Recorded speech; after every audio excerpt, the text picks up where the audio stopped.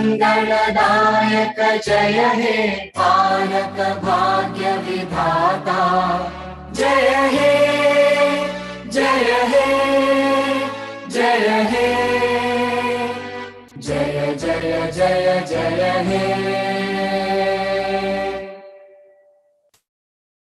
जन गण मन अधिनायक जय हे भारत भाग्य विधाता Punjab Sindh Gujarat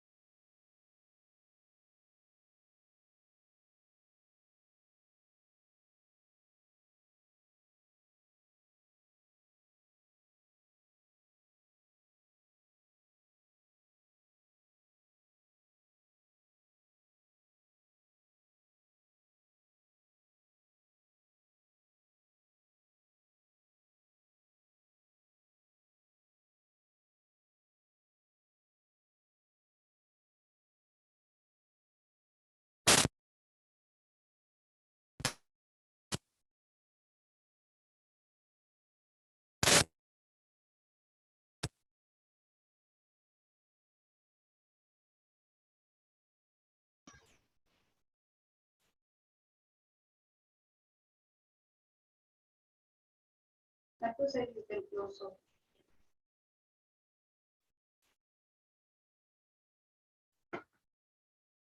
Turn it off.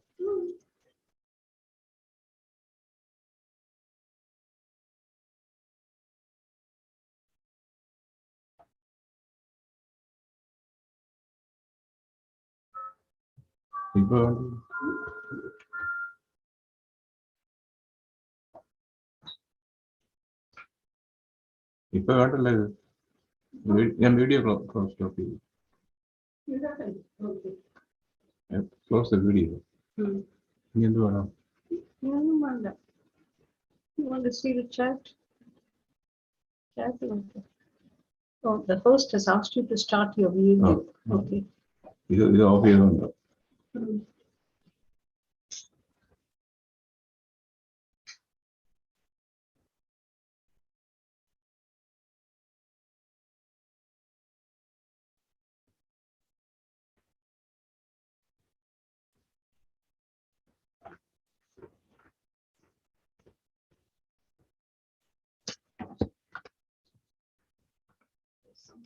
Chat.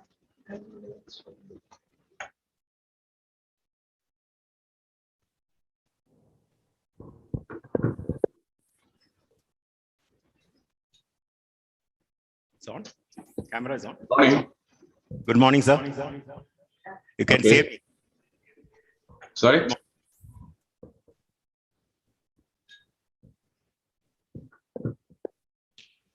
You can hear me? Yes, I can hear you. Oh, very good. Okay. Morning. You can see me also. Good morning, sir. You can Okay. see me. Sorry? It's audible. Is there any Yes, echo? I can hear you. Oh, very good. Okay. Okay. Yes, I can hear you.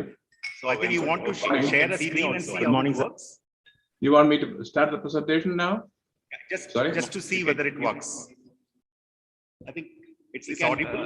Is there any Yes. echo? Make it most. I can hear you. Oh, very good. Okay. Okay. Yes, I can hear you. So I think you want to share the screen and see how it works. You want me to start the presentation? I don't know if you are asking me. Yeah. You want to share? You want me to present the? You want to try it out now. Okay. Start the session another 10 minutes.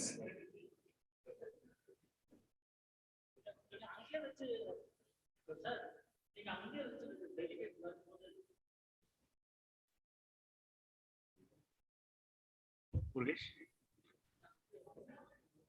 Okay. Can you see that?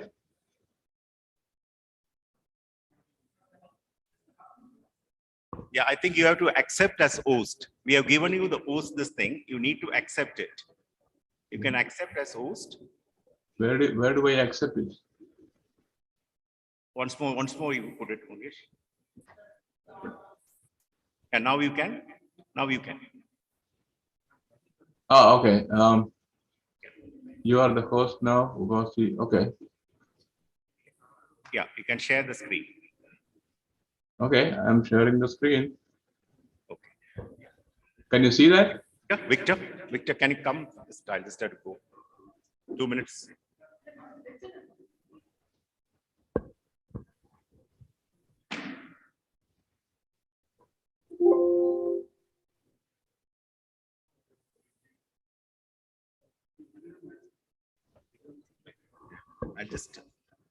I'll just join in. Mr. Dr. Victor will take over. At 5 minutes, I'll join you.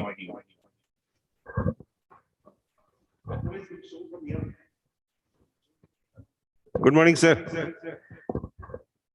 Good morning. I don't know who is talking and.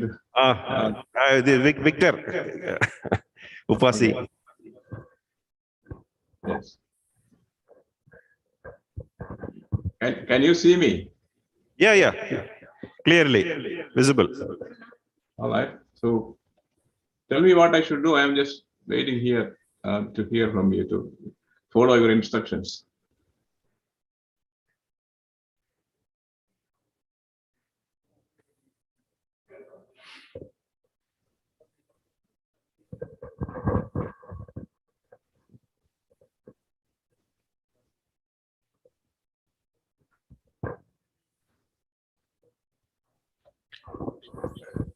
Bhupati, எல்லா ஸ்கிரீன்ல visible இல்லையா?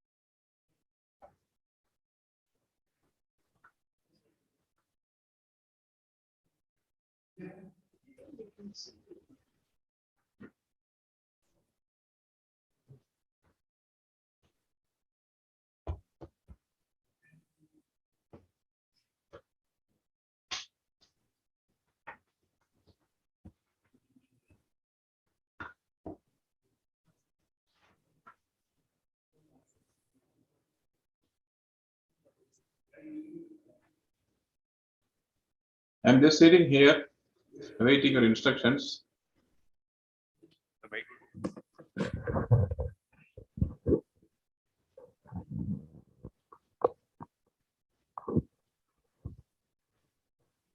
Hello.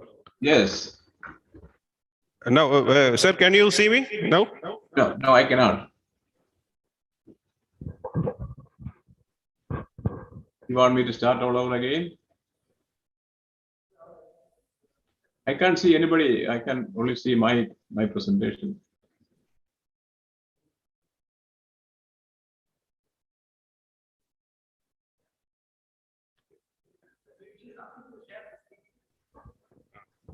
Uh,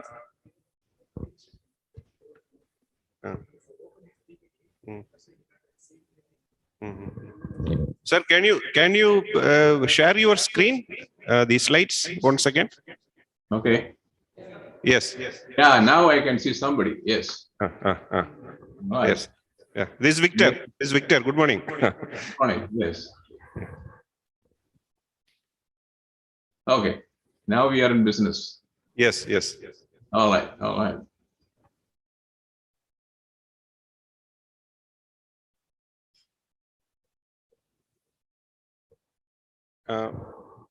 Rajkumar, we can show him the hall arrangement. Yeah, I would like to see what's going on here because I don't know. I have no idea what's going on. No, Okay. no, it's disconnected. Huh? No, but only. Yes. Now, yes. Slowly you rotate 360 degrees.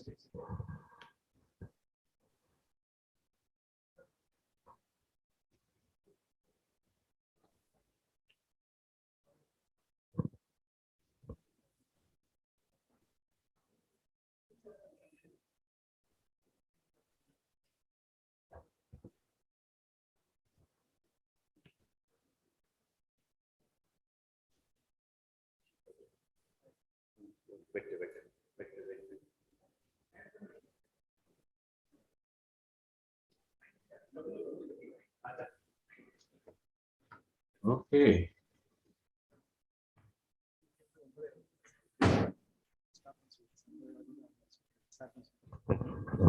No, you just showed him the hall view 360 degrees. So I think everything is set, sir. From my side, yes. Yeah, fine. We are also in another 5 minutes. We'll start. All right.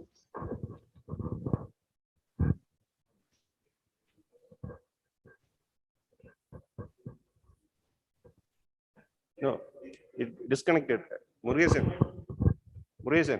it disconnected the view.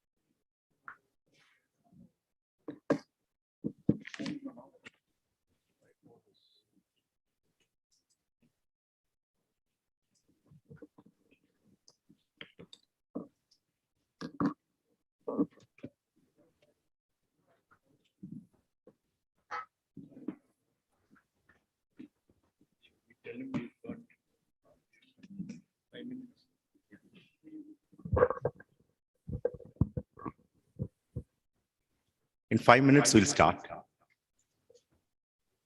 Okay.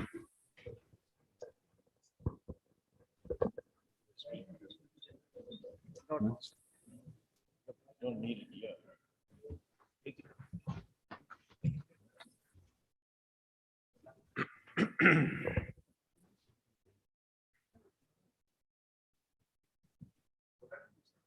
In 5 minutes. 9:50. He's already on.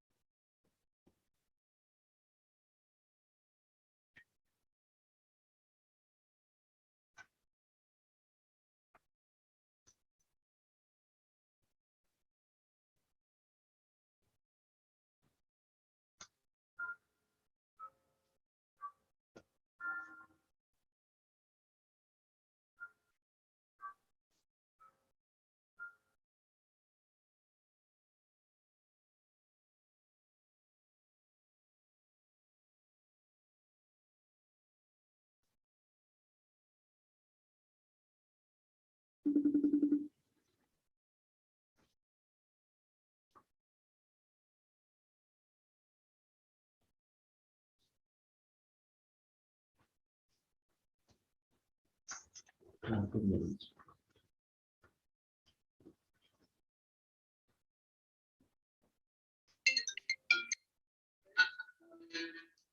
no, no. Please, disconnect it. Right. Yeah.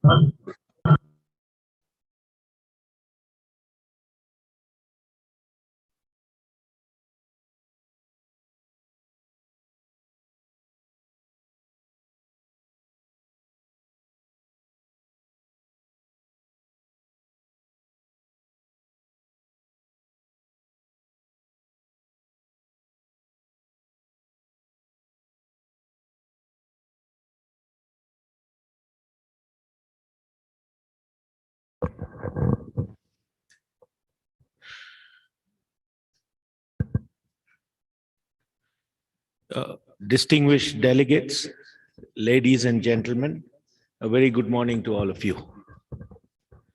We have with us both physically and virtually a large number of distinguished guests, and it gives me immense pleasure to welcome each one of you to this technical session on plantations. And we commence the 128th annual conference of the United Planters Association of Southern India. We have with us today three eminent speakers, luminaries in their fields, and quite literally from three corners of the world. Please accord a warm welcome to each one of them when they join us virtually. Our first speaker for the day is Dr. P.K. Ramachandran Nair, a distinguished professor amongst many designations at the University of Florida in the USA. Then we have Dr. Mary Lou Arpaia, a professor of extension in subtropical horticulture at the University of California, also based in the USA. As the third speaker of the day, Mr. Graham Seth, the CEO and co-founder of NutriTech Solutions, who joins us from Queensland, Australia. Before we go ahead with this session, my thanks go to these three speakers who agreed to share their vast knowledge and present to our annual conference this year, the first of its kind for us at UPASI, a virtual webinar. And as they join us from across the world, I especially thank them for adjusting their sleep and work schedules to accommodate to our time zone. We will begin the proceedings with our first speaker, Dr. P.K. Ramachandran Nair, who is doing his presentation from Florida, where it is close to midnight. Dr. Ramachandran Nair, apart from his Global Achievement Awards and his many books and publications, has 6 doctoral degrees, cumulatively probably more than all of us gathered here today. Dr. Nair's topic for today's paper is multi-strata agroforestry systems with plantation crops, environmental integrity, and ecosystem stability. Let me now welcome Professor Ramachandran Nair to make his presentation.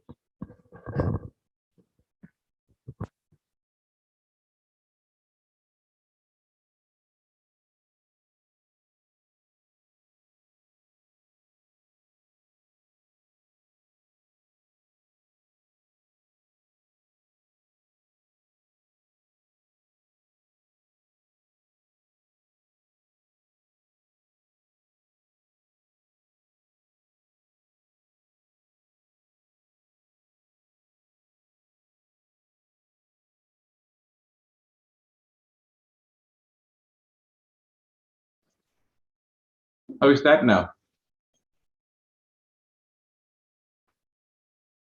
Can you hear me now? No.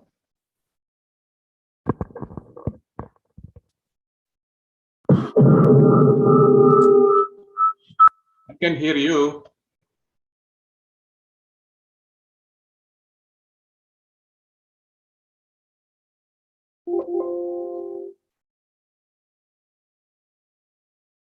So, what do we do?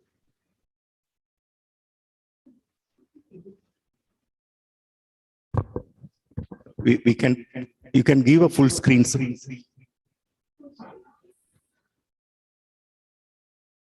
Yes, but there's no audio. Can you hear me? We can hear you. We can hear you. Okay, all right. So, okay, we can start now. All right, we are in business. So I'm sorry about that confusion. So thank you very much for that introduction. I consider it an honor and a privilege to be able to be here to participate. If you can give a full screen of your presentation. You can give a full screen. This is a full screen. Okay, fine. Okay, all right. Can I proceed? May I proceed now? Can you hear me? Yes, you can go ahead. Okay, all right. Thank you very much. I'm pleased. I'm honored to be here to take part in this important conference. My serious professional career started with plantation crops at the CPCRI in Kasaragod. That was 50 years ago. And so I have some ideas about as to what plantation crops are. But I don't know. Frankly speaking, one of my problems is that I don't know who I am speaking to, in the sense I know you're all planters and you're from UPASI. I had heard about UPASI, but I had not taken part in any of the UPASI deliberations.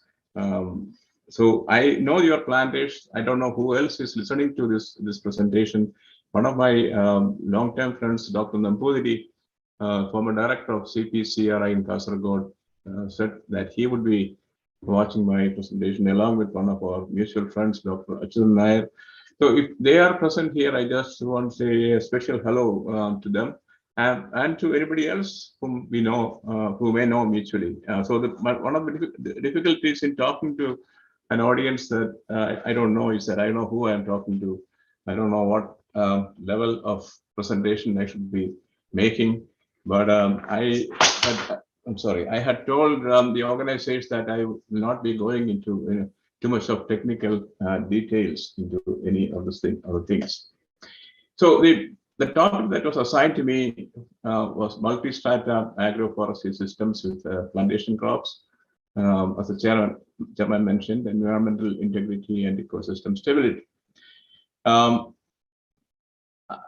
Agroforestry is just as an introduction. So agroforestry is an interface between agriculture and forestry, or the purposeful growing of trees and crops in interacting combinations or different objectives.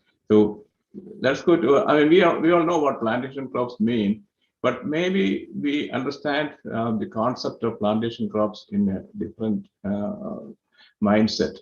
So these are, in my thinking, tropical tree crops. These are crops all right, but they are also plantation crops. I should preamble this by saying that there is some sort of a stigma to the term plantation here in the United States.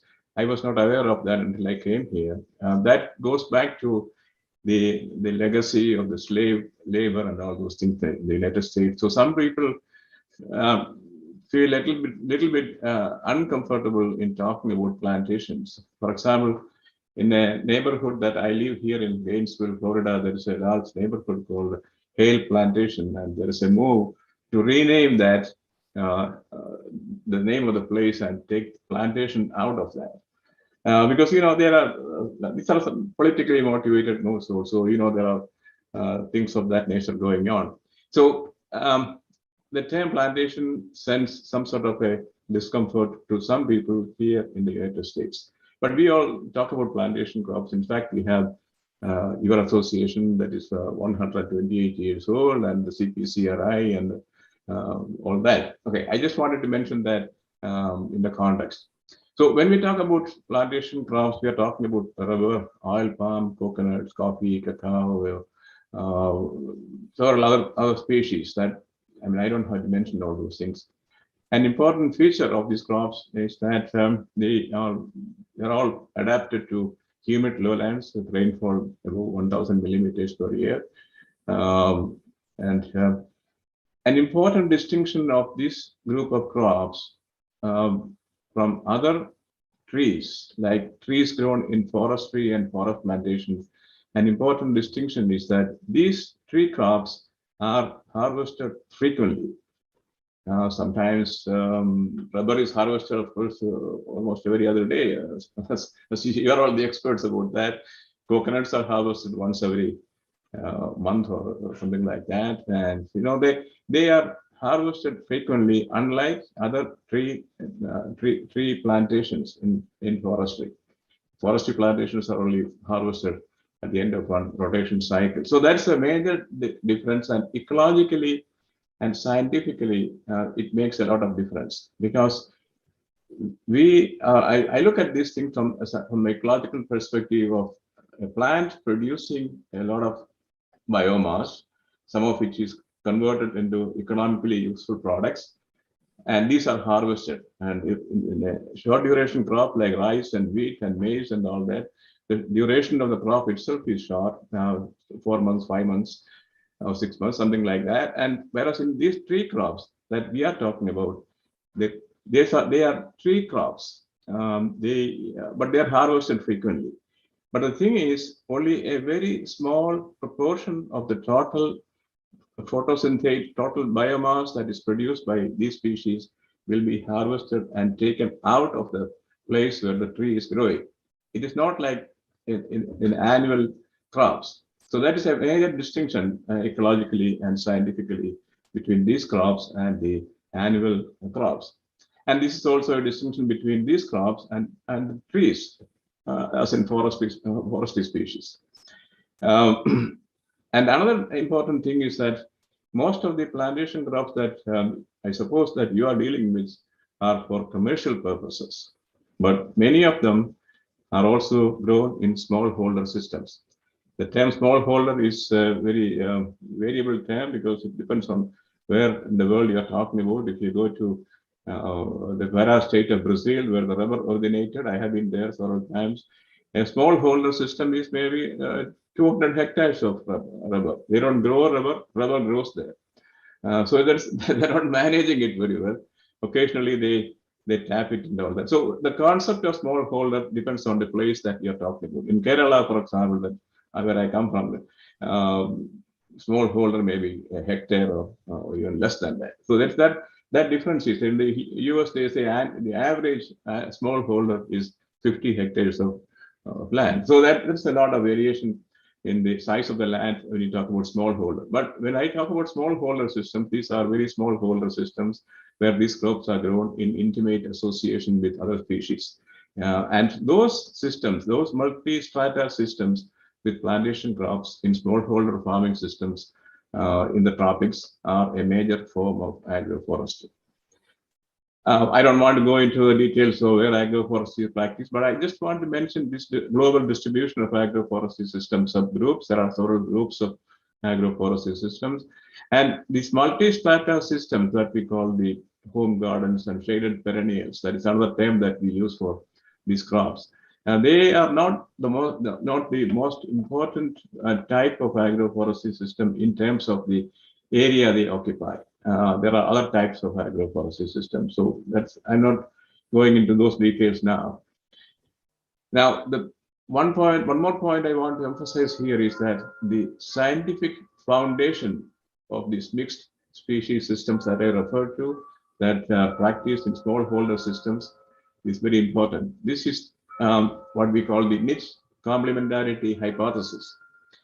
That states that a larger array of species in a system leads to a broader spectrum of resource utilization and more efficient use of sharing of resources for the growth and survival of the system, making the system more productive. This is the basic complementarity hypothesis upon which the mixed species systems are managed. So I joined CPCRI, as I mentioned, in 1972 after my first PhD in Pantnagar, where I was working on multiple croppings with annual crops, rice, maize, and wheat, and all those. And then I had a stint of postdoctoral training in Rothamsted in England. And so from there, I came and joined CPCRI. And because of my background in multiple cropping, and multiple cropping was a big thing those days, and even now I think it is. But that was the height of the importance of multiple cropping concept at that time. And so the authorities and CPCRA expected me and directed me to work on multiple cropping and see how it could be applied in the plantation crops, or mainly coconuts, as you see here. I should say that my a little bit of work had already been done in this area of intercropping in Kasaragod under the guidance of the late Mr. Nellier. And but when I joined there, this was presented to me as a challenge. One of the things that I did in the beginning itself, everybody knows some of those things that are happening in the ecosystems and the natural stands. It is like the old saying that there are things that everybody can do, and anybody can do, and everybody thought that somebody would do, but nobody did. It's that sort of situation. So we all know that in single species stands of this sort of farms, there is a lot of light that is not being efficiently utilized by this single species system. At the same time, you are required to plant them wide apart, because at certain stage of their life, they overlap, the canopies overlap, the crowns overlap. So because of that, you're required to plant them apart. But as the palms grow up, a lot of that light, the basic resource of crop production, because I consider that light, and that is solar energy, and the nutrients are the major resources, and of course water for the growth of the species. So what I did was, with using the very preliminary, I may even say primitive type of instruments that we had available at that time, we did some measurements of the light penetration on the plantation floor in stands of coconuts of different age groups. So this is what the age of palms, and this is the percentage of light transmission. And so this is not, it's a schematic presentation based on observed values, and you can see the light transmission through the canopy is low at a certain stage in the growth of the palm, but as the palm grows up, the crown becomes shorter, and this sort of situation that you see here happens. So this is the apparent coverage of the ground by the coconut canopy. So this is one of the basic things that I did there, and based on those considerations, and we also did a similar investigations on the type of root distributions of different multi-strata species which we established there. So from this situation, we developed systems that look like this now, the so-called multi-strata systems, coconuts and black pepper and bananas and clove and other species, all in intimate association. So that's what I talk about, refer to as multi-strata systems. So let's also see some other examples of this one. This is a picture of the same situation that I had initiated 50 years ago. And this photo, I photographed this thing when I went back there in 2016 or 17, when they had CPCRI had the centenary celebrations, and I was invited. Dr. Nambudiri, who got by that time retired, but he insisted that I should participate. And so I was there, and I was very happy that the interest in multi-strata systems and all those things was very high at that time in Kerala. But ordinary people have always been doing this sort of systems without knowing that they are doing this thing, and without anybody looking into the scientific basis of this. That's what I mentioned earlier. Okay, now there are also similar systems in very many different parts of the world. This is a multi-strata system developed by the Japanese settlers in the Pará state of Brazil. Pará is a place I mentioned before where the rubber originated. That's why it's called Pará rubber. So this species is Schizolobium amazonicum, a nitrogen fixing species, and they have other palm species here. There's some of you may have heard this acai, Euterpe valeraceae. This palm is a very interesting species and getting very popular now. And there is another species here that looks like cacao or cocoa, and this is Theobroma, but it's not. This is not Theobroma cacao. It's a cousin of Theobroma cacao. It's called Theobroma grandiflorum, and that is called the large cacao. The fruits are much larger than our normal cacao fruits, and that's also used in the manufacture of ice cream and all that. So this is another example of that.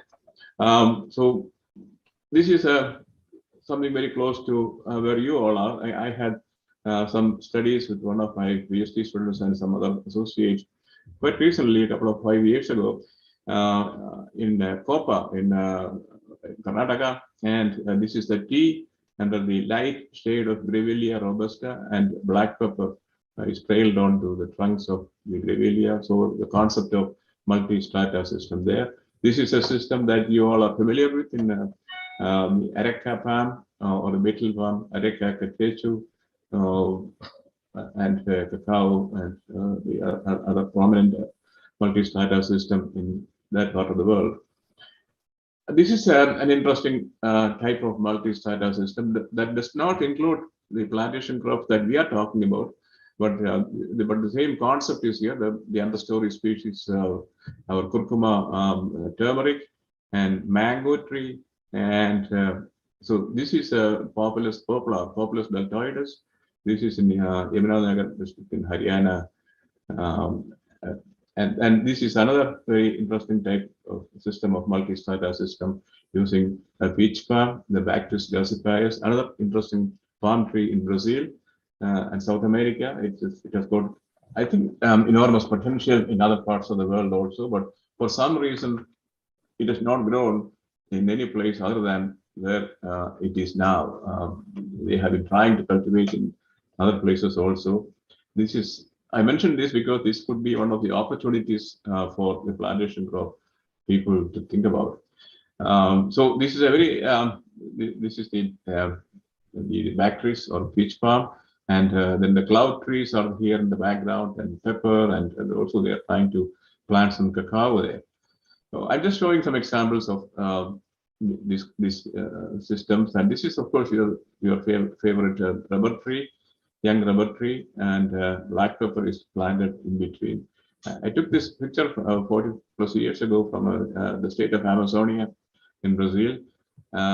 They had a problem there at that time. The pepper was very good because it was producing a lot of pepper and they're getting a lot of money out of that. But the pepper would die in about 8 to 10 years time because of they didn't know why it was dying, and they said it was a problem with some fungus, fusarium, or in combination with some soil problems and all that. Nobody was sure why the pepper was dying, but people made use of that situation to plant rubber in between pepper plantations. So this is another concept of another example of the same thing. And this is a famous shaded coffee system in Costa Rica, a major producer of coffee in Central America. And this light shade here is Erythrina popihiana. That's a species that they use there, and that is the light shade, the light colored canopy, and the lower canopy is coffee.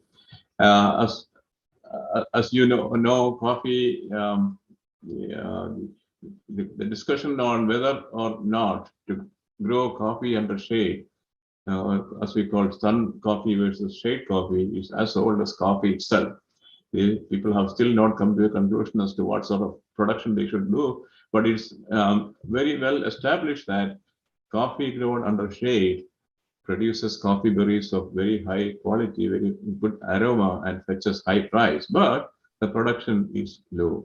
So this is where you have to balance between the quality and the quantity. So this is another example of multi-strata system, and this is also from Brazil. Oil palm is planted with another palm tree. I mentioned this before, acai, the Euterpe, that is a very popular species in palm in those areas, and They have also cacao in between and some timber species, and they are experimenting with this.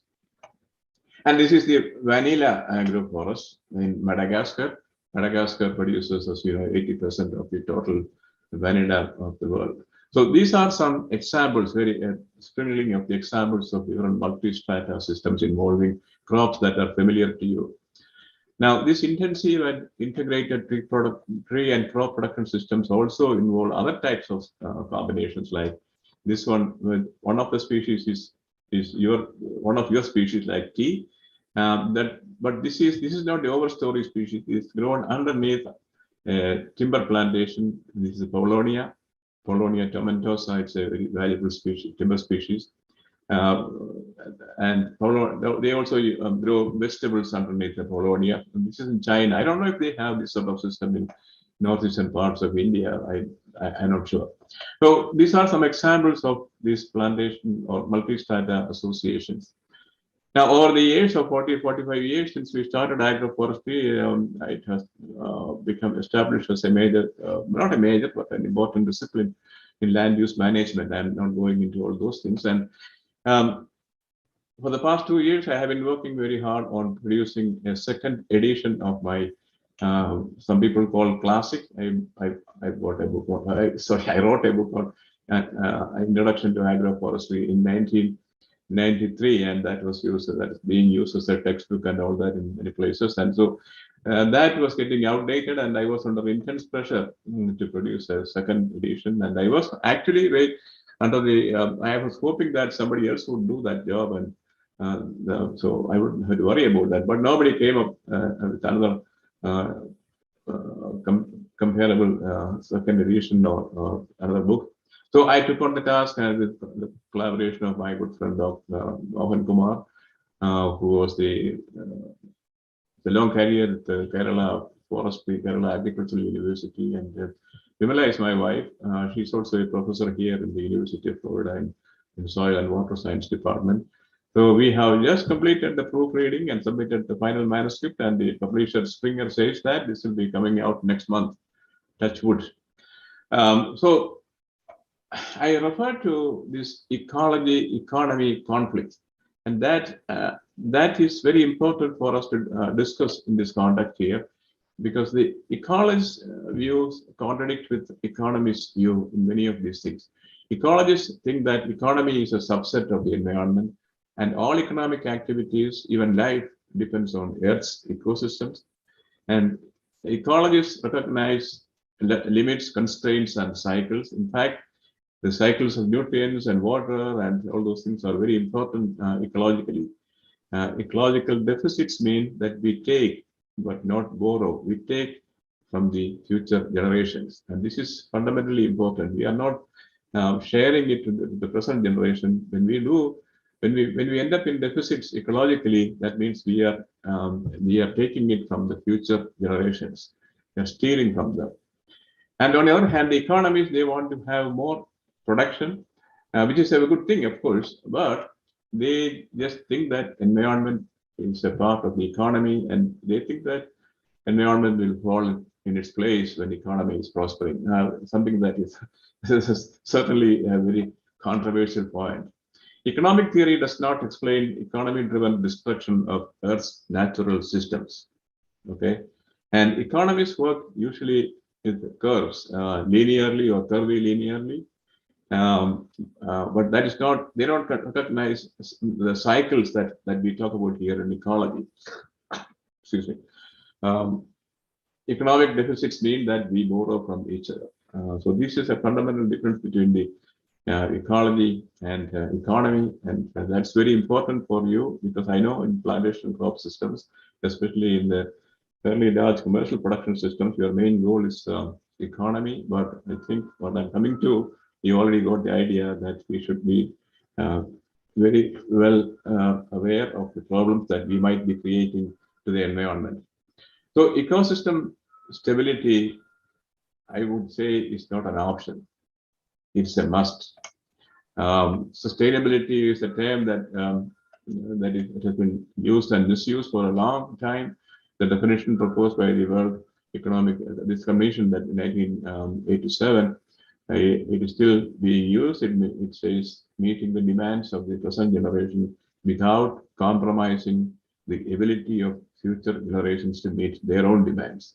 This is the underlying concept of sustainability, which we often ignore in commercially motivated production systems. And this is a point that I have already mentioned. And this fact is often forgotten or ignored in the push for economy at the cost of nature. This, I think, must change. It's easy to say that it must change, but change is a very difficult thing to happen. You may have heard, the high school lessons that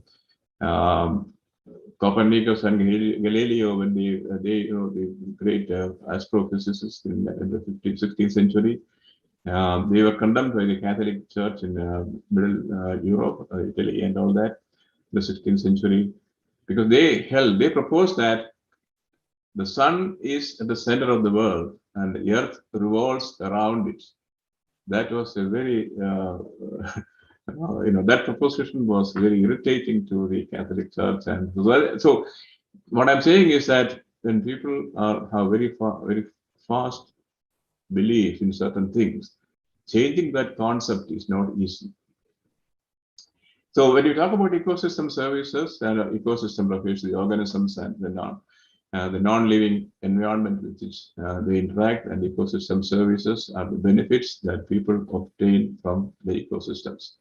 And the United Nations undertook a major assessment, ecosystems services assessment about 20 years ago, and large 5 volumes of the ecosystem assessment report are available. They categorize the ecosystem services into provisioning, regulating, cultural, and supporting services.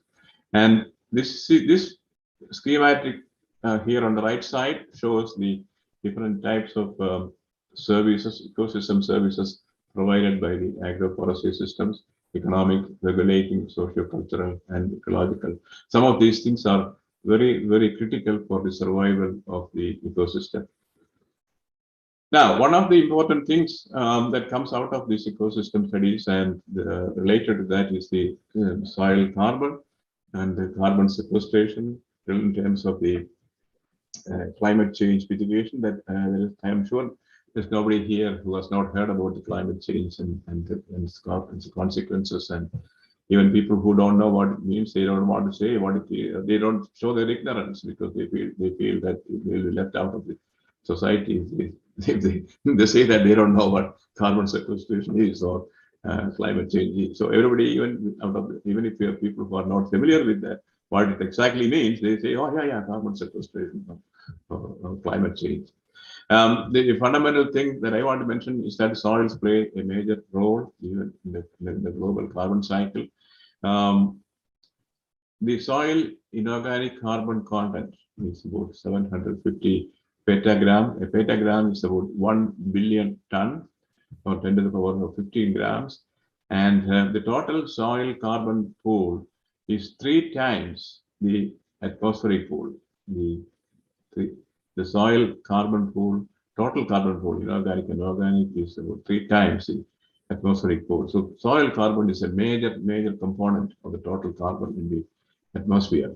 So we did quite a bit for the past 20 years. This has been my major area of research.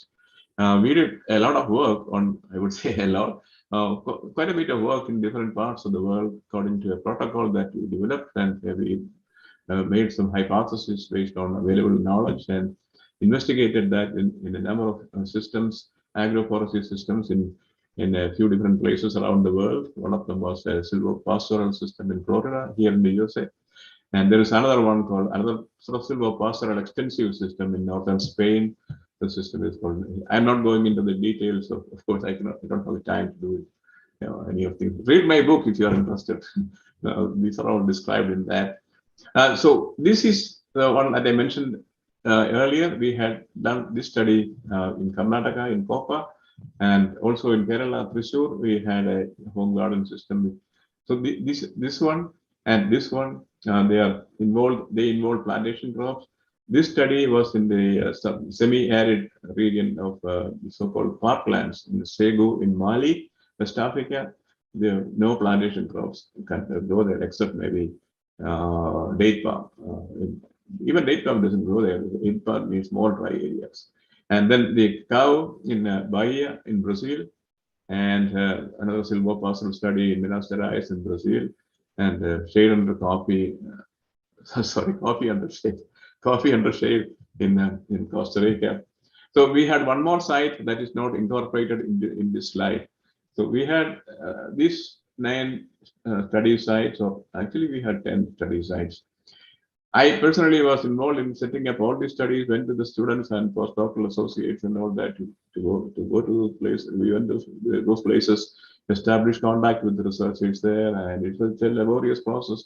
And I set up all the experiments and gave instructions to my people to collect data, how to collect data and all that. They collected soil samples and all that according to the protocol, and we brought the soils back to the lab in Florida and analyzed. And we did what researchers do. We analyze them, analyze the data, publish papers. That is what we do, scientists do.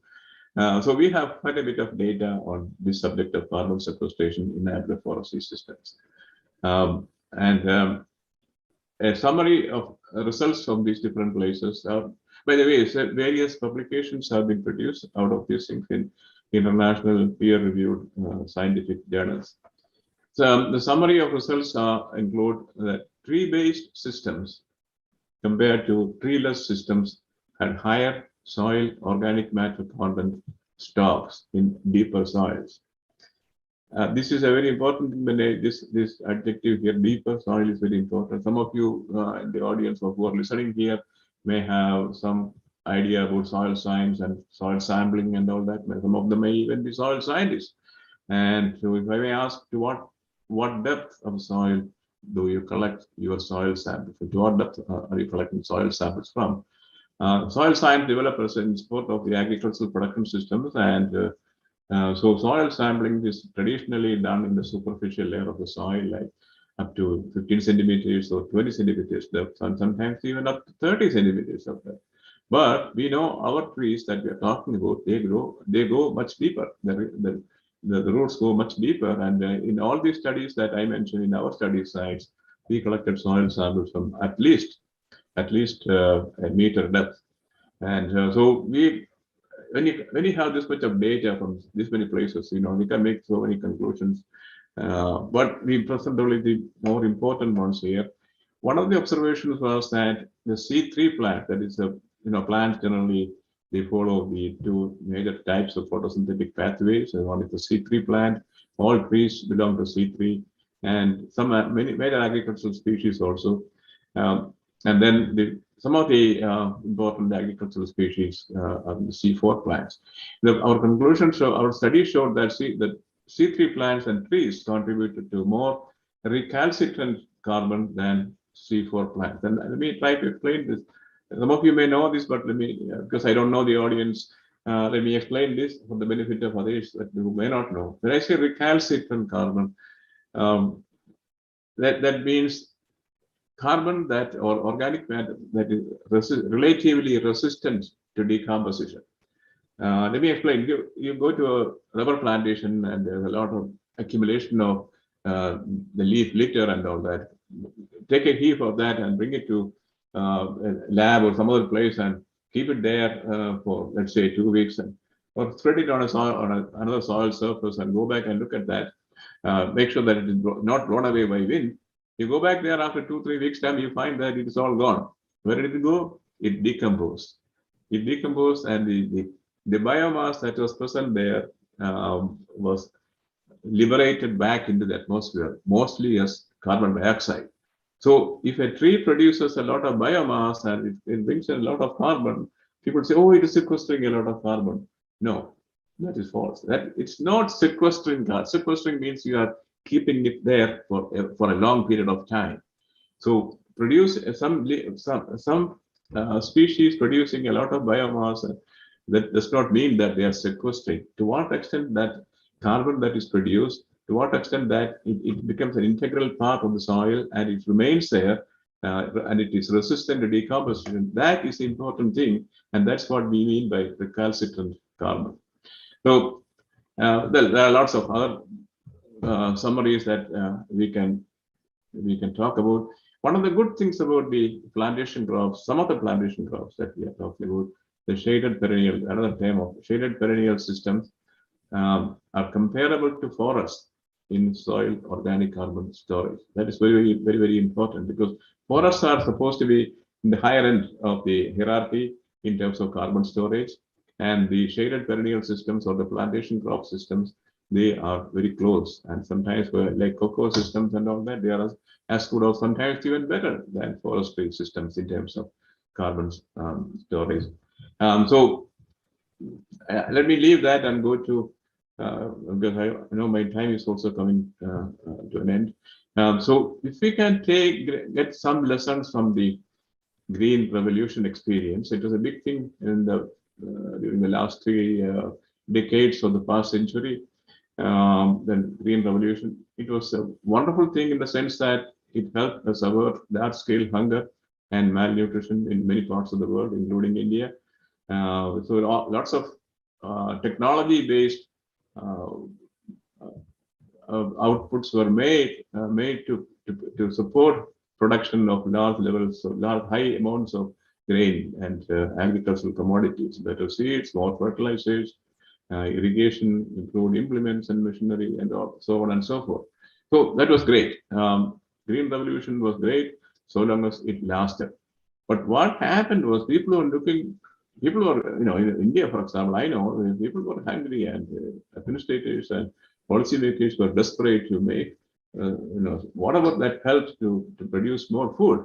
That was wonderful. But at that time, we were not looking into the side effects of that. Well, what could be the side effects? And nobody had the time to think about those things, because many of these Green Revolution technologies have caused eroding soils, declining soil fertility, advancing deserts, deteriorating environmental quality, diminishing biodiversity, increasing disease incidence, wrecking the climate, and widening the divide between the rich and the poor in the society. So these are some of the side effects that a single farmer who produces a bumper crop may not be paying much attention to any of these things. But the society should do that.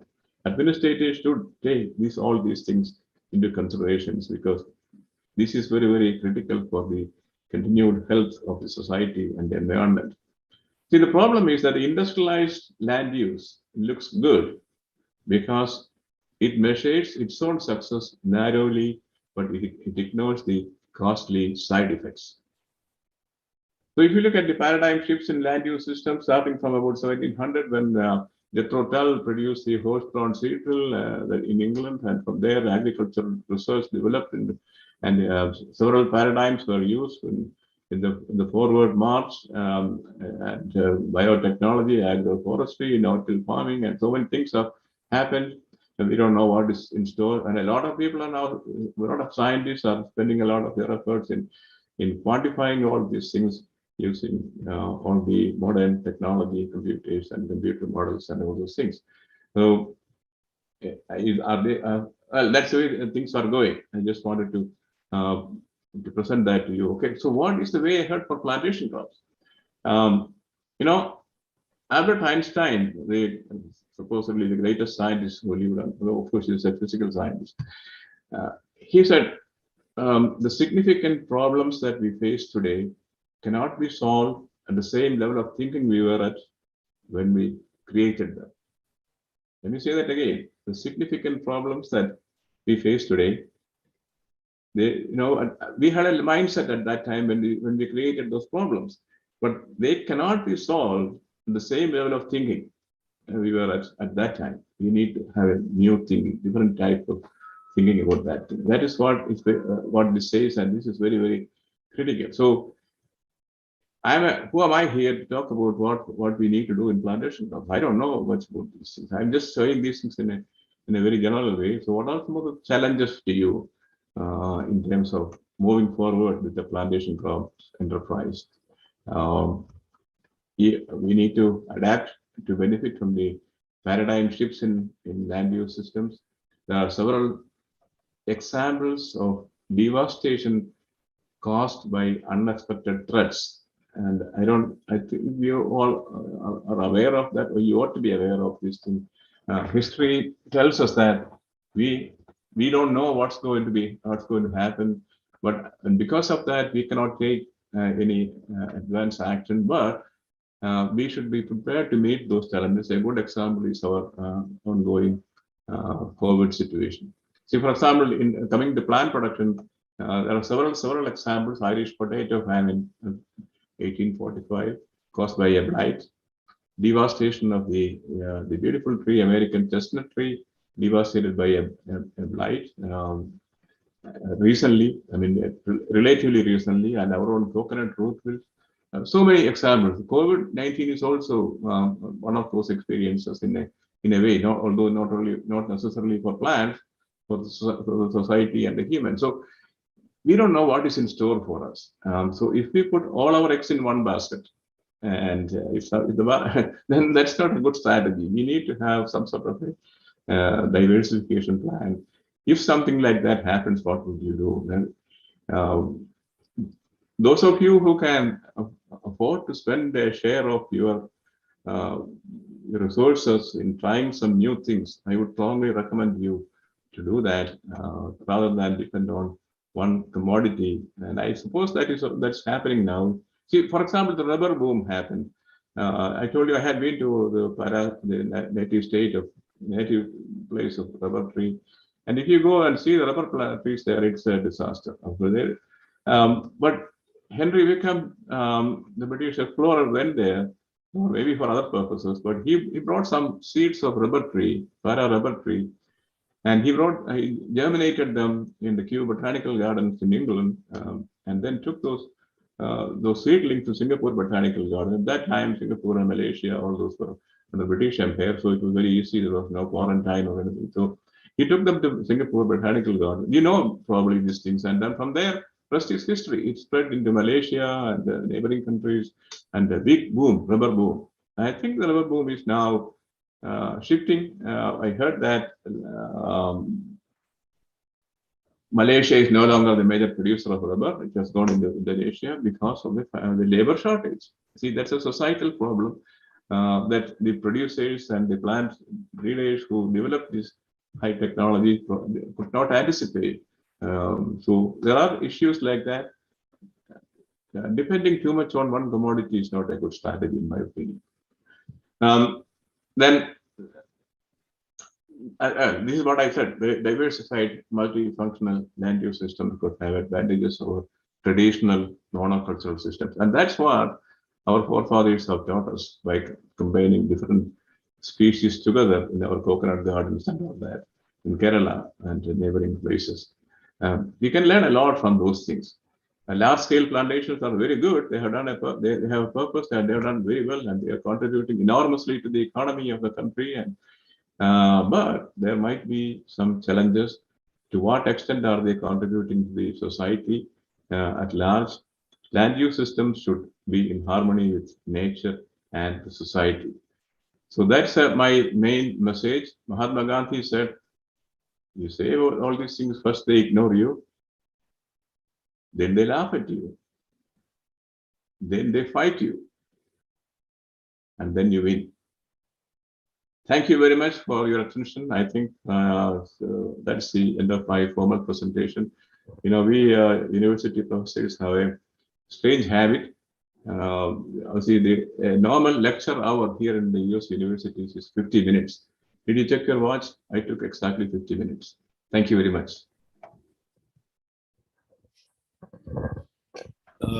I thank you, Professor Nair, for your learned presentation.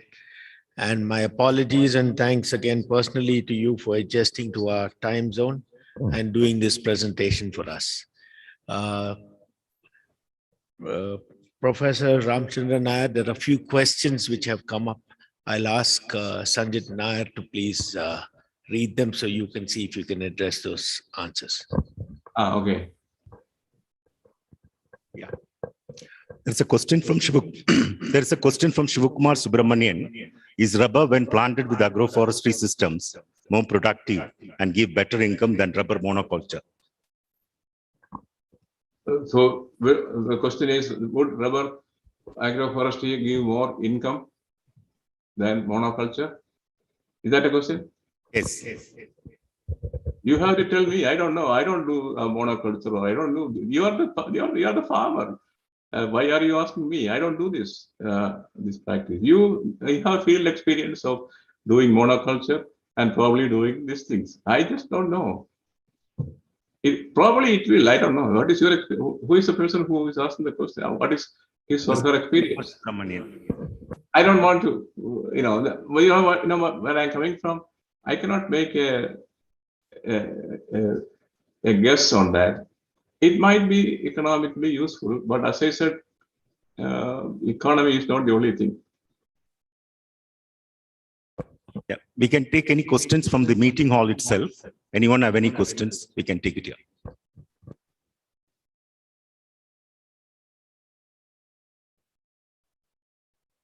There are several comments here, but none of them that is on the chat box. I see several comments, but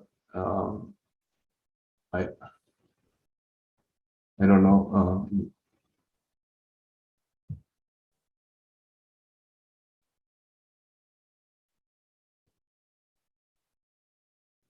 Kumar, you can stand and talk. Good morning, Professor. I'm happy to hear your presentations. So I have only one doubt. You have grown with pepper with the coconut. Coconut is highly salinity. Normally it will grow in a high saline. What you planted proper, is it highly salt salinity tolerable or normal variety? When I was involved in this experimental planting, it was a normal variety. I don't know what they are doing now. Because especially for coconut, more amount of sodium is required, whereas other crops doesn't require sodium. That's what I. Well, I'm not sure about that. I'm not quite sure if the coconut needs more sodium. What you want to say perhaps is coconut can tolerate more sodium. Yeah. It may not need that. And the reason is that the ionic radius of sodium, Na, and potassium, K, these are very similar. So potassium sodium can perform some of the functions of potassium in the plant body. And coconuts are a group of, that's a plant that can, to a great extent, substitute potassium with sodium. And so coconuts can make use, they can withstand higher levels of sodium. That's my understanding. Not that it requires that. In other words, coconuts will also grow, to my understanding, in places where sodium is less. Okay, spikes are same, sir. What normal we are getting in the spike in the pepper, but you are getting it coconut. Spikes in the pepper. Number of spikes. Yeah. So when it is grown on the coconut, how do you find it? Sharing your experience, that's what. So my dear friend, I told you I'm not dealing with this sort of plant association now. It's about 40 years or 45 years that I know what's going on, but I'm not working on those things now. Okay. I started with those things in the early part of my career when I joined CPCRI, but that does not mean that I'm continuing that sort of things now. Certainly not. Okay. Thank you. Okay. We'll take one more question from Chiramel George. He's asking, among various multi-strata cropping, you explained, do you have any suggestion for Kerala state? Among various multi-strata cropping, I got a question. I think most of the things that I mentioned could be applicable to some places in Kerala, and there could be many others that people are already practicing. I just don't know. People who are in the field, I mean, those people who are in the field, they should have familiarity with these things and understanding about it. I go maybe once a year, or now in the past 2 years, I hadn't even gone to Kerala because of the COVID situation. So I don't know what's happening there. You may have to ask some other people who live there and who are, more knowledgeable about these things. Yeah, Dr. Sibi Matthew is asking, carbon removed by way of crop, for example, tea, can be good way of carbon sequestration. Similarly, all plantation crops sequestration good amount of carbon dioxide. Well, I'm glad that question has been brought up. One of the things I want to mention is that I don't know about if the product removed is leading to carbon sequestration. That I'm not quite sure how that can be considered as a sequestration. But one of the issues that I wanted to mention, which I did not, and this prompts me to say that, is some of the byproducts in the plantation crop business, plantation crop industry and production, some of the byproducts, they could probably be used in a more productive way for making biochar. And now there's a lot of interest in biochar for augmenting the plant growth and soil health and all that. See, the shell of the cacao and the shell of coconut and some of the things that you get from as byproducts from these plantation crops, they could probably be profitably utilized for biochar production. Now, whether the byproducts from the plantation crop tea and all that, whether that is sequestering carbon, I just don't know how that works. Where does that go? Is it going to the soil, or once it is taken from the plant, and is it put back into the soil? I don't know how you can call that carbon sequestration. Sequestration means it is, it's permanently placed there. It's not easy to remove that. Once you take it out, it's not sequestration anymore, in my thinking. I think we need to discuss this thing.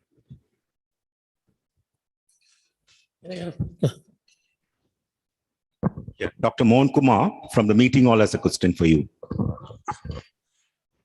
Can you put it on, is it? Good morning, Professor Nair, Dr. Kumar. I have been in the tea research, and most of us sitting here are either coffee or tea planters.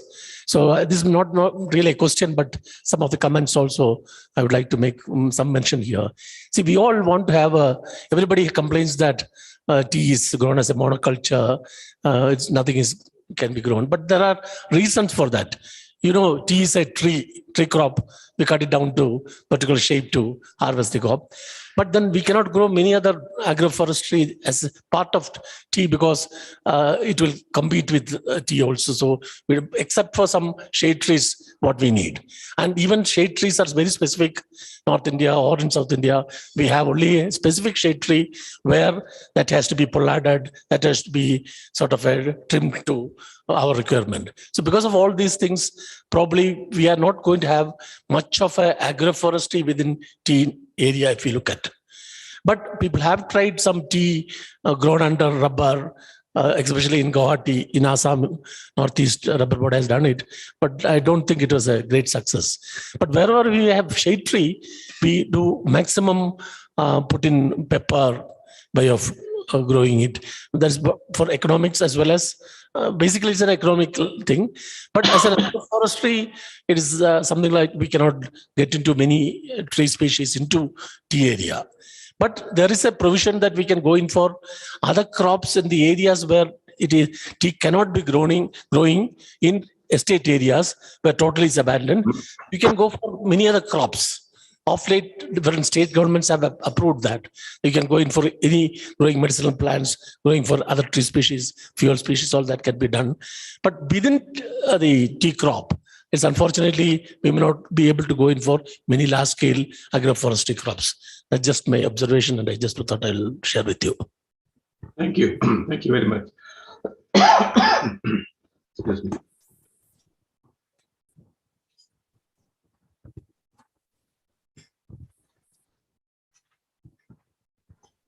Yeah, Can I ask one to Professor? We have one more question from Dr. Victor Ilango, Director in charge of UPASI TRF. Professor, the prolonged monoculture that has been practiced in the Western Ghats, could it be one of the reasons for the increasing pest incidents in tea? Can you throw some light on that subject? It is very likely, but I cannot talk about that authoritatively without any data, but it is very likely, judging from the experience that we have from the continuous monocultural production of other species, it is very likely that what you are saying is it could be right. I think your scientists should collect the data on that thing and come to a definite conclusion. That's all what I can say about that.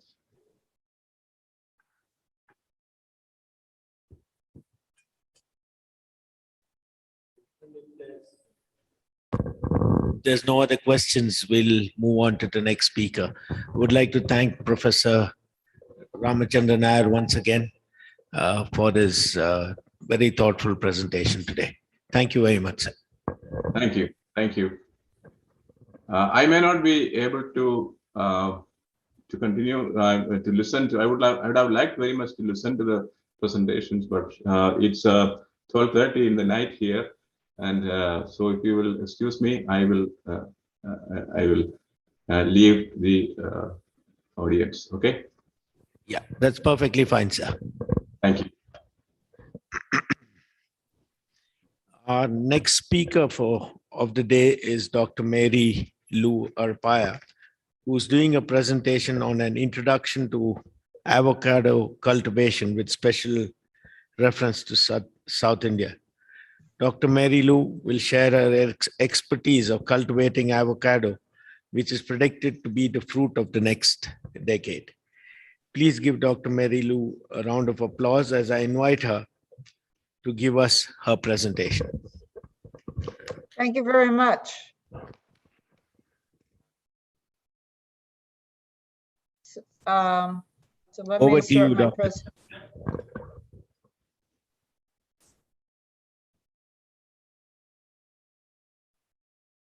So hopefully you can see that. I'd like to thank the organizing committee for inviting me to give me this opportunity to share with you some thoughts about avocados. And I've been told that that in southern India you're considering that perhaps you want to grow avocados on a commercial basis. So I'm going to give you an overview of avocados. I want to thank the organizers of this meeting and also Mr. Ken Blades, who gave me some input on the types of information that potentially you're interested in. So I'll get right into it. I thought I'd start off with some interesting facts about avocados and to whet your appetite for why you might want to consider growing avocados on a commercial basis in southern India. The first thing is that avocados are very good for your health. They have no cholesterol. Sometimes here in the United States, people talk about the fact that the avocados have cholesterol, but they're a plant-based product, so they have no cholesterol.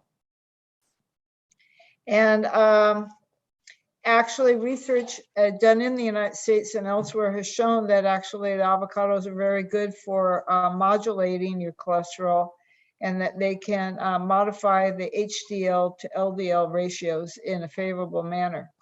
The avocados are also a very good source of fiber. They're a very good source of potassium, actually higher than banana. And you can see here, they're also an excellent source of many different vitamins and folic acid, full of monounsaturated fatty acids. So the oil is a very high quality, comparable to olive oil. And the avocado has unique sugars that may reduce the risk of certain cancers and diabetes. And that is an active area of research here in the United States as I speak. Some other unusual things about the avocado is that they accumulate large quantities of lipids in the fruit flesh as the fruit develops, and can have very high levels of oil in the fruit. The primary fatty acid in avocado oil is oleic acid. And the other sort of unusual thing about the avocado is that unlike many other fruit crops, the fruit continues to have cell division during growth and development. There's a lot of unique uses for avocados besides being a fresh food. It's widely used in the cosmetic industry, for skincare products. Scientists in Japanese discovered that there are antibacterial type compounds in the fruit, and there's a researcher at UC Riverside looking at avocado as a treatment for burns. So there's a lot of different unique uses for avocado that remain to be more fully developed. Now, consumption, I'll just give you an example from the United States. You all have probably heard of American football, and we have our championship game, usually the very end of January, beginning of February. And over time, avocados have become closely associated with what we call Super Bowl Sunday, which is the championship game. And in 2020, you can see here, over 13 million pounds of avocados found their way into parties that people have at their houses to celebrate this championship game. And that is equivalent to about 26 million fruit. Now, although California is a large producer of avocados, the United States is a very large market for avocados. In fact, it's one of the largest markets in the world.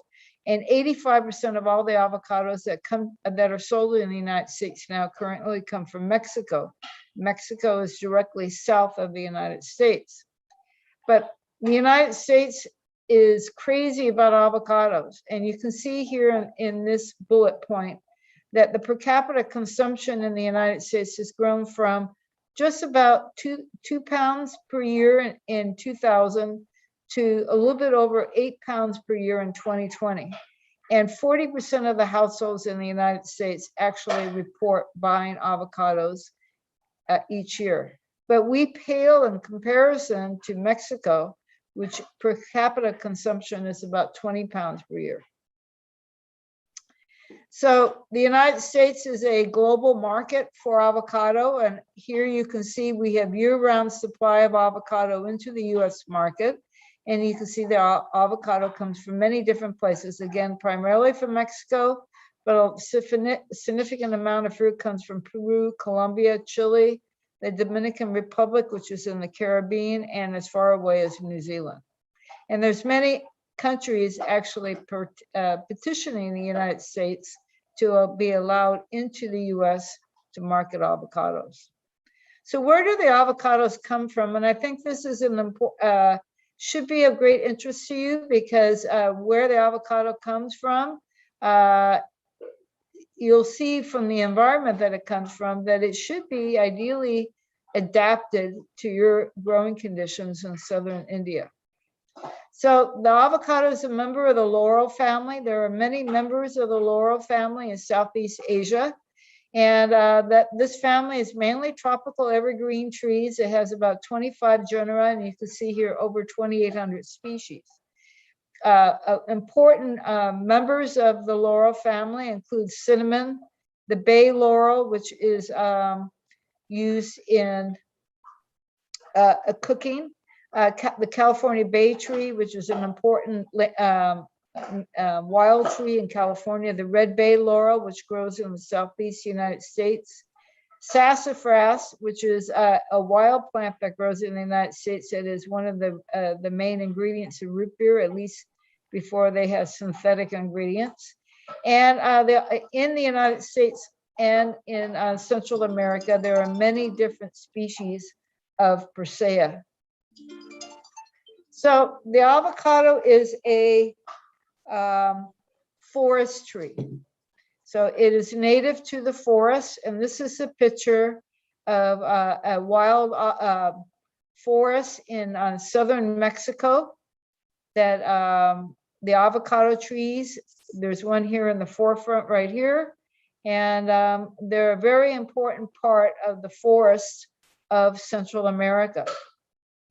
So the avocado is relatively a new crop to domestication. It's only been grown commercially for just a little bit over 100 years.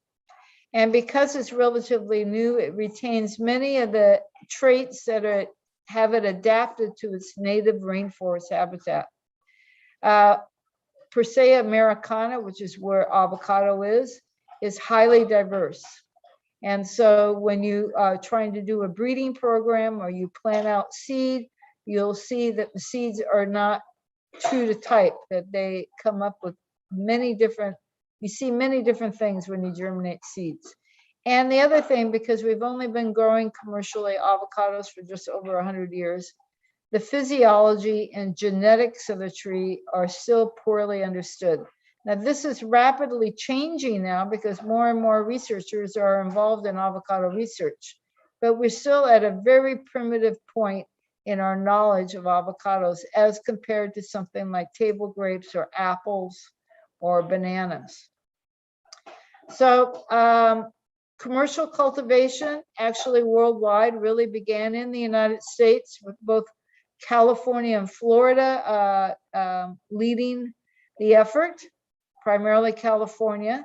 But as I said, there's only a handful of researchers around the world until very recently that have focused on doing research on the crop. There's even fewer looking at plant improvement and the genetics and the understanding of the genome so that we can improve what we have. So this tree, again, lags way behind in knowledge compared to other tree crops.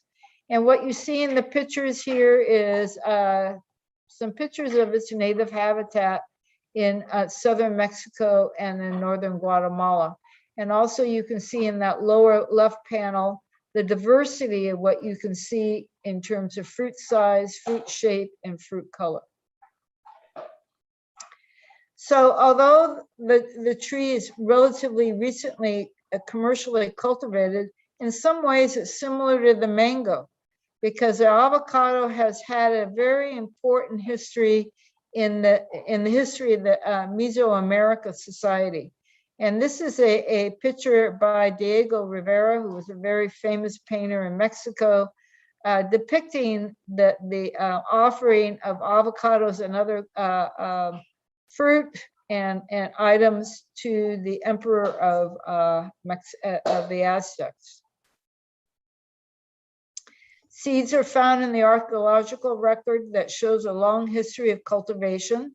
And the word avocado is derived from Spanish, and it's derived from the Aztec world, and I can't pronounce it, aguato. It also has many other names such as palta in Chile, alligator pear in Africa, and again, avocado in the United States and most of the rest of the world.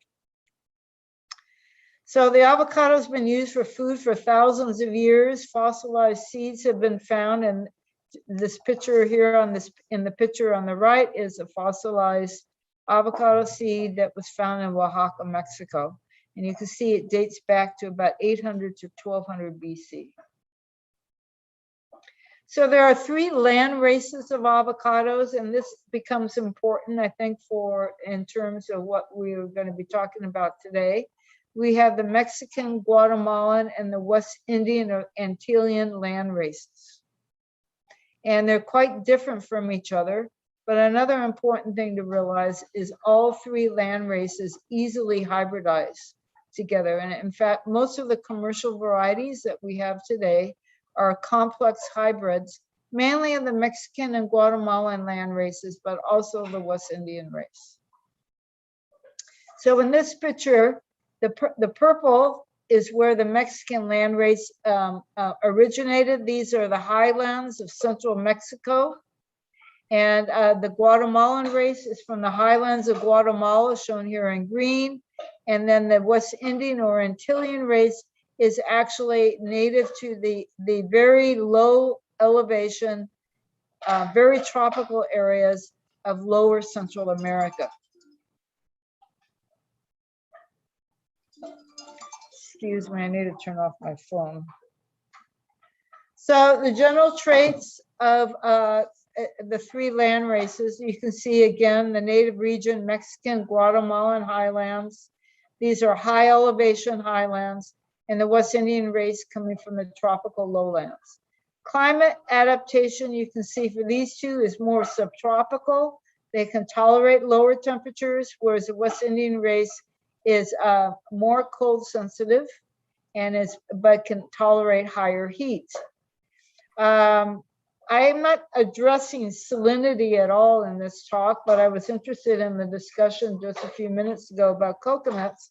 And avocados as a tree crop in general is considered to be one of the most sensitive tree crops under cultivation to salinity. And this is a very important thing. If you do have salinity problems, primarily sodium and chloride, then you can do a lot of you can really affect the productivity of the tree. These are some differences in fruit traits. So you can see the size of the fruit can vary from being very small to very large across the land races. The color of the skin can vary, the thickness of the peel can vary, and there's many other things. One interesting thing is that the Mexican race, if you crush the leaf and even in the fruit, you can get this very, very strong anise aroma out of a crushed leaf or out of the fruit. Oil content varies also between the land races, with the highest oil being from fruit that are derived from the Mexican land race and the lowest from the West Indian race. So there's a lot of differences between these. So avocados are currently produced worldwide. More tropical areas produce the West Indian races, but most of the leading avocado producing countries in the world grow these Guatemalan Mexican race hybrids. And currently the leading cultivar worldwide is the Hass variety, which is a Guatemalan Mexican hybrid. And I'll talk about that a little bit more in a few slides. So Ken Blades provided me this Excel file of temperature and rainfall of different areas in southern India. And I could see that the monsoon occurs from June to September, and flowering, he told me, occurs right at the end of the monsoon period in October and November. So there's a few things we can conclude from looking at this data that he provided me. So one thing that I believe is that the avocado should be able to tolerate the high temperatures in all the areas, but perhaps the West Indian land race would be better adapted to your low elevation areas. It doesn't mean that you could not grow Hass and Guatemalan Mexican hybrids, but you might have to modify your growing conditions in order to do that. I see no overall problems with the low temperatures, but the minimum temperatures at the higher elevation are really borderline for successful fruit set, and that would be something to consider and to examine in greater detail. In your dry months, I see that you have virtually no rain. Avocados do need irrigation, and so you would have to plan, most likely, that you would have to supply supplemental irrigation during the dry months. Without this, I would be afraid that you would have excessive fruit drop and perhaps result in small fruit size. The other thing is that you have very high rainfall during the monsoons, and so I think you also would have to have a very rigorous spray program to control various fruit diseases, such as anthracnose, so that the fruit would not decay after harvest and in the marketplace. And this is just to highlight fruit diseases. So on the upper left, we have a body rot that's primarily due to anthracnose caused by Calototricum. And we can have many stem end rots, and there's various pathogens that can be involved in stem end rots. But one of the main ones here in the United States is Bactrosphaeria or Dorthiorella. Now, in terms of heat, when you have excessive temperatures during flowering, that can decrease fruit set. And if you have water stress during flowering and during the early stages of fruit growth, you can have a fruit drop, and resulting in small fruit size and very low calcium levels in the fruit. And I'll show you a slide of that in a little bit. So we know from research that we've done with the Hass variety that the stomates on the underside of the leaf close at temperatures about 32 degrees Celsius, although this is influenced by relative humidity. And so if you have higher relative humidity than we have here in California, then the stomatal closure will occur at a slightly higher temperature. But this most likely is one of the factors that contributes to small fruit size in relation to shift to high temperature. So the global industry has been dominated by just really two varieties in the last 100 years. So the first variety was Forte, and that variety dominated from the 1920s to the 1970s globally.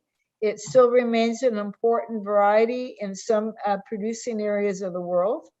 And then the Hass variety, even though it is an old variety, at least here in the United States, it became the dominant variety in the 1970s and is now the dominant variety worldwide.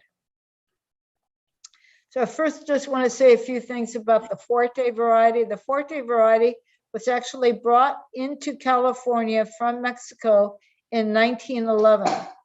So a little bit over 100 years ago. And by 1920, it had become the leading variety of California because it has an extremely high fruit quality.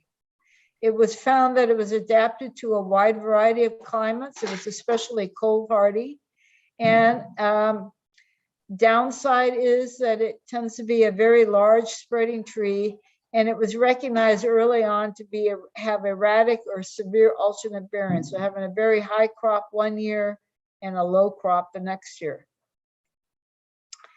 So the Hass variety is actually has been around for nearly 100 years, but it took a very long time for it to become the leading variety. So it originated in California as a seedling tree. The seed was planted in 1926, patented. It is one of the very first plants to be patented in the United States in 1935. It was recognized from the very beginning of having very high fruit quality. But at that point in time, because Forte was the #1 variety with green skin, the fact that the Hass ripens with the black skin, this was considered to be a very severe flaw. So because of that and other factors, the Hass did not become the leading variety until the 1970s, nearly 40 years after it was actually patented and introduced as a commercial variety. There's many other varieties of avocados. These are the main varieties that we grow in California. The Hass avocado is more than 95% of what we produce, but you can see we have many other varieties, and right next to the Hass is a variety called Gem. This is a University of California release. It was released in 2003 into California, and in recent years now, it is the second leading variety in California. Now, it's only a few percent of the entire production, but it is gaining in importance because this variety has less alternate bearing than Hass and tends to be more stress adapted than Hass to fluctuations in temperature and other environmental stresses. Another important variety that came from the University of California is the Lamb Hass. This variety was released in 1996.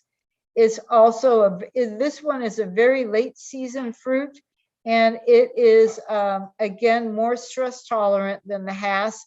And there is quite a bit of interest in the Lamb Hass once again here in California, since we've been experiencing over the last 3 to 4 years very severe heat events during the summer. The Reed is another variety. This is a Guatemalan, almost pure Guatemalan.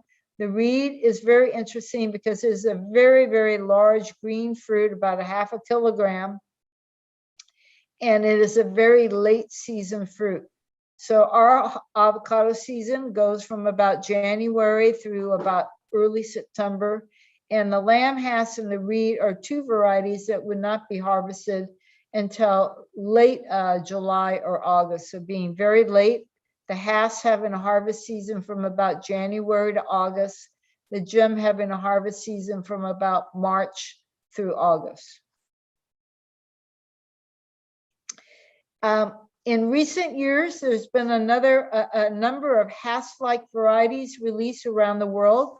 One of the most important ones is Carmen hass. This arose from Mexico, and it's interesting because it has a very strong off bloom, and in Mexico, the tree actually can produce a very strong, what they call flor loca crop or crazy flower crop. So it's off of the regular bloom. The tree has a different growth structure than hass. It appears to produce larger fruit in some trials, and it appears to be a bud sport of hass. That's what we think it is.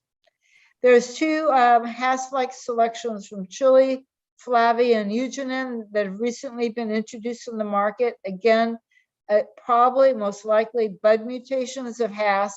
These trees are very hass-like in tree structure and growth, but how they're different than hass is that the fruit are much earlier in maturing and have larger fruit size.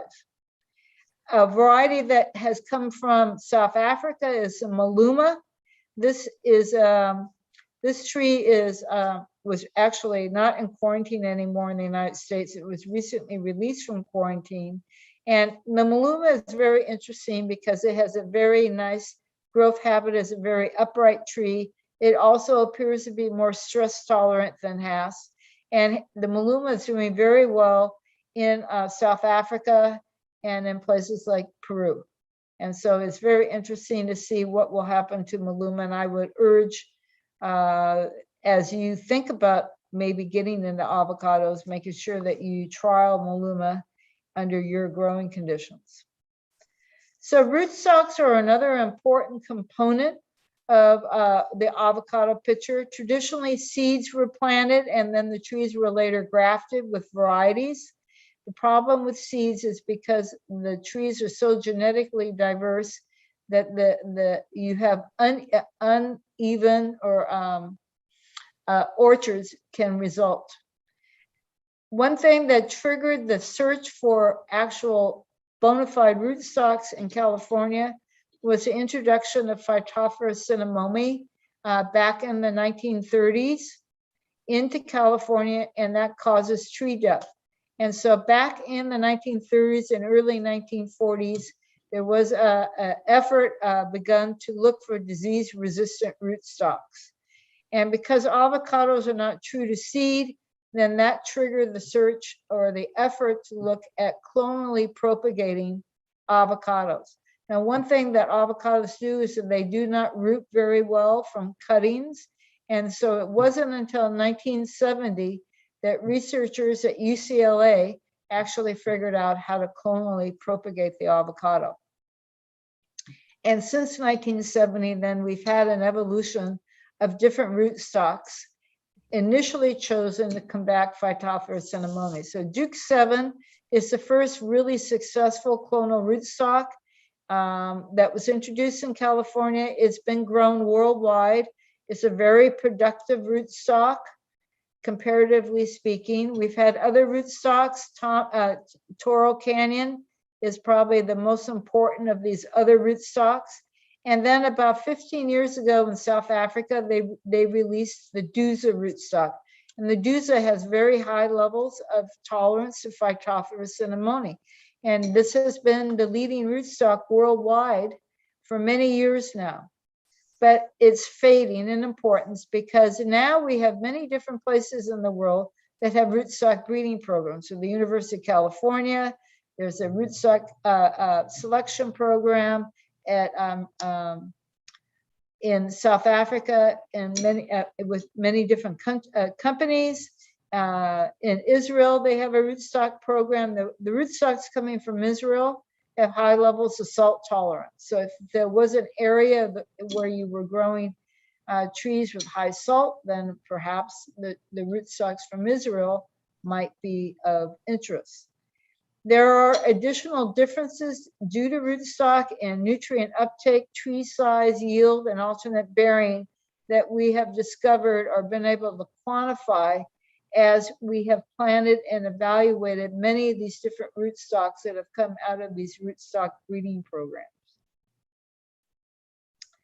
So with that, you know, I think it's very, very important that if you plan on developing an avocado industry in southern India, that you work with institutions such as the University of California and other institutions like us to introduce material that we know are true to type and are disease-free.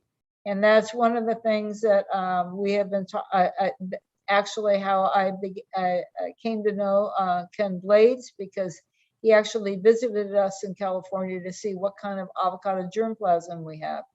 And now, so that's very important thing for you to consider. Now, other things to consider when you're planting avocados is that the roots are very fragile. And so you need to take great care, especially with clonal rootstock trees. The trees need very good draining soils. They do not tolerate wet feet very easily. They're naturally very shallow rooted, and the feeder roots are typically in the top 15 to 30 centimeters of soil. Being a forest tree, they definitely benefit from mulching and high organic matter in the soil.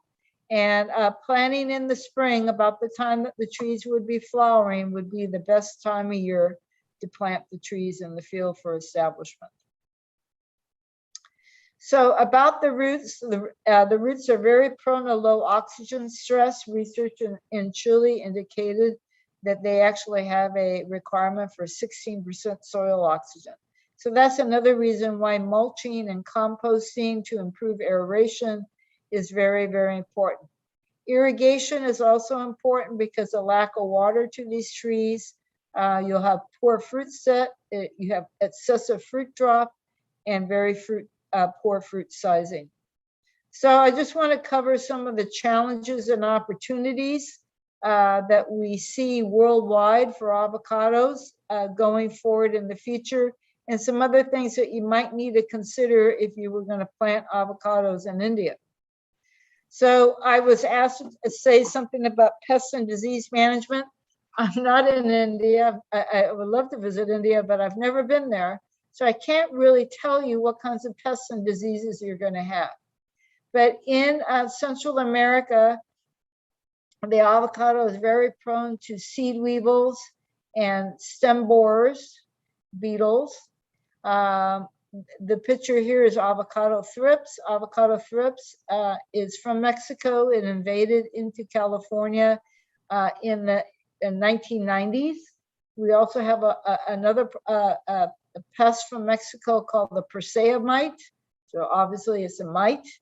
And more recently in California, we've gotten an insect from the Caribbean called avocado lacebug. So, but in general, in California at least, we don't have too many pests. The diseases, the main disease we have in California is avocado root rot. And that is one reason why a lot of effort has been made in the last 60, 70 years looking for resistant rootstocks. So with very few, relatively few pests. And if you really want to have a good idea of exotic pests that can attack avocados and the type of symptoms you can see, then you would want to go to this website, biocontrol.ucr.edu. And this is a website run by Mark Hoddle, who is an entomologist. Also, a very good source of information for the types of pests that at least we have in California and how we control them would be the IPM website at UC Davis. Historically in California, we've tried to manage our pests with biological control and not with using insecticides. As I have indicated, avocado root rot is the #1 disease in California. And temperature plays a major role in disease severity. So I bring this up because of the temperatures that you have in southern India. So the optimum temperature for root rot development is between 19 and 25 degrees Celsius, whereas the optimum temperature for avocado growth, and especially root growth, is about 21 to 33 degrees. So if you have cold soils below 22 degrees and you have Phytophthora cinnamomum, then root rot will be a little bit worse than it would be if you have warm soils. Another disease problem that you need to be on the lookout if you start bringing in budwood from other countries is avocado sun blotch. And this avocado sun blotch is caused by a viroid. You can see the symptoms on the fruit, and it actually will make similar symptoms on the wood of the stems and actually even on the leaves. There's a lesion right here on this leaf here. And this viroid disease is graft transmissible, is also transmitted by the pollen. So you can have a tree that is clean, but you can have a symptomatic fruit. And if you go and test the wood of the tree, you'll find that the viroid is only in the fruit. One really strange thing about this disease is that you can have symptoms like this on the tree, and then all of a sudden the tree will become asymptomatic. And you think, wow, the disease went away. But in actuality, the tree is still virulent and actually more virulent than when it's symptomatic. And so a lot of times what we see in California is that you can have a tree that has no symptoms and you decide to change the variety of avocados, or you have some kind of water stress or heat stress. And all of a sudden then the trees will become symptomatic. So it's a very, very difficult disease. The only way to really control it is actually to remove the tree. And this disease is present in many countries. And so I just want to highlight that if you're importing budwood from other countries, you need to make sure that the material's been tested to be free of the viroid, because this is really something you don't want in India. So this, I apologize, this slide is out of order. This is about root rot. And you can see that avocado root rot originated in Western Sumatra and was first reported on avocados in 1929. And this Phytophthora cinnamomum actually attacks over 3,500 species of plants. So it's very widespread. It's not only on avocados. In terms of pests and diseases, we have a insect/disease complex in California. It's called Fusarium dieback. And the disease is caused by Fusarium ulloaceae, this is carried by an ambrosia beetle right here, ulloaceae near fornicatus. And this complex actually was first described in Israel.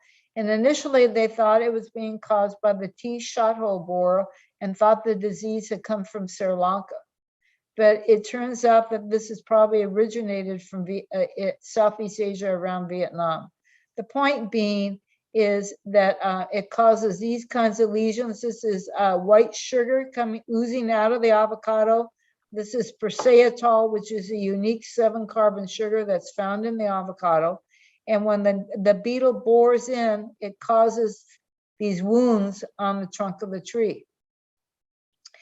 Fortunately, even though it looks awful, you can get a branch dieback, but it typically will, unless the tree is stressed for another reason, this is not a fatal disease.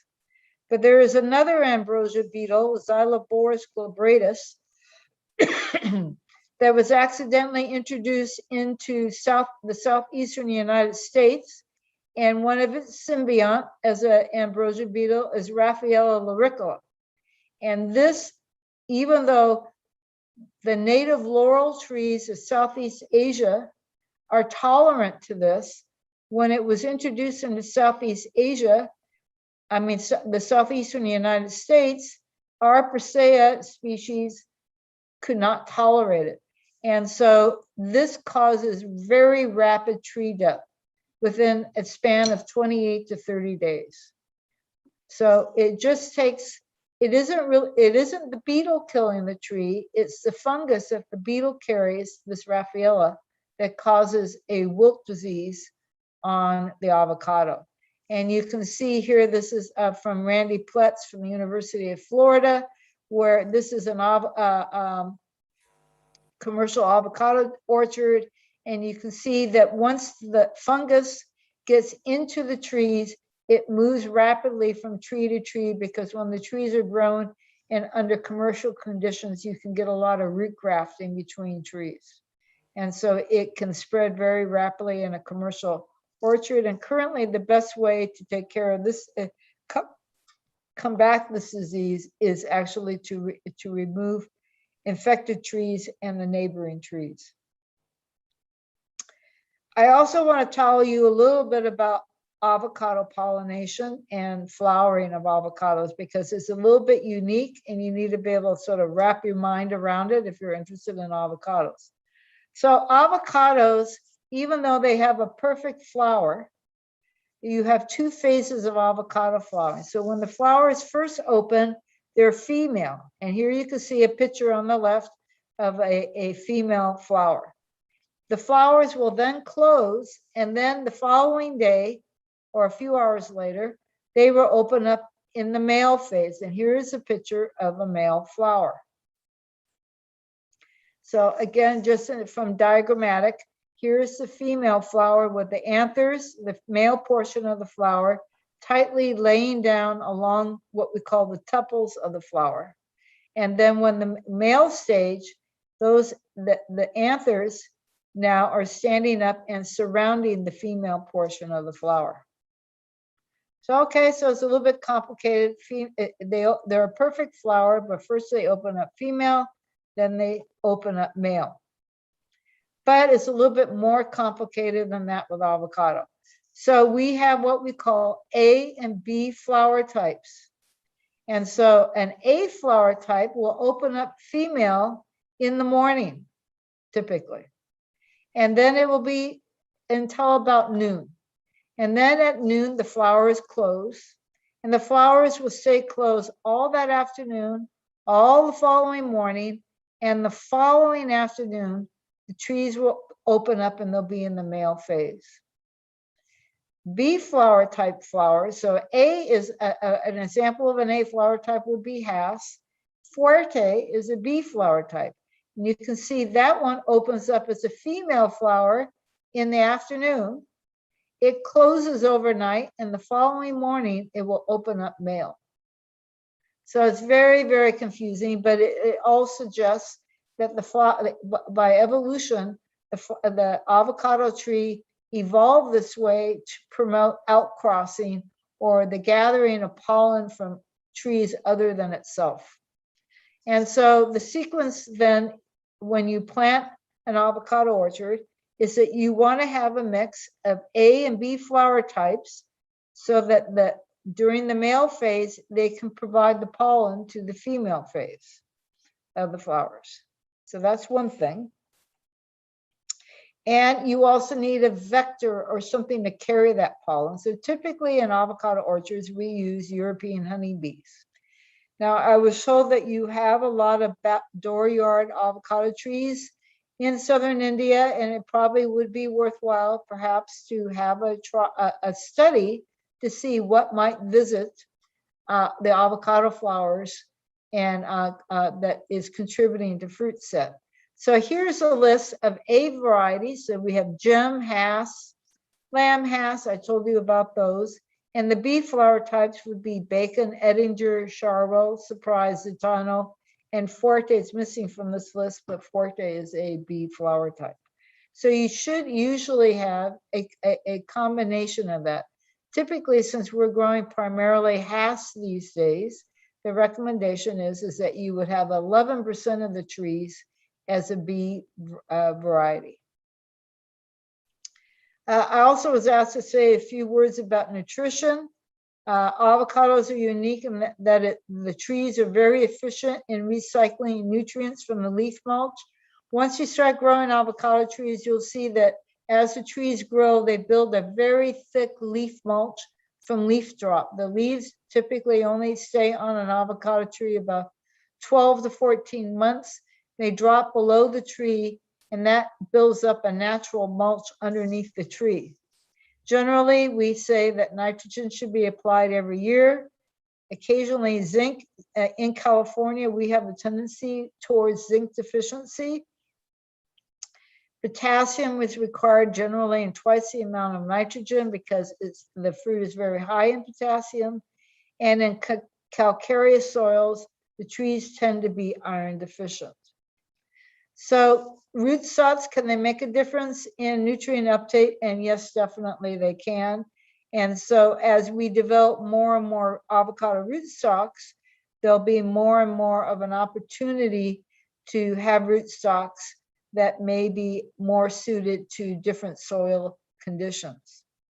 The avocado roots have a unique morphology. They have very few root hairs, and that means that they're only going to take the nutrients up in the root tips. So this is a picture of avocado roots, and you can see they're growing. Here is decaying leaf matter. So I took this picture by just removing the leaf mulch underneath a mature tree, and lo and behold, there are all the avocado roots. So the trees are very shallow rooted and low degree of root branching.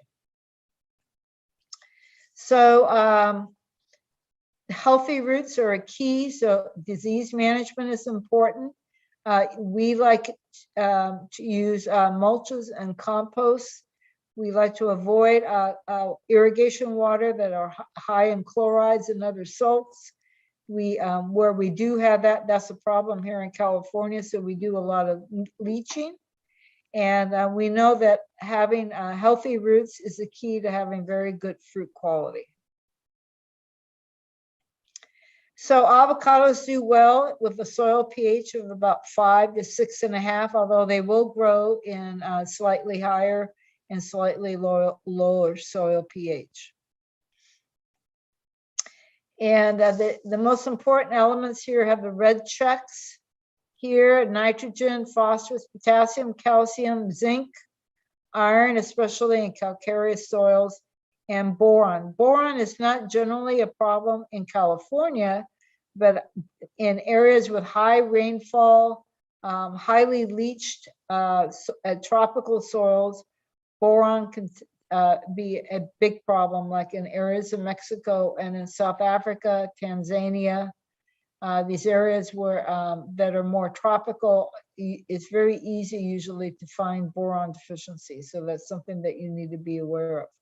Now, around the world, we usually practice leaf analysis, but it's very controversial what the range. So what the range here is on the left, the far right, is the range for the leaf analysis standards we have in California.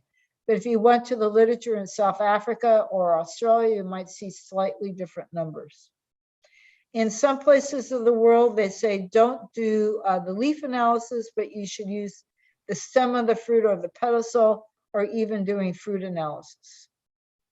So it's sort of controversial, and there's a lot of unanswered questions, but that's what it is these days.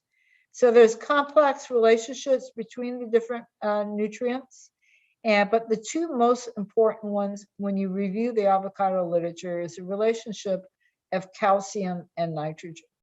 So people tend to apply too much nitrogen. It makes the tree excessively vigorous, and it can also impact the uptake of calcium, which is very important for the post-harvest quality of the fruit and for disease tolerance. And there is evidence in the literature that fruit storage life is decreased with high nitrogen. Calcium is interesting because calcium is not highly mobile in the tree. It's taken up by the roots in the transpiration stream. So if the trees are water stressed, they're not going to take calcium up. Now this is older data that was collected in South Africa, where they showed that the main peak of calcium uptake coincides with the time of maximum cell division, around 6 to 8 weeks after fruit set. And another study in South Africa looked at good and poor irrigation. In this case, poor irrigation is deficit irrigation. And sure enough, because the calcium moves in the transpiration stream, you can see that the calcium levels in the developing fruit are much lower than in a tree that has sufficient irrigation. So that's a very important thing to remember. And in some countries, they look at fruit analysis, developing fruit analysis in this like 6 to 10 week period after fruit set, when they're going to be exporting a lot of fruit, to look at the calcium levels in the fruit, because there is a direct correlation between high calcium in the fruit and the incidence of post-harvest diseases and physiological problems. And so this is a slide from Australia. So on the lower axis, you have increasing calcium. And in both these graphs, you see that the incidence of diffuse discoloration, which is chilling injury, and anthracnose decreases as you increase the calcium concentration in the fruit. So calcium is very, very important. Because the tree and the fruit are very high in potassium and they use a lot of potassium, you can get potassium deficiency. It's not too common in California, but this is symptoms of potassium deficiency. I have to say this middle leaf looks a lot like if you had avocado lace bug damage as well, if you had that pest in your orchard.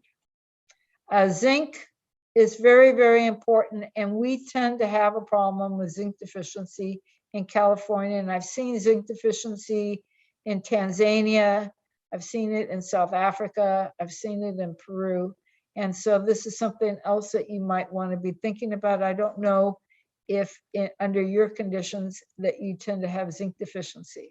This is the symptoms of zinc deficiency in avocado. You typically can get very round fruit. These are Hass, but they don't look like Hass. They're very round. You get mottling of the leaf, and you can get this sort of compressed witch's broom type growth with very narrow leaves. It's similar to zinc deficiency symptoms in citrus from that perspective. Boron, this is symptoms of boron. You can get these malformed fruit like this, and you can get these little shot holes in the leaves, and that is related to boron deficiency. So I like to think of the avocado tree as a factory, and the output of the factory is the fruit.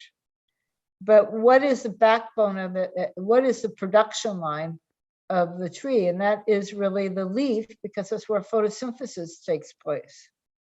And so I think that's really important. So I just wanted to spend a few minutes about that as well. There are many factors that affect photosynthesis that are listed here, and I'm just going to highlight a few. I think for you in India, this is a good thing that the avocado leaves reach their light saturation point with only 1/4 to 1/3 full sunlight. So that means if you have a lot of cloud cover, you're still going to have maximum photosynthesis occurring.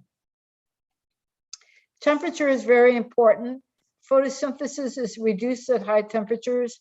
And for the Hass avocado, optimum photosynthesis occurs right around 25 degrees Celsius. And you can see when the temperatures are very high, that the rate of photosynthesis actually drops off. This is work that was conducted at UC Riverside and Lincoln University in New Zealand by Bob Heath and Michael Mickelbart. And this is some data we collected in California on a relatively cool day where the maximum temperature was 27 degrees Celsius compared to about 35 degrees. This top panel is the photosynthesis rate, and here you can see the temperature. So you can see as the temperature is increasing dramatically during the day, you have a rapid drop off in the rate of photosynthesis in the tree. And this is a big problem for us in California, because having 35 degrees from about June through August is not unusual. Water stress, these are two different varieties, but again, as you increase relative water stress, you see a rapid drop in photosynthesis. And so why is all this occurring? That is because all these stresses affect what we call stomatal conductance. Stomatal conductance is really how open the stomates are. So in avocados, the stomates are on the underside of the leaf, and stomatal conductance is really a measurement of how open those stomates are. And you can see then as the more the stomates are open, the higher the rate of photosynthesis. And so what affects stomatal conductance? Water stress, not enough light,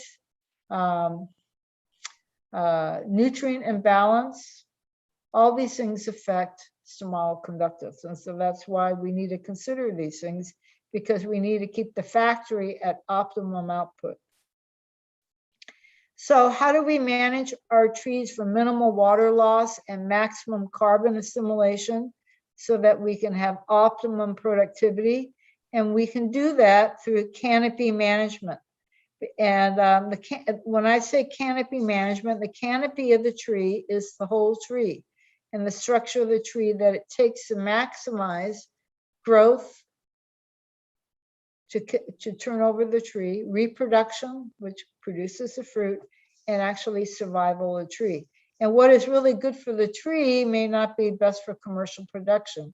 Because remember, we're dealing with a semi-domesticated tree. This tree hasn't been cultivated commercially for hundreds of years, like apples or grapes. It's something that's relatively new. So we have to tame the tree to make it to do what we want. So avocados are inherently a big tree. This is a picture of a researcher from Chile standing in front of a tree in New Zealand. The trees can reach easily 10 meters high. And you can look on the outside of the tree and you go, wow, that tree is really, really great. But you walk inside the tree or you walk into the grove and you can see that it's like a park. And you can see all the leaf litter on the ground. This is the trees self-mulching, basically.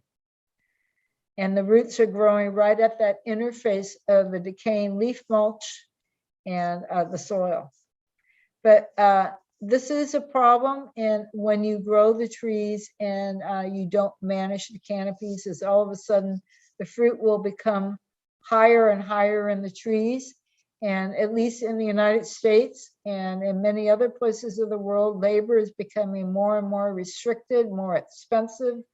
And with worker safety rules, it becomes increasingly difficult to put people up on ladders to pick the fruit that's way up in the top of the tree, because there's no fruit down here in the bottom of the tree.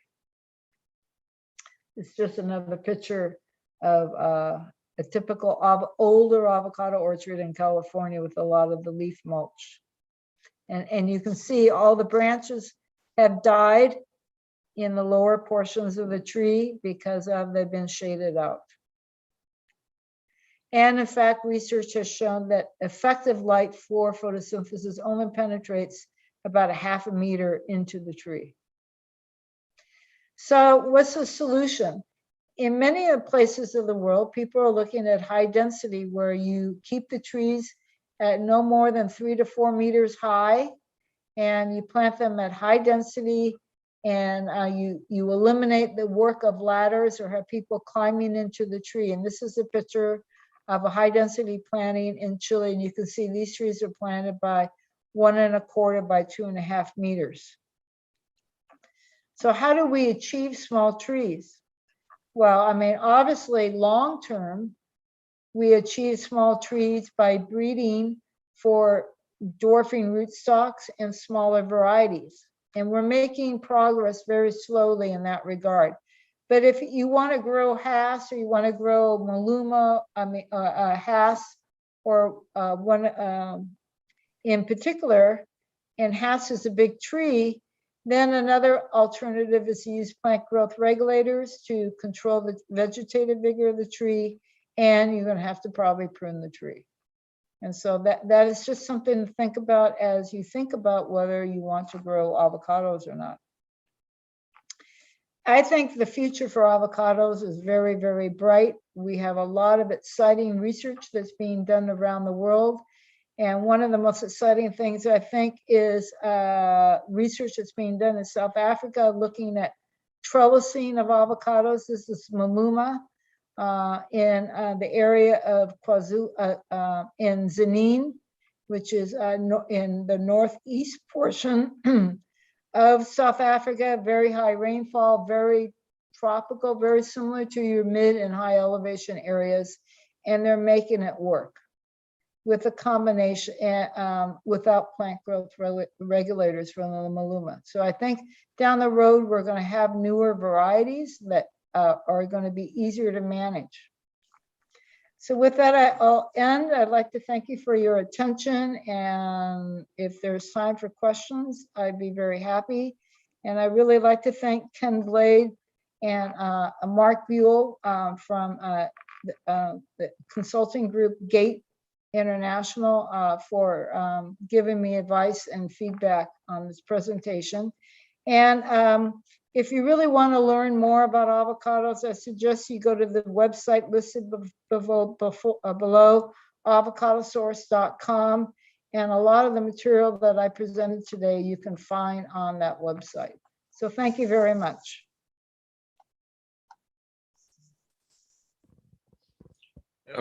I thank you, Dr. Mary Lou, for your insight in cultivation of avocado as an intercrop for tea and coffee plantations and cultivating varieties of avocado for all elevations. Again, with the time zone, it would be late in the night for you at California, and we appreciate for having adjusted with the time difference to do this presentation. Oh, no problem. My pleasure. Thank you for asking me. Yeah, we'll, if there are any questions, we can take it now. Yeah.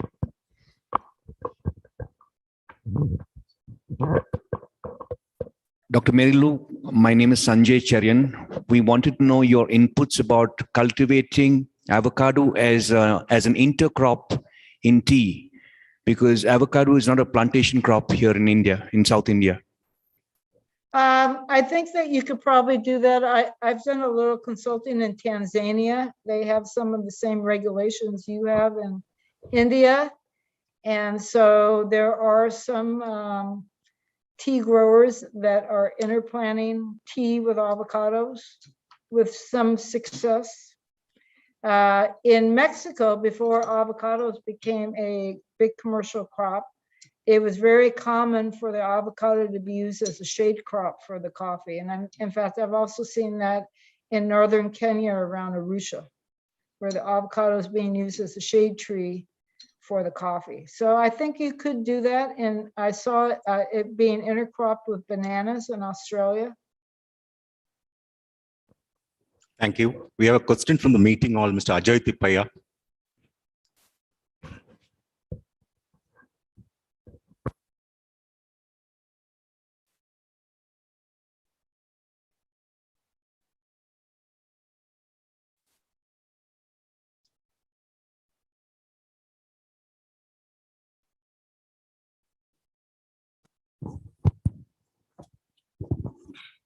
Dr. Mary Lou, thank you so much for your very insightful presentation.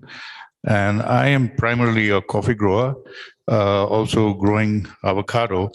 So I would just like to ask you this question. Does the presence of the oleic acid vary greatly from different varieties of avocado? And how much does this variation play in the part, in part as the taste of the avocado? And I would also like to know if you would be in a position to advise us in South India, if we could focus on a particular variety of avocado, growing a particular variety of avocado. Thank you so much. Well, that's a great question. And in fact, two things is that there is an old report in the South African Avocado Growers Association yearbook that you can find on Avocado Source, where they talk about the composition of avocado oil and how it's influenced by environment. So you might want to look at that one. And then in terms of differences between avocado cultivars, we just published a paper where we compared the oil composition of gem avocado compared to Hass avocado. And what we found in that study was that the gem avocado has about 30% more oleic acid than the Hass avocado throughout the harvest season. Now, how does that influence the flavor of the fruit? We also did a lot of, we did a train panel, and we also did a consumer panel comparing the gem to the Hass. And there was slight but not significant differences detected in terms of the flavor of the fruit by both the consumer panel and but maybe these two varieties are too closely aligned, and it would be worthwhile to look at you know, a wider range of avocado varieties. The main thing that people seem to pick up on avocado more than what I would call flavor is texture. There's large textural differences between avocado varieties. And in our breeding program, I head up the breeding program for the University of California for new varieties. And we have texture is really, really different between some of the selections that we have. And it's an area that we're looking at it actively. We've been looking at the volatile active compounds that give the flavor of the fruit and looking at how those change over the harvest season.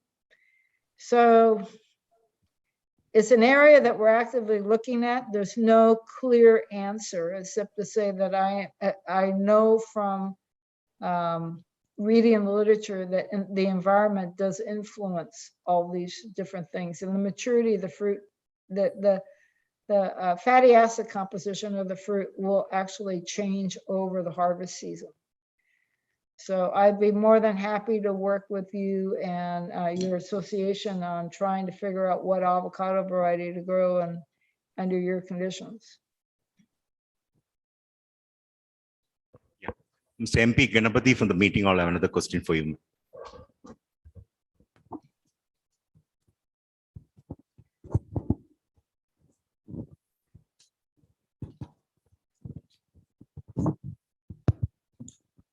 Thank you, Dr. Mary Lou, for a wonderful presentation.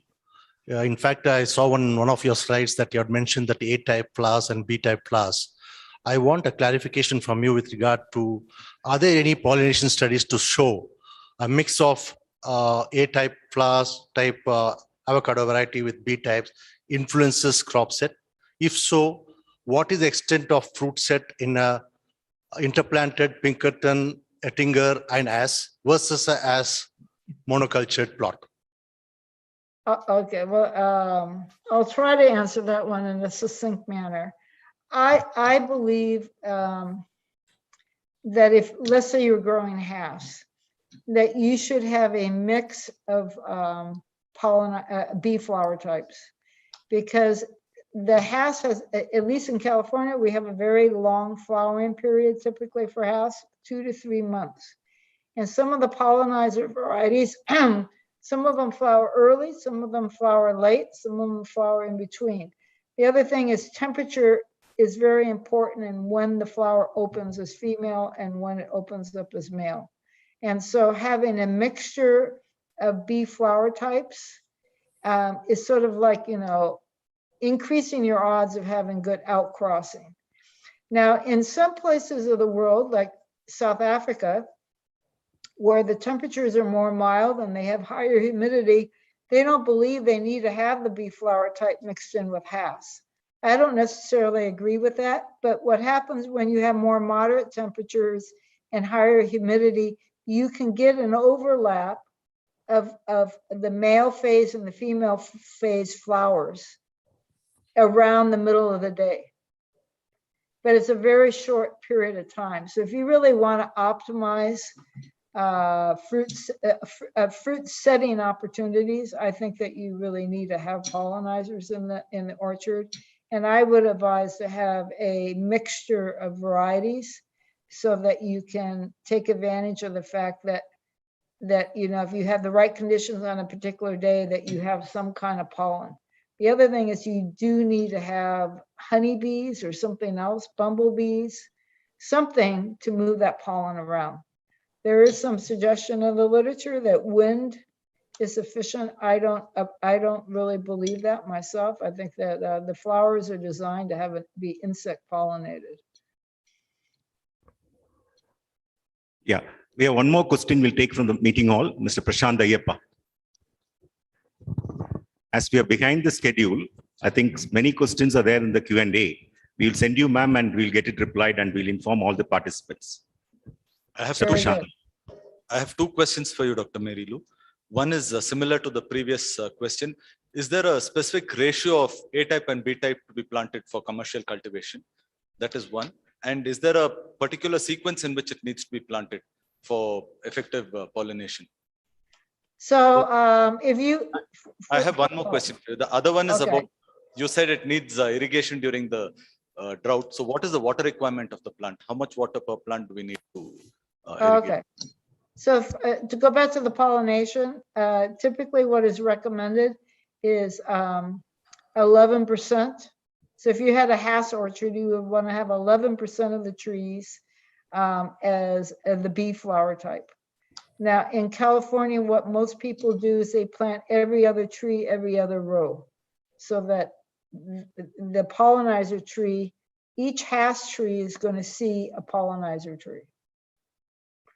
But I've been to other places in the world, like in Israel, where they'll just plant one entire row of the bee flower type, and then they'll plant a couple rows of Hass, and then another row of the bee flower type. It's going to depend upon your constraints, but you want roughly 11% of the orchard to be the pollinizer variety. That's why it's very important to plant a variety that you can actually market the fruit, because it's going to potentially produce a lot of fruit. If you were going to use honeybees, the general recommendation is for 10 hives per hectare. So now the second question is, can you repeat the second question again? I asked about the water requirement of the plant. The water, sorry. In California, we use a crop coefficient of 0.8. So if you a crop coefficient of 0.8, and in California, because we have relatively low humidity and high evaporative demand, we need about 3.5 to 4 acre feet per year for an acre of avocados, which would be and using a crop coefficient of 0.8. I don't know if that answers your question. I don't know how many cubic meters of water that is, unfortunately, because the United States is so backwards and it's not on the metric system. I don't think metric all the time. Thank you, Dr. Mary Lou. We will send you all the questions we have got in the Q&A, and we'll get your answers and we'll send the concerned members. Thank you. Okay, thank you very much. Thank you once again, Dr. Mary Lou, for your wonderful presentation. Our third speaker for our session is Mr. Graham Seth, who is already logged in and who will share his knowledge on the dynamics of nutrition farming. Mr. Graham Seth is a much sought after speaker and with a wide following of 200,000 views after his topic on TED Talks on Humus Saves the World went viral. I now call upon Mr. Graham Seth, who joins us from Queensland in Australia, to give his presentation. Thank you. It's a pleasure to be here. You can hear me okay? Is the sound good? It's quite clear. That's good. Thank you. Okay, so I'm going to talk about something called the dynamics of nutrition farming. So it's a term that I've coined to cover the way that we approach what has turned out to be something of a revolution globally in the last 5 to 7 years. And that's this whole model of regenerative agriculture. So we'll talk basically about regenerative agriculture for the next 45 minutes. And essentially, we're talking about minerals, microorganisms, and humus, and a quite complex interplay between those three things. So I'll just get this working. So that's it. I'm back. That's it. Just getting this feel of this. So basically, the story 26 years ago, we decided to kind of work and develop this holistic, genuinely holistic approach, because we're talking about an integrated system where we're recognizing the profound links between soil health, crop resilience, animal vitality, farmers' health. So in my courses, my 4 and 5 day courses, there's a 20% component on how you can live a longer, happier, healthier life, and recognition that a healthy farmer is more likely to have healthy soils and healthy crops. And more recently, the recognition of the link between soil health and planetary health. And we'll talk about that in a bit more detail as we move through. So what started as a trickle of interest in this approach 26 years ago, as I said, has exploded into something of a revolution. Just to give you a bit of a concept of the kind of work that we've been doing for the last decade or so, training some very large growing organizations, the Dole Corporation, who for a long time have called themselves the largest food producers on the planet, but they're not. They're second to a Belgian company called Greenyard Farms with a $6.6 billion US turnover. And both of those organizations have had my 4-day and 5-day courses. Driscoll's Berries, the largest berry producers at 3.5 billion US. And what's very interesting in their instance is that their organic division, which is $1.2 billion turnover, the largest organic producers on the planet, their organic division last year out-yielded their conventional division by 9%. So there's been an old school concept that organics means some kind of sacrifice, but that's not a recognition of the modern science and the recognition that really you're working with the natural system more efficiently when you're working scientifically with that system. So training whole ag departments in countries like Brazil, Singapore, Laos, Vietnam, meeting agriculture ministers. I met with the Minister of Agriculture in the US prior to COVID, when I was traveling to 25 countries a year to speak about post-Brexit agricultural policy at that point. Training growers from supermarket chains. South Africa have a supermarket chain called Woolworths that is 540 stores strong, and twice I've been with my agronomy team over there to train their growers in this regenerative approach. And they launched something called Farming for the Future, where all of those 540 stores practice this food grown with minimum chemical input, nutrient density, and forgotten flavors. And it's been a tremendous success story, to the point that the UK supermarket chains are now talking about heading down the same path. Mentoring climate change groups. If you've not seen the movie Kiss the Ground, which has won 23 awards and had several million views on YouTube, I suggest that you watch it. It covers this profound link between humus, soil health, and planetary health in terms of climate change and global heating, and consulting, of course, with quite large grower groups around the planet. So what you perhaps think of as conventional agriculture, I often refer to as the chemical experiment, because it's not something we've always done. It's something we've had 10 decades where we've employed a chemical extractive model for our food production. That experiment, as I call it, the chemical experiment, began by dumbing down crop nutrition. There was a German chemist called Justus von Liebig who burnt some plant material, and the ash, of course, contains the majority of the minerals from that crop.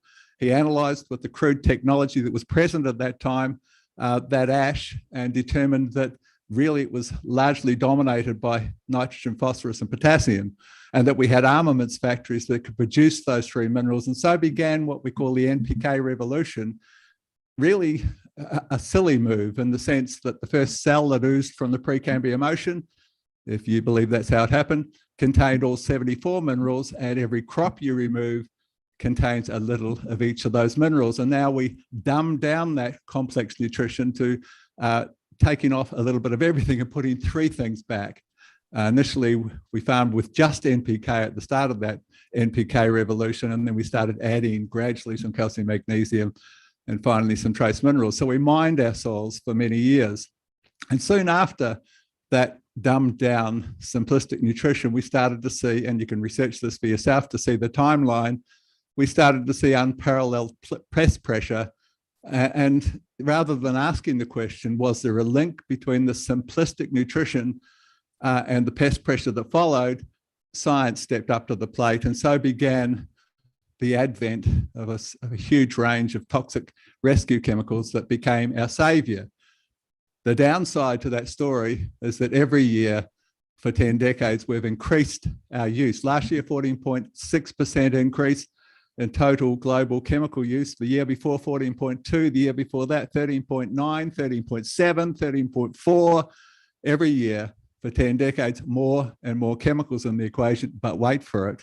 Every year for 10 decades, more and more pest pressure globally. So it's kind of like the definition of unsustainable, putting more and more on for less and less response. And so that's part of what's driving this wake-up call, this regenerative revolution. So let's talk about some of the other drivers for the wake-up call. Number one, topsoil, according to Professor Ratan Lal, who of course is of Indian origin, a lead soil scientist from the US.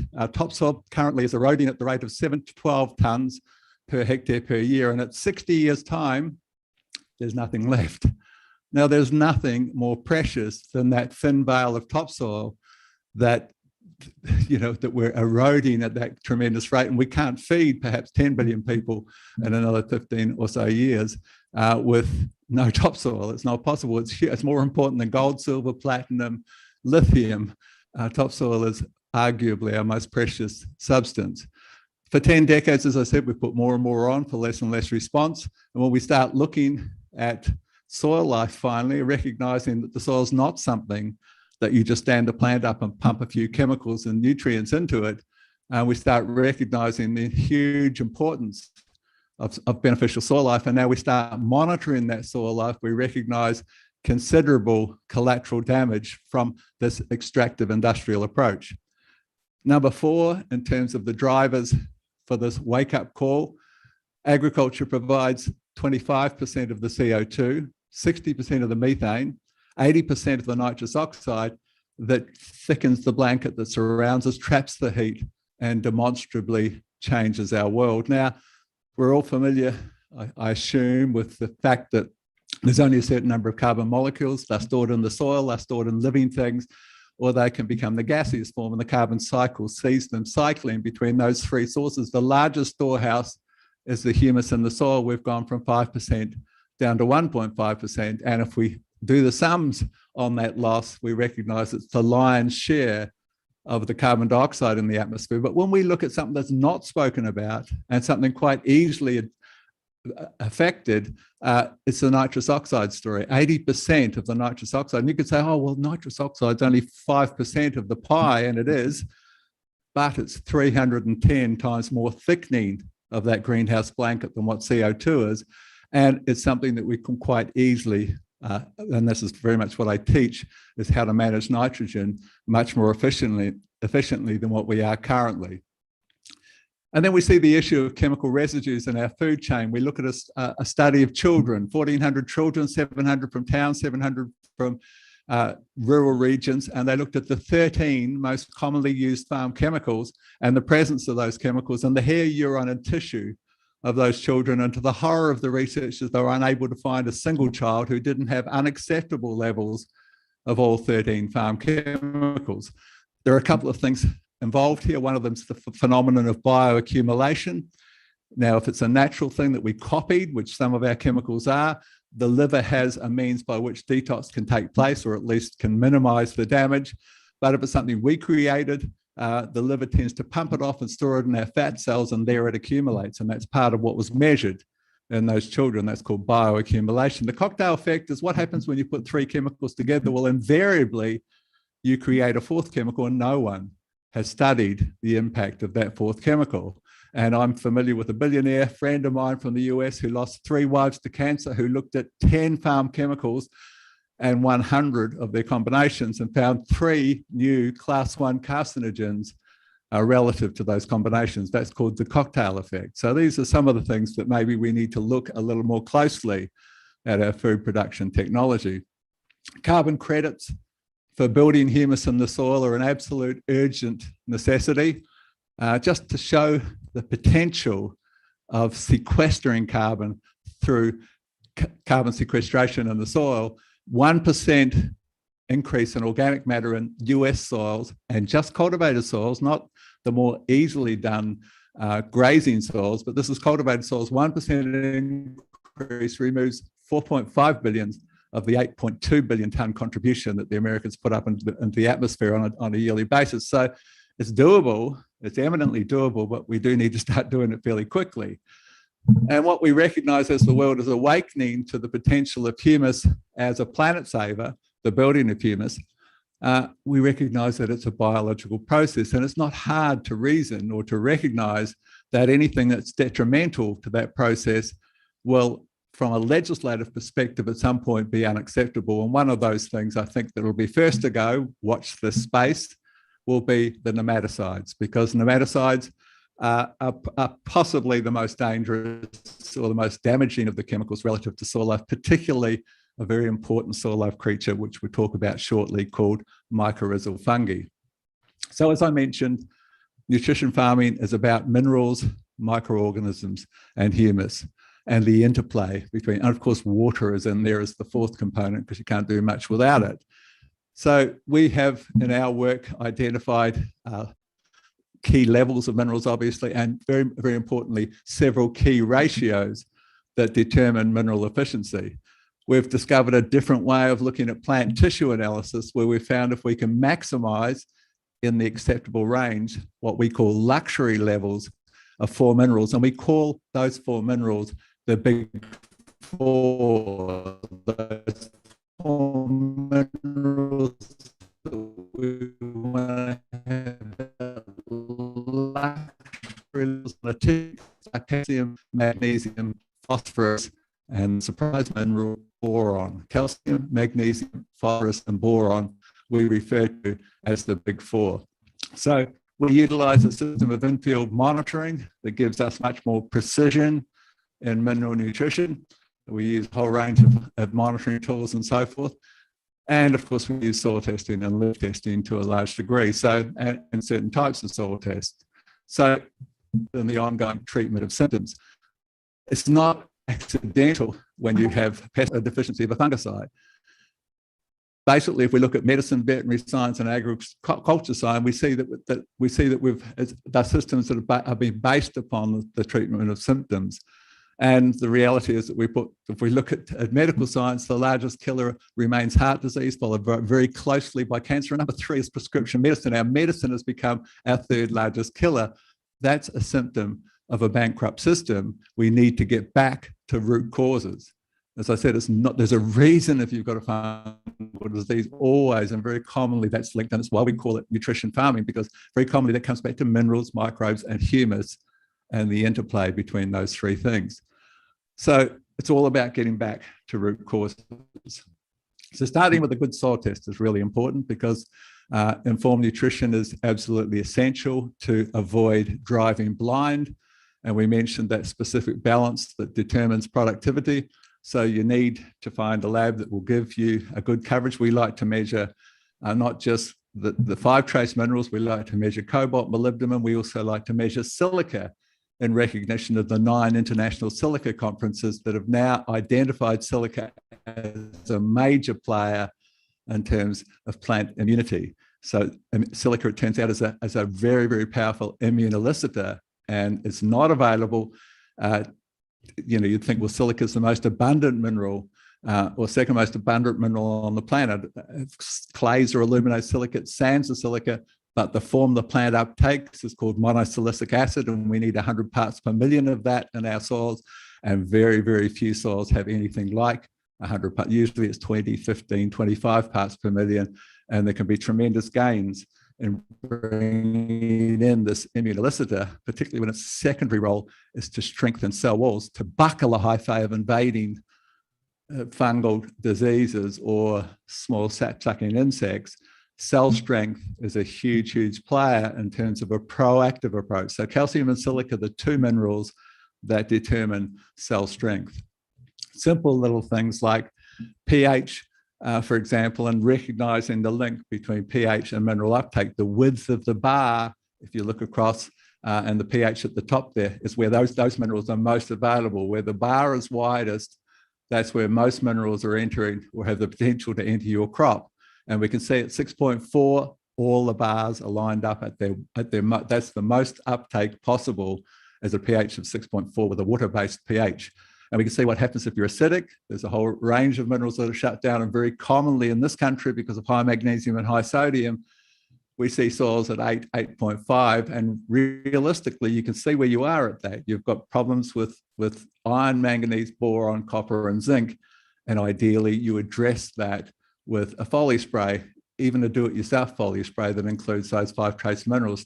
You've got what you've got, and that's how you're countering that, and it's very much part of the pragmatic approach that is nutrition farming.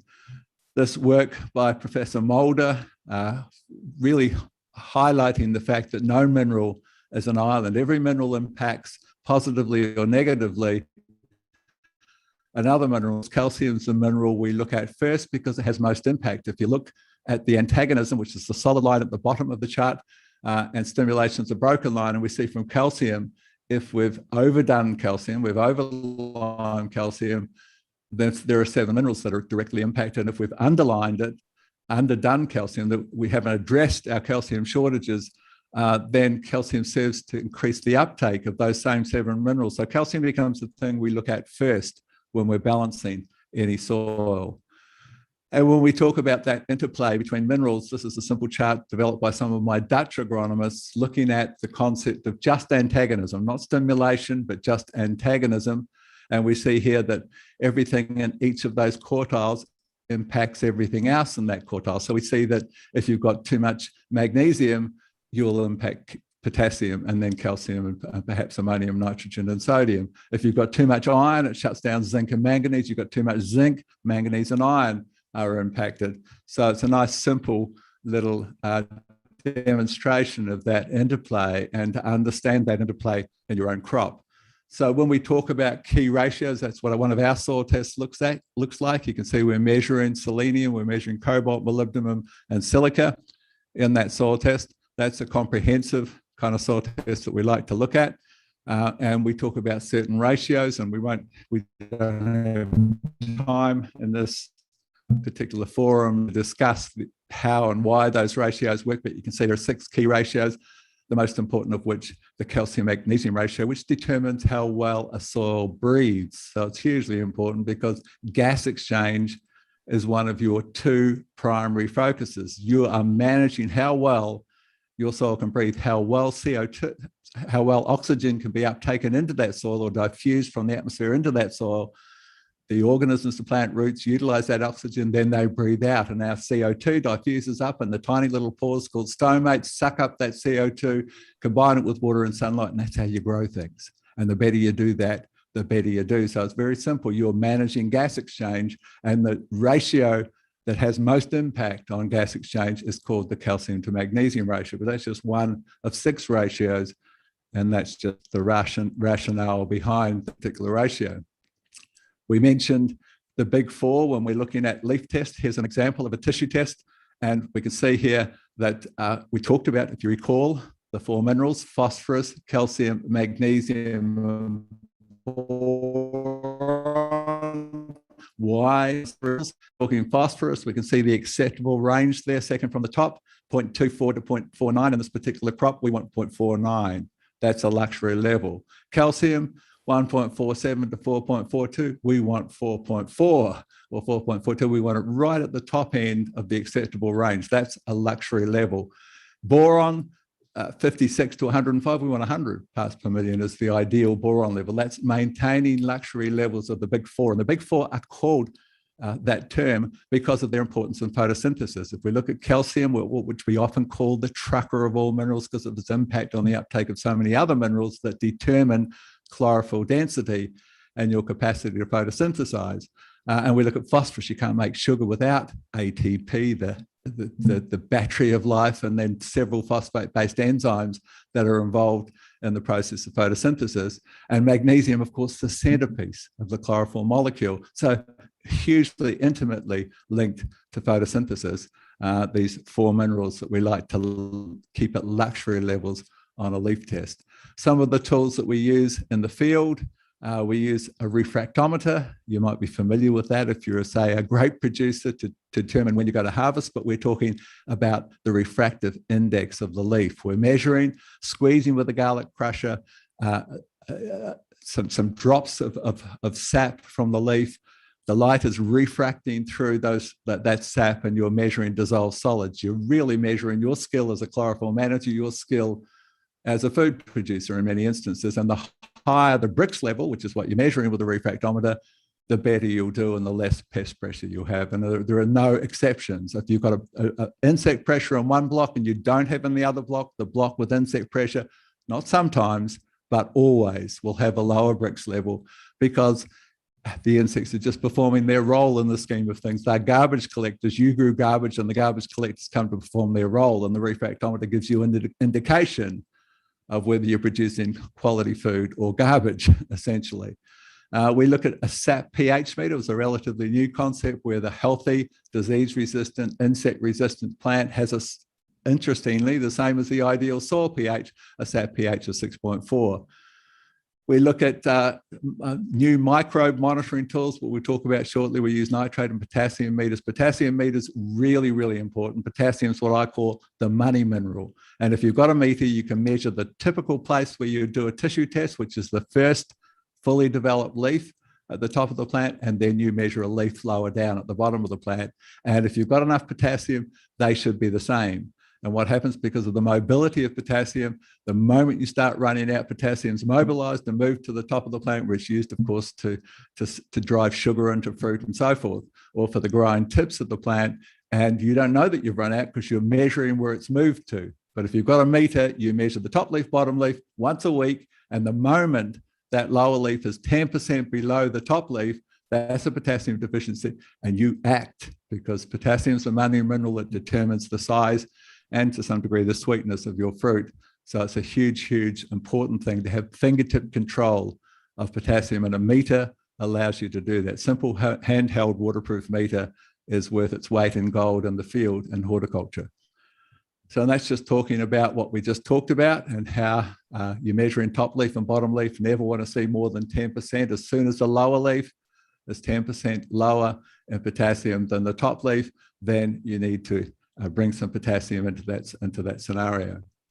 We mentioned the refractometer, an essential nutrition farming tool. You're measuring yield potential, you're measuring crop quality, the likelihood of pest pressure, calcium levels. When you're staring through, and you can see in the top screen there what it looks like when you're staring through with the two hemispheres, the white and the blue, and they never want to be sharp and distinct, where you can see there where it intersects at 15, and that sharp, distinct line between the white and the blue, that's a classic symptom of a calcium deficiency. You want to see a diffused line, never that sharp, distinct line, and that correlates very well with leaf tests for calcium, or with a calcium meter in the field. It's a very simple way to say, have I got enough of the most important mineral, the trucker of all minerals? I want to have a fuzzy line, not a sharp line when I look through a refractometer.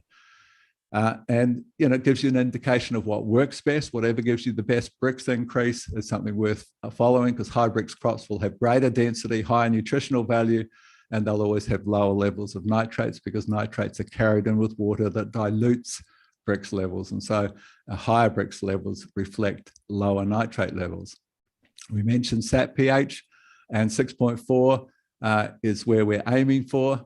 And if you're lower than 6.4, it's very likely you'll have pressure from fungal disease. And if you're higher than 6.4, that is commonly linked to insect pressure. So we won't talk too much about how that works, but it is a remarkable little tool. All of my agronomists in many countries in which I work use SAP pH meters, as a monitoring tool to see, particularly from a pest pressure perspective. So this is a relatively new tool that if you haven't got one, you need to look at it. It's under $300 Australian, so it's under $200 US. And it's a little tool called a microbiometer. And that's been the missing link for in-field monitoring for a lot of years. We're talking about, you know, it costing in this country anyway, probably $250 to $300 to monitor soil life and to find out where you're going, find out whether inputs that you are using or strategies that you're using in the field are actually improving and increasing your microbial biomass. And so what I've found prior to COVID, when I was traveling to 25 to 30 countries a year, was there was no exceptions. The higher the reading of microbial biomass, the better you did on that. Was always the most productive block was the block with the highest microbial biomass. And that's a great tool for growers to understand that that's what soil life is. It's their hidden workforce. You look after it and it looks after you. And when you see the figures and you say, oh, that is my best block on it, and it does have the highest reading, then you understand the importance of that life beneath your feet. So hugely important, the microbiometer, inexpensive, tied to a smartphone app, very nice technology, 10-minute test, gives you a measure of total, you're aiming for above 400 on the meter, and the higher, the better.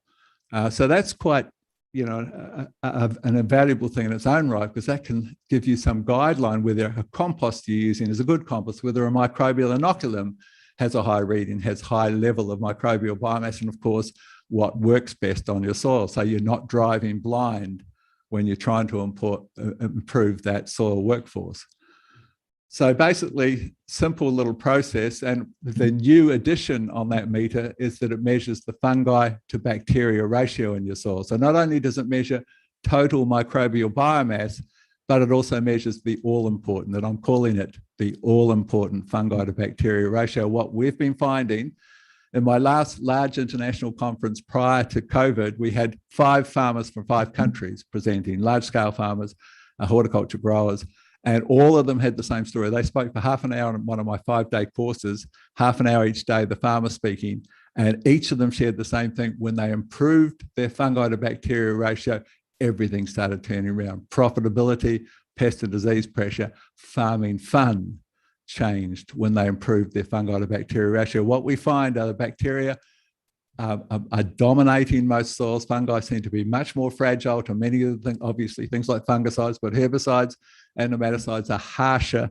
on fungi. And so if you can improve that ratio, and we seem to find that a 1-to-1 ratio on that little meter is really, really productive. And so you then can say, well, what improves it? And you can try inputs, things like humic acid or things like cocktail cover crops in your orchard or in your field, because they have been demonstrated to be very, very powerful players, very, very powerful strategies in terms of increasing total microbial biomass and improving the fungi to bacteria ratio, particularly if you have a good legume component in that cocktail cover crop. So this is just the readings that you're looking at on your screen from your mobile phone, from the app, and you're aiming to be above 400 and the better.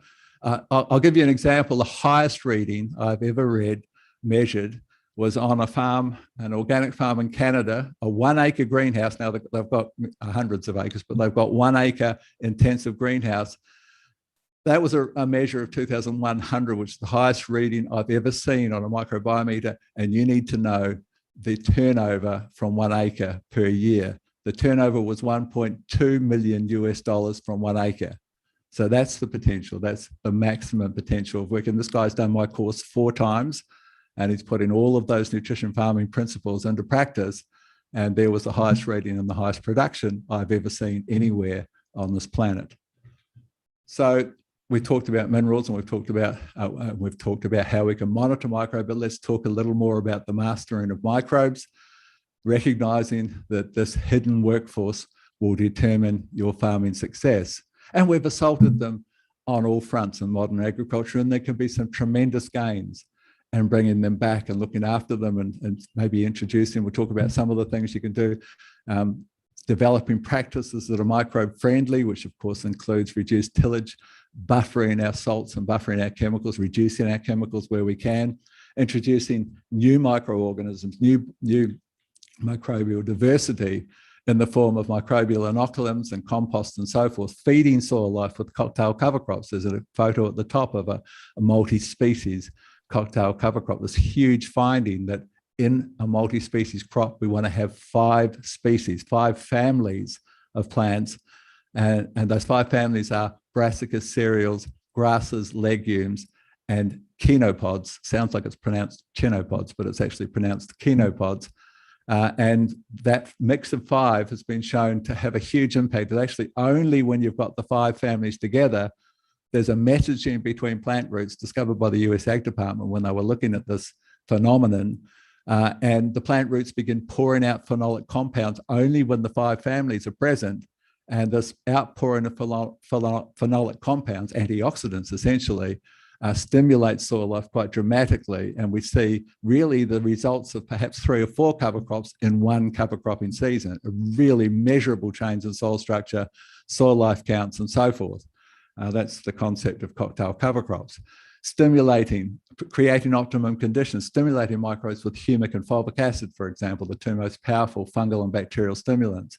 Foliar fertilizing to fast track that chlorophyll density, which then, of course, produces more exudates. Remembering the plant gives away 30% of its glucose it pumps from its roots to feed the soil life. And if you can fast track the production of that glucose by greening up and taking care of deficiencies more efficiently with a foliar, then there's a subsequent response in terms of soil life stimulation.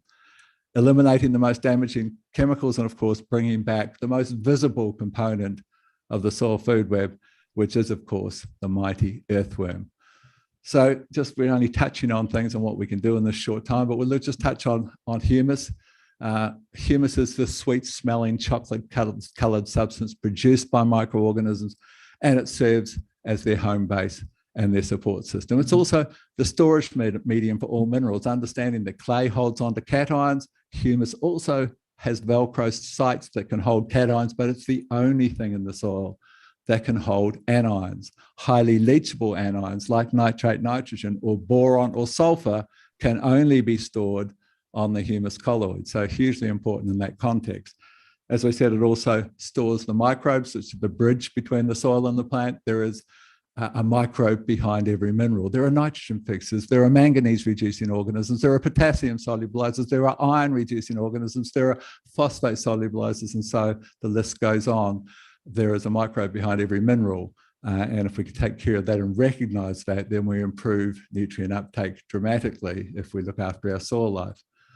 So continuing to talk about humus, it's our greatest water management tool. Currently in Australia, where we have so many droughts, we put our water in huge dams. We pump our water hundreds of kilometres. We put it out through centre pivots, flood irrigation with massive amounts of evaporation, and compare that to the figures on humus and its sponge-like capacity to retain moisture. 1% increase in humus gives us 170,000 litres of extra storage per hectare from a 1% increase. That's 17 litres. That's 2 buckets per square metre of water that now can be stored. There's no sunlight, there's no evaporation beneath ground. There's a sponge, the plant takes it as it needs it. There is nothing more effective than humus to manage what is rapidly being called the new gold, which of course is water. So humus is huge from that perspective. It improves the nutritional value of our food. It reduces chemical contamination. We see across the globe, we work in 57 countries with teams of agronomists in each of those countries, and the higher your humus level, the lower your need for chemical intervention and consequent chemical contamination of our food. So it's tremendous from that perspective. It's a major driver of plant and soil resilience. And as we said, the higher the humus levels, the lower the need for chemical intervention.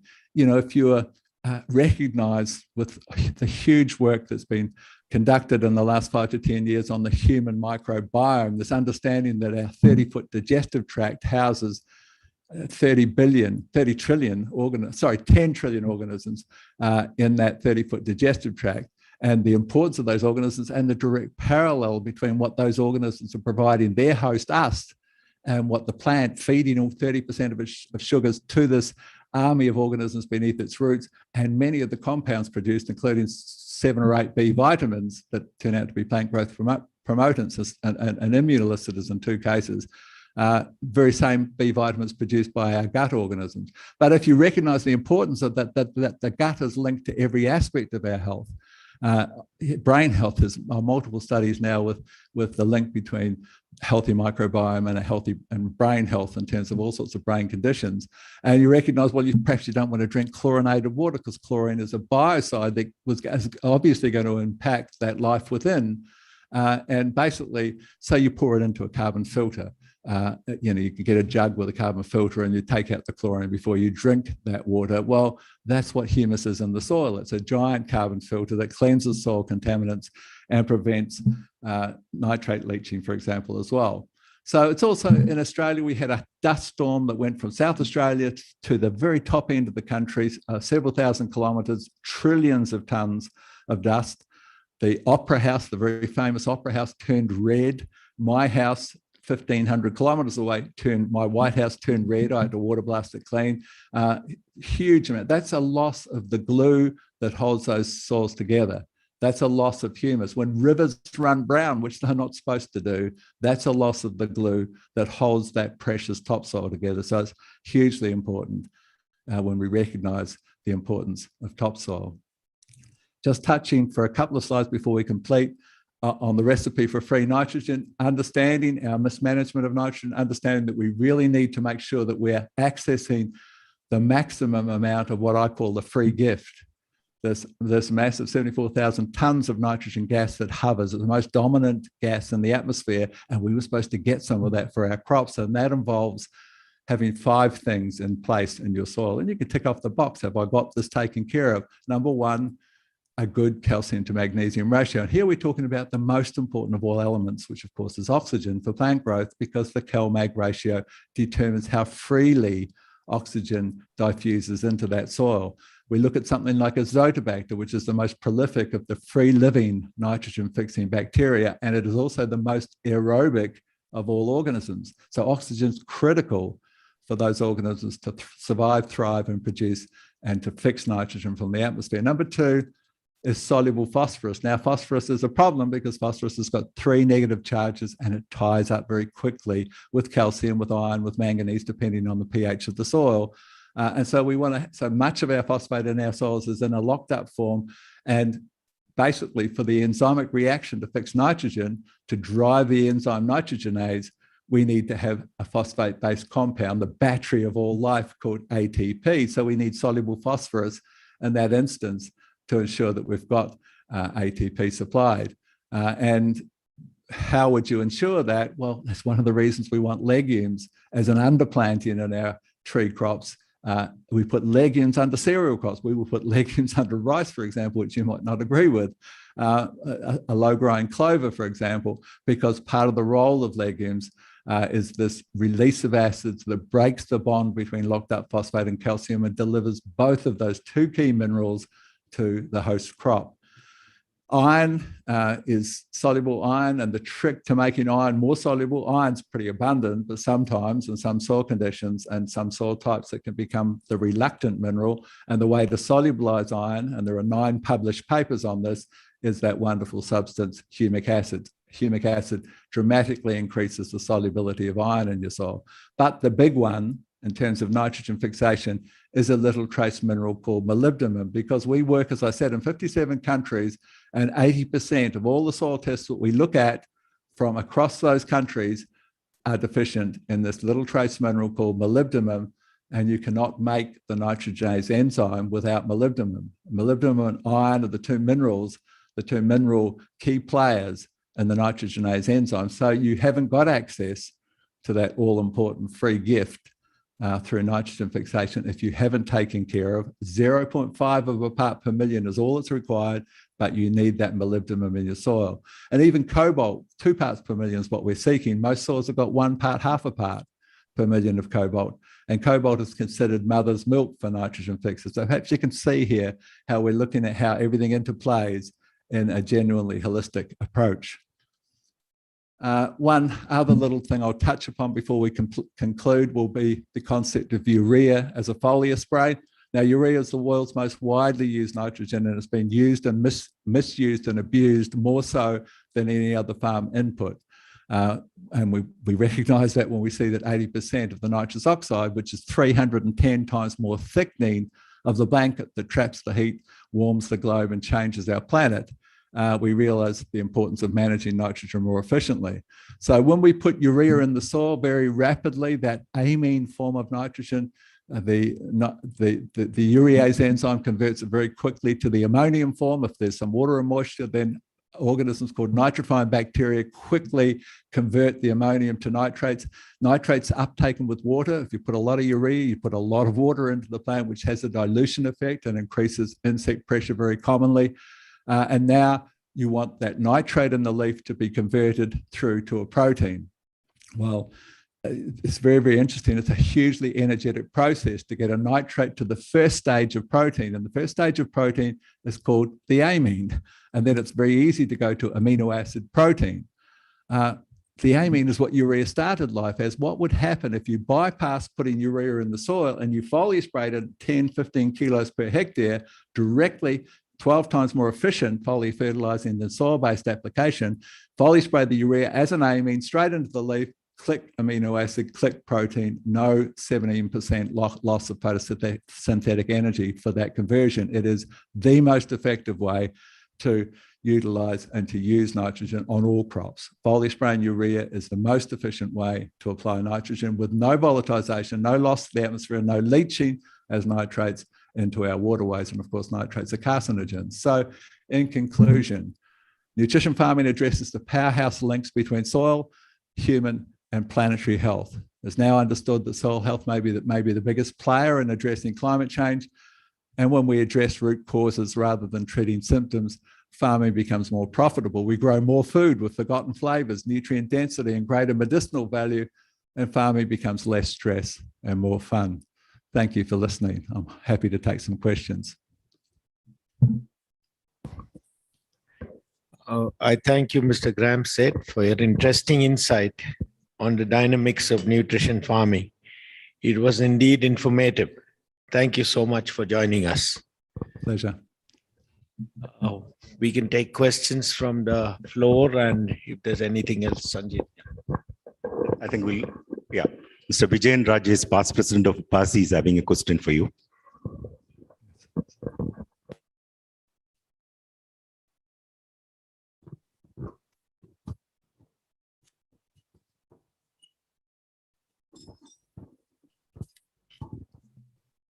Hello, I'm Vijayan Rajesh. I'm a coffee farmer from South India. Thank you for that very comprehensive, simplified and convincing piece of advice on soil nutrition management. It was really an eye-opener. I have two questions for you, Mr. Seth. One is your view on the role of earthworms in a healthy soil environment. And the other is, are there any adverse effects on the soil by prolonged use of weedicide spray? Okay, so number one, earthworms, hugely important. If we look at what comes out of it, let's talk about some of the things they offer. Number one, they incubate in their gut a unique group of organisms that include things like phosphate solubilizers and nitrogen fixers and so forth, and disease control organisms.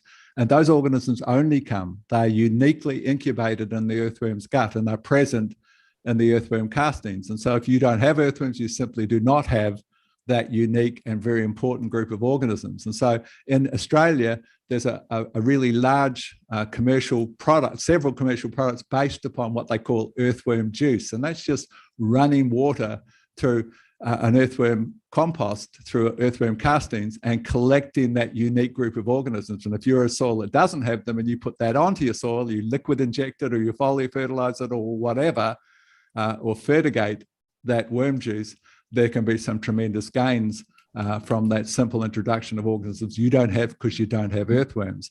Now, when we look at other roles of earthworms, we find that they produce humus 4 times more rapidly. If we understand the role between humus and climate change, and it's a hugely powerful role, link between those, between the importance of humus relative to countering climate change, we find the earthworm is 4 times more rapidly decomposing and creating humus than any other way that we can do it, any natural form of decomposition. So it's hugely important to build humus. But then we look and analyze what comes out of its tail end.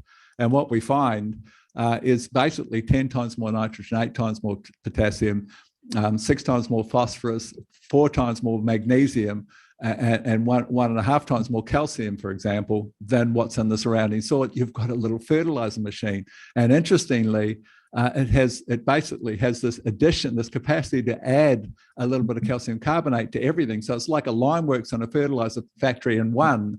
And it really is the essence of what we aim for in nutrition farming is 25 earthworms per shovelful. And then you're really getting to a point where you know, as long as you can feed and look after those earthworms, and that's where cover crops and so forth become important, that is a tremendous, tremendous value. And of course, earthworms aerate more efficiently. And if we understand oxygen is the single most important element for healthy plant growth, the earthworm creates that for you, and it improves infiltration, which is a hugely important word as water becomes the new gold. How well heavy, what we're seeing globally is there's more rain in a shorter time. People that had 25 inches a year have still got 25 inches, but they get it in 2 rainfall events instead of 10. So we need to infiltrate that water and not wash it off and take topsoil with it. And earthworms with their little burrows improve the infiltration and the sucking up of that water and the utilization of that precious moisture. Your second question related to herbicides and their impact. Well, there's lots of research if you look, and I'm involved with research institutes in several countries at what herbicides, particularly glyphosate. Many are calling glyphosate the new DDT. And you know, it's what has been the world's most widely used herbicide, but it is, you know, I was in Ireland recently at their National Research Institute prior to COVID, this was, and we were looking at soil life counts and soil life diversity and under tree areas and orchard scenarios where glyphosate's been used for several years, and it was horrific, the loss of diversity and the overall impact on soil life. So there's no doubt that herbicides are actually amongst our most destructive inputs, and it's a very, very good thing to look at how we can reduce those inputs. Even if you're using glyphosate, there are ways to make glyphosate more effective so you can use less of it. And one of those is dropping the pH of glyphosate down to 2.9. So remember that. You use citric acid, you drop the pH to 2.9, and you can use about 1/3 less. The second trick with the use of glyphosate is the addition of this wonderful natural acid called fulvic acid, which there are 9 published papers on fulvic acid and its capacity to increase cell sensitization. So you absorb 30 to 34% more, which means you can use 30% less glyphosate when you combine fulvic acid with it. If you use the 2 combination, we've got many of our growers that will combine fulvic acid with citric acid, dropping the pH to 2.9, and they're using under half the amount of glyphosate they were using previously. So that's at least using less of a bad thing. Any other questions at all? Dr. Mohan Kumar, advisor to UPASI TRF, has a question for you. Yes. Thank you, Mr. Seth. I'm basically a researcher. I would like to know, see, you beautifully narrated on the nutrition management, but I was wondering what is the status on the modern technology like nanotechnology in your nutrition farming? Well, we haven't got quite down to nanotechnology at this point. I'm really keen on micronized minerals, taking them down to 2 microns. We haven't gone sub-micron, but we're using things like guano micronized to 2 microns, lime, dolomite, gypsum. Diatomaceous earth is wonderful. I don't know if you're familiar with diatomaceous earth, but of course it's a very, very high 85% silica. And when you micronize it to 2 parts, down to 2 microns and less, but we haven't quite gone sub-micron, there might be some sub-micron particles, so they're not quite nanoparticles. The silica, when you're doing leaf tests, is remarkably available at 2 parts per million. You can fertigate that powder, very, very fine powder. It doesn't clog drippers or anything, as long as you've got an agitator in your fertigation tank or in your spray tank. And you can watch on leaf tests the silica rise and rise. There are no guidelines for where silica needs to be, but we've found you need 800 parts per million of silica in the leaf if you want serious cell strength and resilience. And the best way to do it is with micronized diatomaceous earth. Thank you. Yeah, I'll take a couple of questions from the Q&A posted. Dr. B. Radhakrishnan wants to know the relationship between soil application of fertilizer versus pest resurgence. Also, he wanted to know the BRICS guideline, will it work for the perennial crop like tea? Yes, it does. yes, there's a tremendous link between how we utilize fertilizers and the end result we mentioned. If you've overdone nitrogen, it's a very, very high price to pay. If you're using urea specifically in the soil, or if you overdo nitrates full stop, then what you see if you're using things like a refractometer and measuring the refractive index of the leaf, you see immediately after, if you use too much nitrogen in the equation, you see this nitrate carried in always with water, which has a nutrient dilution effect, which is measurable with a significant drop in Brix levels, and that calls in the insects. There's always increased insect pressure if you've significantly lowered Brix levels. So that's that's a huge player. But if we look at the interplay between minerals and then through to resilience, basically there's a very, very good book called Plant Nutrition and Disease. All of my agronomy team use that as a resource. It's called Plant Nutrition and Disease. It's edited by Professor Don Huber. And what you'll find there is that nitrogen and mismanagement of nitrogen has probably the most impact of any mineral upon pest and disease pressure. And where we see the interplay, if you overdo nitrogen, the antagonistic effect, the first mineral that shuts down is potassium, the second mineral that shuts down is calcium, and the third mineral that's impacted by too much nitrogen is boron. And then you look at the link between potassium, calcium, and boron. Nitrogen, number one. Number two is potassium, too much, too little, and its impact on both pest and disease pressure, insect and disease pressure. Calcium, of course, huge because it's cell strength, and boron is calcium. Understand one thing: calcium is the trucker of all minerals, and boron is the steering wheel. When we talk about the protective mechanism of calcium in terms of cell strength, we talk about calcium pectate. It's really important to understand you can't make calcium pectate without boron. You can't have a good liming effect or utilize calcium without boron. You can't have a completely deficient boron scenario and expect to see a good calcium response. Anyway, I think that's probably answered the question. Thank you. One couple more questions. This is from Unnikrishnan Rameshan. How much % of nutrient requirement of a crop can be through organic way? That is through compost. All of it, possibly. It depends on, it depends on the starting point, and it depends on many, many things.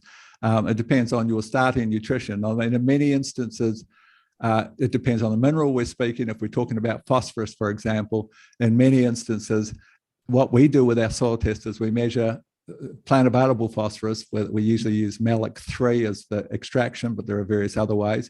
We find that to be most effective in a variety of soil types. But you can also measure total phosphorus. And what we see is that if you've had a history of phosphate fertilizing, it's important to understand you get 27% of your DAP, your MAP, your superphosphate. That's the figure that's quoted by the industry. And some say it's less than that. But 27% is all you get. The majority of it is locked up in the soil. And when you do a total phosphorus, you say, oh my goodness, I've got 2,000 parts per million there. And that's where your phosphorus can be taken care of through the introduction of phosphate solubilizing bacteria and fungi with compost. And so you can release locked up phosphate in that context.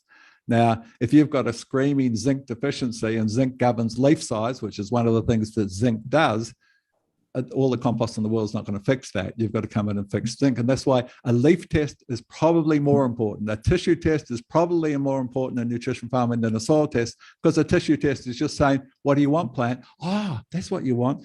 Here it is, usually as a foliar, bypassing the lockups in the soil through too much or too little, putting it directly into the plant and addressing the exact requirements of that plant. So we favor tissue testing as a really important guideline as to the nutritional requirements of that plant. And of course, it varies at different times of the crop cycle where that ideal is positioned. Mr. Rajiv KG wants to know, does maintaining a sheet of soft... Sorry. Does maintaining a sheet of soft weeds help proliferation of beneficial micro and macroorganisms without competing with the main crop?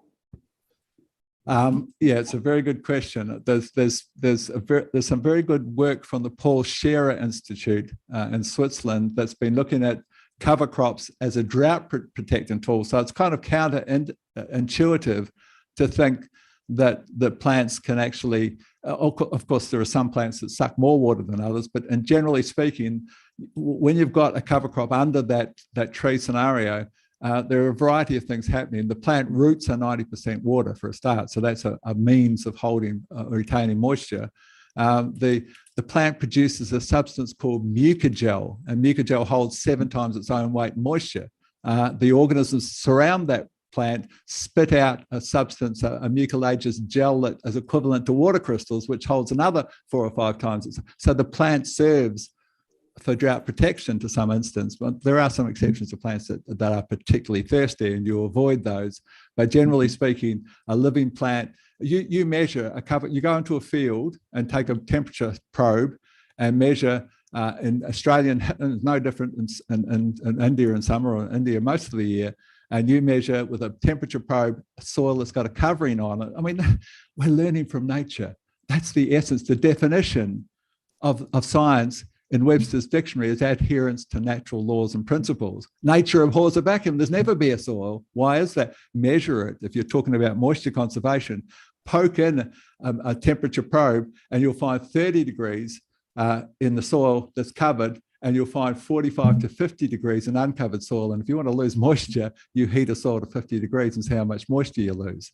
So that's really important to understand. They're really common sense principles that we've sort of forgotten along the way. I will take on last question. This is from Muralidharan. How do we control weeds in organic fields, especially with good soils where weed growth is prominent?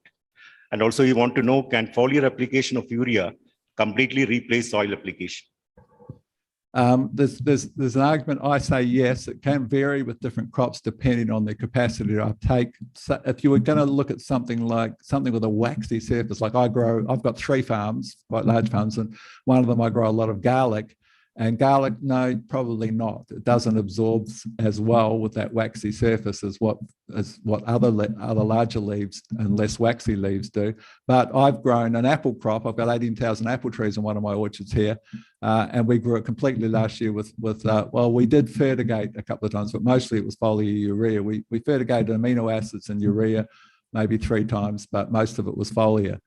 So yes, there's been quite good research with citrus, for example, where they foliar sprayed the entire program for the season. So some plants can uptake foliar more efficiently, and that can be the case. Usually with major minerals, there are certain minerals when we talk about foliar spraying that really, really are essential to foliar spray for every crop, no exception. And the most important of those is calcium. Calcium is basically the slug of all minerals. Minerals vary in their mobility. So calcium is the least mobile of all minerals, so it's hard to get it into the plant, it's hard to get around the plant, it's hard to get into fruit to improve fruit quality. And so you foliar spray calcium, particularly when you've got fruit on, and you foliar spray chelated calcium to get good uptake of that sluggish mineral. Okay. Yeah, we have a few more questions, but I think because we are running behind the schedule, we'll get it answered by Mr. Graham Seth later. Thank you. No problems. Pleasure. Thank you. Thank you once again, Mr. Graham Seth. Thank you.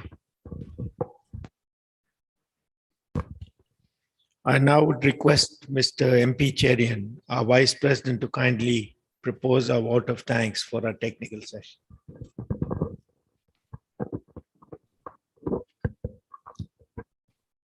Professor P.K. Ramachandran Nair, Dr. Mary Lou Arpaya, Mr. Graham Seth, Mr. Prashant Bansali, President UPASI, ladies and gentlemen, I am pleased to deliver the vote of thanks at the culmination of today's technical session.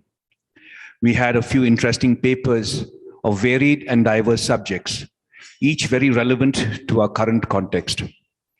On one hand, the plantation sector has been increasingly exposed to unprecedented challenges caused by climate change. And on the other, the increasing cost of production that deters us from being competitive. Our deliberations here today should definitely help us in evolving a better strategy that addresses these crucial issues confronting the plantation industry today. The Intergovernmental Panel on Climate Change stated in their report last month that global surface temperature are likely to increase in the band of 2 to 5 degrees centigrade by the end of century, unless deep cuts in greenhouse gas emissions occur in the coming decade. Atmospheric CO2 concentrations were higher than at any time in at least 2 million years.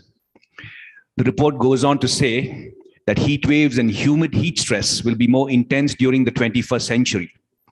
Both annual and summer monsoon rainfall will also rise with a higher degree of variability between years. This will mean more floods and droughts, both events that significantly impact agriculture and food production.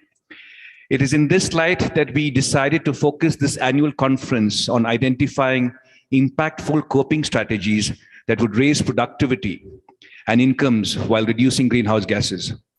We hope this technical session has been insightful and effective in charting our course forward.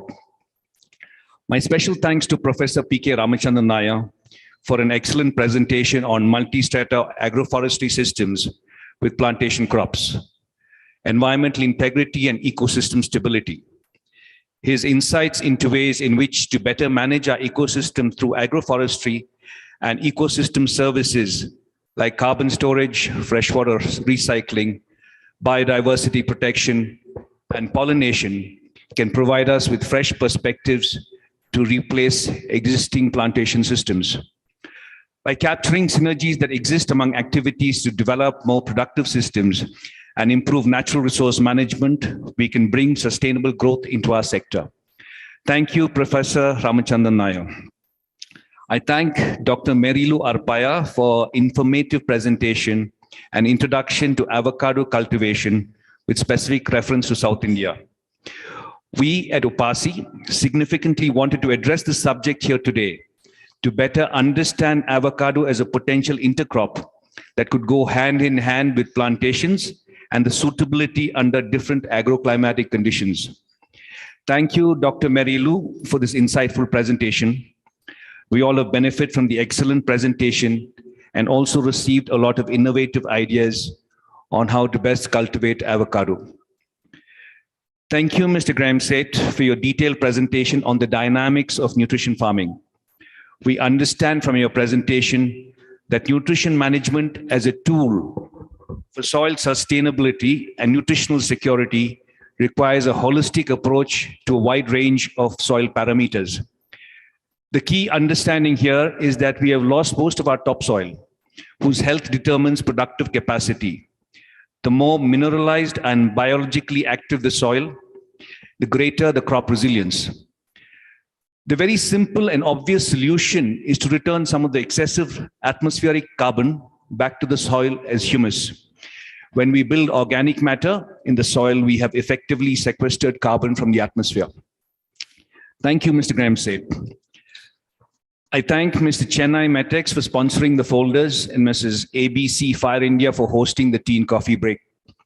Last but not the least, my sincere thanks to all the distinguished guests who are physically present and delegates who joined the session through virtual mode.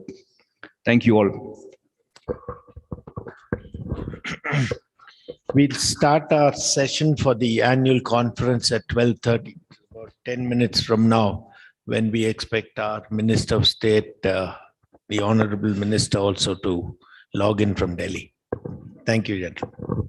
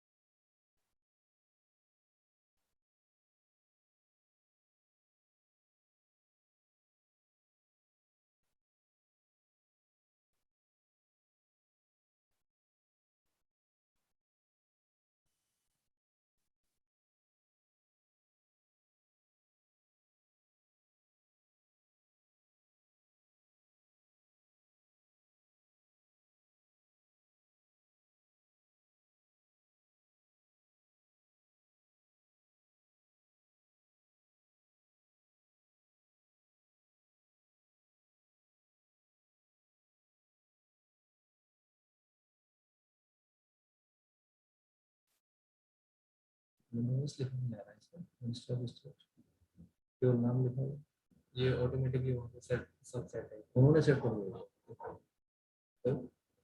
हाँ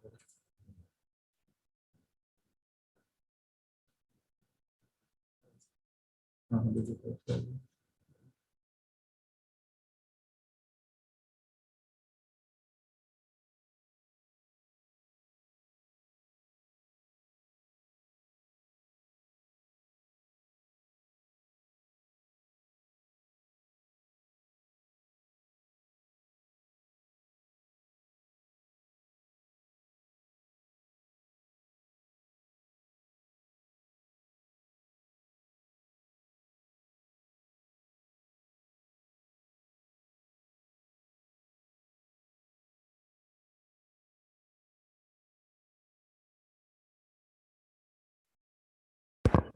We request the members to be seated, please. So just tell them to come out.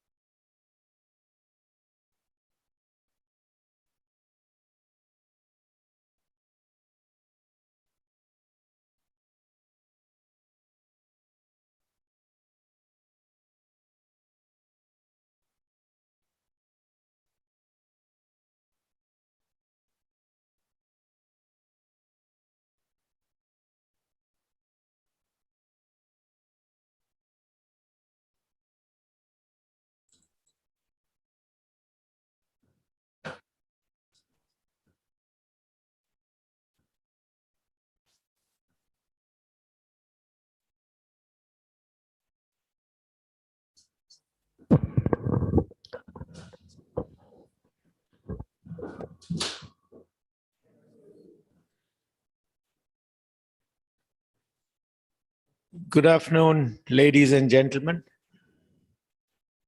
I am honored to have our Honorable Union Minister of State for Commerce and Industry, Srimati Anupriya Singh Patel, for having logged in virtually from Delhi to be our chief guest for our 128th UPASI annual conference. Namaskar to you, madam.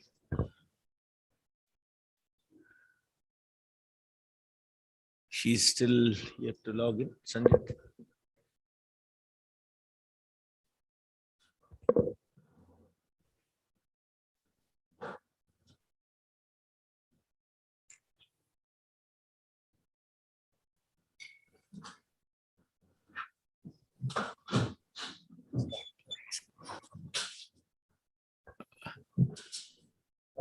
Good afternoon, ladies and gentlemen. I am honored to have our Honorable Union Minister of State for Commerce and Industry, Srimati Anupriya Singh Patel, for having logged in virtually from Delhi to be our chief guest for our 128th UPASI annual conference. Namaskar to you, madam. May I now request our Delhi representative to hand over a bouquet to our chief guest, please.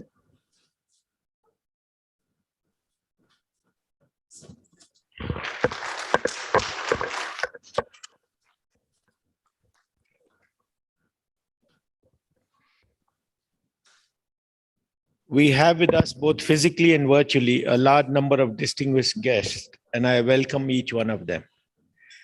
To start off my address, the chief guest in our 28th annual conference.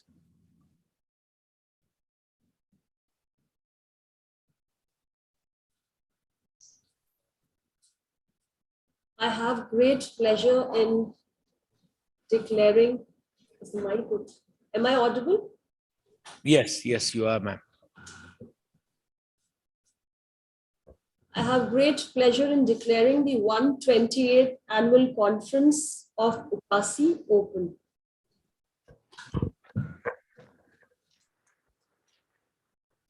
Thank you, madam. In the past year, we have sadly lost some of our close associates, and I request you, ladies and gentlemen, present in person here today, to rise. I will read the names and then we'll observe a minute's silence in their memory. Mr. Vinod Narayan, Mr. T.S. Nagarajan, Mr. R. Gokul Timaya, Dr. Ashish Prasad, Mr. K.S. Prasad, Mr. U.P. Narendra, Mrs. Sally Bopana, wife of Mr. M.A. Bopana, Mr. Sudipta Mukherjee, Mr. Kaivan Patel, Mrs. Kanta Venkatramani, wife of Dr. K.S. Venkatramani.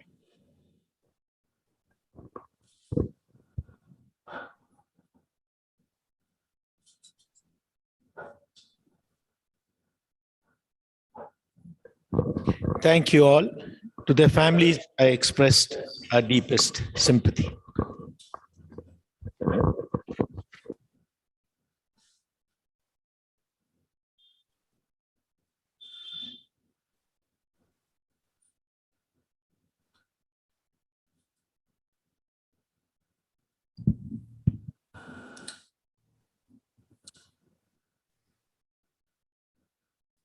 I feel both privileged and humbled to stand before you as your president of UPASI at its 120th annual conference. Our UPASI's existence for 128 years is truly a significant milestone and achievement, with UPASI remaining to be the planter's voice over so many long years.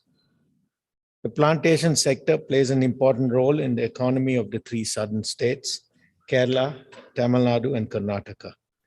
These three southern states together account for practically the entire production of coffee, natural rubber, cardamom, and pepper, and almost 1/5 of the total tea output. The region accounts for 65% of the growers and around 50% of the workers engaged in plantation activities all over India. To be specific, 12.61 lakh growers, most of them small and marginal, are cultivating plantation crops in 11.91 lakh hectares, providing round-the-year permanent employment directly to as many as 10.82 lakh workers, 60% of whom are women, and while supporting another 22 lakh persons indirectly. The value of plantation commodities in India for 2021 is estimated at rupees 54,840 crores and the export realization at 12,470 crores. The share of South Indian value of production is around 50%, whereas its share in export is 70%. Further, plantations play a significant role in maintaining the ecological balance and conserving flora and fauna of the Western Ghats. Our Honorable Prime Minister's vision for India to achieve its target of the $5 trillion economy by 2025, and to make this achievable, the growth has to necessarily come from the rural sector also. I must emphasize, since so many people are employed in rural areas by the plantations, this sector needs to remain healthy so as to play its part in this growth. It has been challenging times for the plantations South India, given the high cost of production, vis-a-vis realization, and the COVID-19 pandemic has compounded the turbulent times in the plantation sector.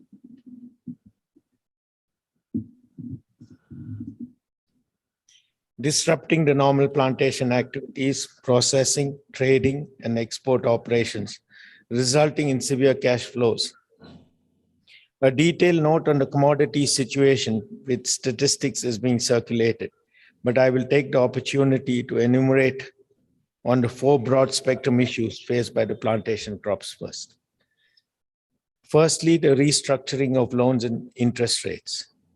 Due to the unprecedented situation worldwide, the dispensation needs to be extended to the plantation sector, which will not only greatly help us now, but will give us a positive impact on its long-term viability. UPASI has requested Ministry of Commerce that necessary direction may kindly be given to banks to restructure all crop and development loans into a single term loan. On the same note, interest reduction is the need of the hour. We request reduction in the rate of interest to 3% per annum on all crops and development loans dispersed to all plantation growers as per the applicable scale of finance. The industry needs to be funded at lower rates of interest to increase domestic production and enhance global competitiveness, which in turn opens it roads to progressive growers to take up exports. Secondly, on the note of exports, we feel there is a need to revise the ROD-TEP rates. UPASI is disappointed with the ROD-TEP rates announced for plantation crops. The rates announced are much below the recommendations made by commodity boards. By estimating the compensation value to neutralize the embedded taxes and duties. For sustained growth of exports, there is a need for policy and incentive continuity, or we risk losing out our established markets. Needless to mention, this will have implications on the government's vision of $400 billion export targets for the current fiscal of 2021-22. The third issue is the fixation of limits on purchase of subsidized fertilizer. The plantation sector is facing acute shortage on availability of subsidized fertilizer, which directly impacts the production prospects and in turn export targets. Responding to the request from the plantation sector, the government had earlier increased the maximum limit of purchase of subsidized fertilizer for plantations from 200 bags to 1,200 bags per month. However, the limit prescribed is not helping much, as larger plantations require much more than that. The allocation be made on an annual basis instead of on a monthly basis. Furthermore, the point of sale machines are calibrated for individual growers, that is non-GST buyers. UPASI is of the view that the fertilizer for plantations be linked to the actual hectarage under cultivation, and the allocation should be made on an annual basis with a designated large-scale GST integrated purchase system. The fourth is a suggestion on the Commodity Acts, its boards and development schemes. The archaic Commodity Acts enacted in 1940s and 1950s with the aim to control and regulate the sector are outdated and need to be restructured in line with the market realities. Government of India has initiated steps to revisit the Archaic Acts. UPASI welcomed this initiative and suggests that the boards should be only enablers of change. One of the issues that we at UPASI are concerned is the considerable reduction in allocation of funds to commodity boards in the union budgets. I need to mention that this is going to adversely affect the plantation sector, as the boards were not in a position to disperse the committed dues to the growers under various development schemes on time. We are of the view that the Government of India should consider higher allocations to the commodity boards, since presently major part of the expenditure is spent for administrative purposes. Importantly, the continuation of the development schemes for all commodities for the next medium-term framework period be announced and implemented on priority with higher allocation of funds. Therefore, to summarize, Madam Minister, we would require immediate intervention to restructure loans, revise interest rates, a relook at the RODTEP roads announced for plantation crops, a correction in the arbitrary allocation of subsidized fertilizer to all plantations, and an increase in financial support through commodity boards. Now, Madam, let me take you to the crops individually along with their related issues, starting with tea. World production during 2020 grew by 1.7%, largely due to higher quinoa production. But India, the world's second largest producer, had a 9.5% decline in production, mainly due to the pandemic-induced lockdown measures and weather changes. The decline in domestic production was primarily driven by the vertical decline in the crop from North India, while South Indian production was more or less the same, estimated at 222 million kilos. On the tea export front in 2020, quantum exported fell by 17%, and the declining trend in exports continued into the current year also, with total quantity exported declining by a further 12% in the first 6 months of 2021. Exports were expected to stage some recovery, but the shortage of containers, especially food-grade containers, and increased freight charges had turned out to be the new obstacle. This not only resulted in an increase in the transaction time and cost, but also led to a considerable delay in completing the export formalities. Tea prices in South India remained at slightly higher levels in 2020, mainly as a result of low production in the country. However, during the current year, prices started declining significantly since the second quarter of the calendar year, as most of the tea growing regions in the world are reporting higher crops. Now I'll take a few minutes to discuss 5 related issues, starting with replanting and research, the 2 pillars of the long-term sustainability of the South Indian tea industry. Our tea plantations in South India have largely been planted out as early as the 1920s or 1930s. Some of the areas are in excess of 100 years old. A massive and rapid replanting program initiated by the government can be considered for planting high-yielding clonal varieties adaptable to mechanical harvesting. With this initiative, a large capital layout can be planned, hereby doubling the yield with the same hectare of land. The superior and modern plant varieties will also enhance the quality parameters to regain or at least expand on our export markets. This would translate to better economic growth and finally increase the availability of superior quality of tea of higher value. Furthermore, the challenges of labor and land productivity can only be met through increased use of mechanization. To achieve what I've suggested, we would need modern research institutes with state-of-the-art equipment and instrumentation for our research laboratories to innovate and recommend the very best solutions for implementation. While the Government of India finds it worthy to fund 100% for R&D activities for coffee, rubber, and spices, which is essential and appreciated, in the case of tea, funding is to the extent of 49% and only restricted to certain heads of expenditure. We would request the Government of India to elevate the funding status for tea on par with other research institutes coming under the various commodity boards. Secondly, our Honorable Finance Minister in the Union Budget 2021-22 had announced rupees 1,000 crores for a special welfare of the women tea workers in Assam and West Bengal. While UPASI appreciated this announcement of the government for the Northeast planting fraternity, we are of the view that there should not be any discrimination on the welfare scheme, and it should be extended to all the plantation growing states across the country.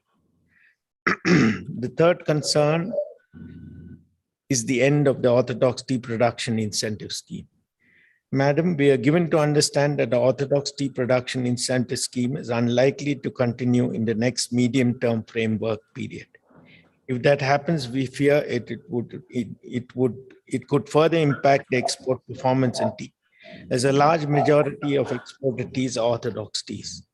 Orthodox teas are cost-intensive compared to CTC teas, and unless there is some financial support, it is difficult to enthuse producers to change over. This scheme must be continued at the tea board, recommended rupees 7 per kilo, to establish the earlier preeminence of India as a supplier of high quality and competitively priced Orthodox teas to the international market.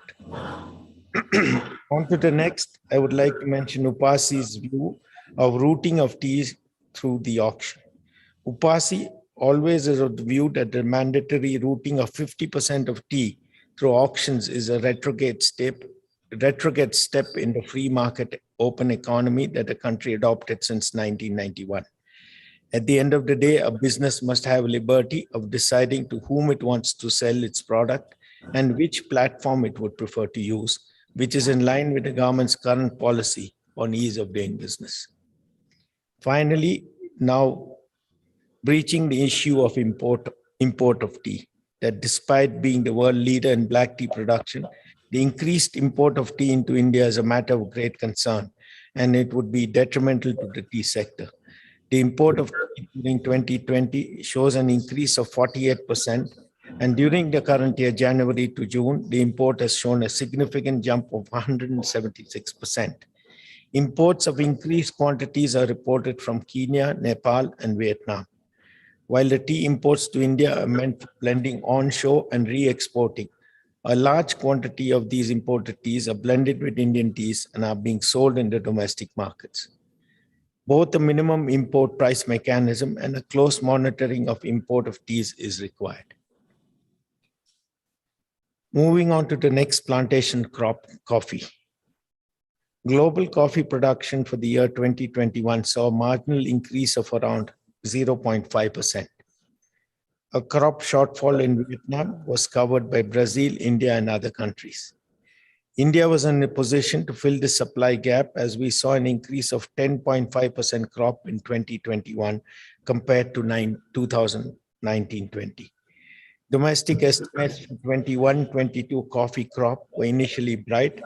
However, the growers now anticipate crop to be low by 10 to 15%. As for coffee prices, as per the International Coffee Organization, the international prices of Arabica have reached its highest level since November 2014. This was largely driven by the current and future availability of crop, given the severe frost being reported in Brazil, the world's largest producer. Price performance was also led by brighter prospects for demand as pandemic-related restriction measures were being removed in major consuming markets, and the development of vaccination program was enabling progressive return to normalcy in activities. However, the price increase internationally has not yet benefited the domestic coffee growers as they are not holding any crop. When the Indian crop hits the market, coffee growers will know their fate. Coffee growers at present have two main issues, one of which is the coffee chicory mix. Coffee chicory products are presently available in the market in varied proportions. There is a need to reduce or better yet eliminate the use of this non-essential, non-plantation and quality suppressing route. The coffee growing fraternity perceived that the drop in chicory content will help in improving the visibility of coffee in the total product share, and the consumer will be able to get a better feel and aroma of pure coffee. UPASI fully supports the Coffee Board's initiative to amend the SSI Packaging and Labeling Regulations 2011 by changing the labeling norms. However, we have the view that amendments to labeling norms alone would not suffice. Hence, prescribing the corresponding product standard specification would be essential too. Also, a word on the SURFACE Act, the brunt of which is presently only being experienced by coffee planters in Karnataka, yet it is applicable to all plantation lands, is a second issue being encountered. The High Court of Karnataka in its judgment had held that the SURFACE Act is applicable to plantation lands. Subsequent to the judgment, banks in the state that have advanced agricultural loans to plantation growers were initiating recovery action by looking to seize that land. The critical issue in this matter is the expression agricultural land, which was not defined in the SURFACE Act, as it is beyond any doubt that plantation operations are agriculture in nature. UPASI has requested for amending section 31(1) of the SURFACE Act for insertion of the explanation clause to mean that agricultural land includes land in which plantation crops, namely tea, coffee, rubber, cardamom, and pepper are grown. UPASI members have taken up this matter with the Honorable Minister of Commerce at the recently held meeting in Bangalore on coffee matters. I'm happy to note that the minister has assured that there will be an early resolve in this matter. Now on to our next crop, natural rubber. The global natural production during 2020 recorded a decline of 6% with pandemic disruptions across the world, disturbing the tapping operations that led to major producing origins reporting lower crop, except Vietnam. Indian production of natural rubber for the period 2021 is estimated similar to that of the previous year. Currently, prices are relatively good, and the outlook for natural rubber prices in physical market conditions are expected to stay favorable because of the likely higher demand from the countries such as China, USA, UK, and India. Many steps are being taken by the rubber board to bring the untapped rubber area into tapping so that production can be augmented to its potential. Now, one of the main issues for our rubber planters is the import of cup lumps. The fear is that there is attempts to facilitate and permit import of rubber cup lumps from other countries. The import of unprocessed raw materials is never encouraged anywhere in the world, particularly if the same product is being produced by growers in the native country. Cup lumps are oxidized rubber, mostly contaminated with dirt and extraneous material, and have been prohibited under plant quarantine norms in the past. Clearly, this proposal has been mooted by the consuming industry as it means to further reduce prices of Indian natural rubber. Hence, to protect the indigenous rubber plantation growers, this should not be permitted at all. It has been a long-standing demand from the growers of rubber to classify rubber as an agricultural commodity. Rubber has to be declared as an agricultural commodity under the WTO regime, where it has been wrongly classified as an industrial raw material. Rubber is an agricultural grown crop like cotton and needs to be viewed the same, therefore deserving the same protection. Another request of the rubber grower fraternity is to introduce carbon credits. Studies have revealed that natural rubber has one of the highest carbon sequestration capacities amongst the cultivated crops.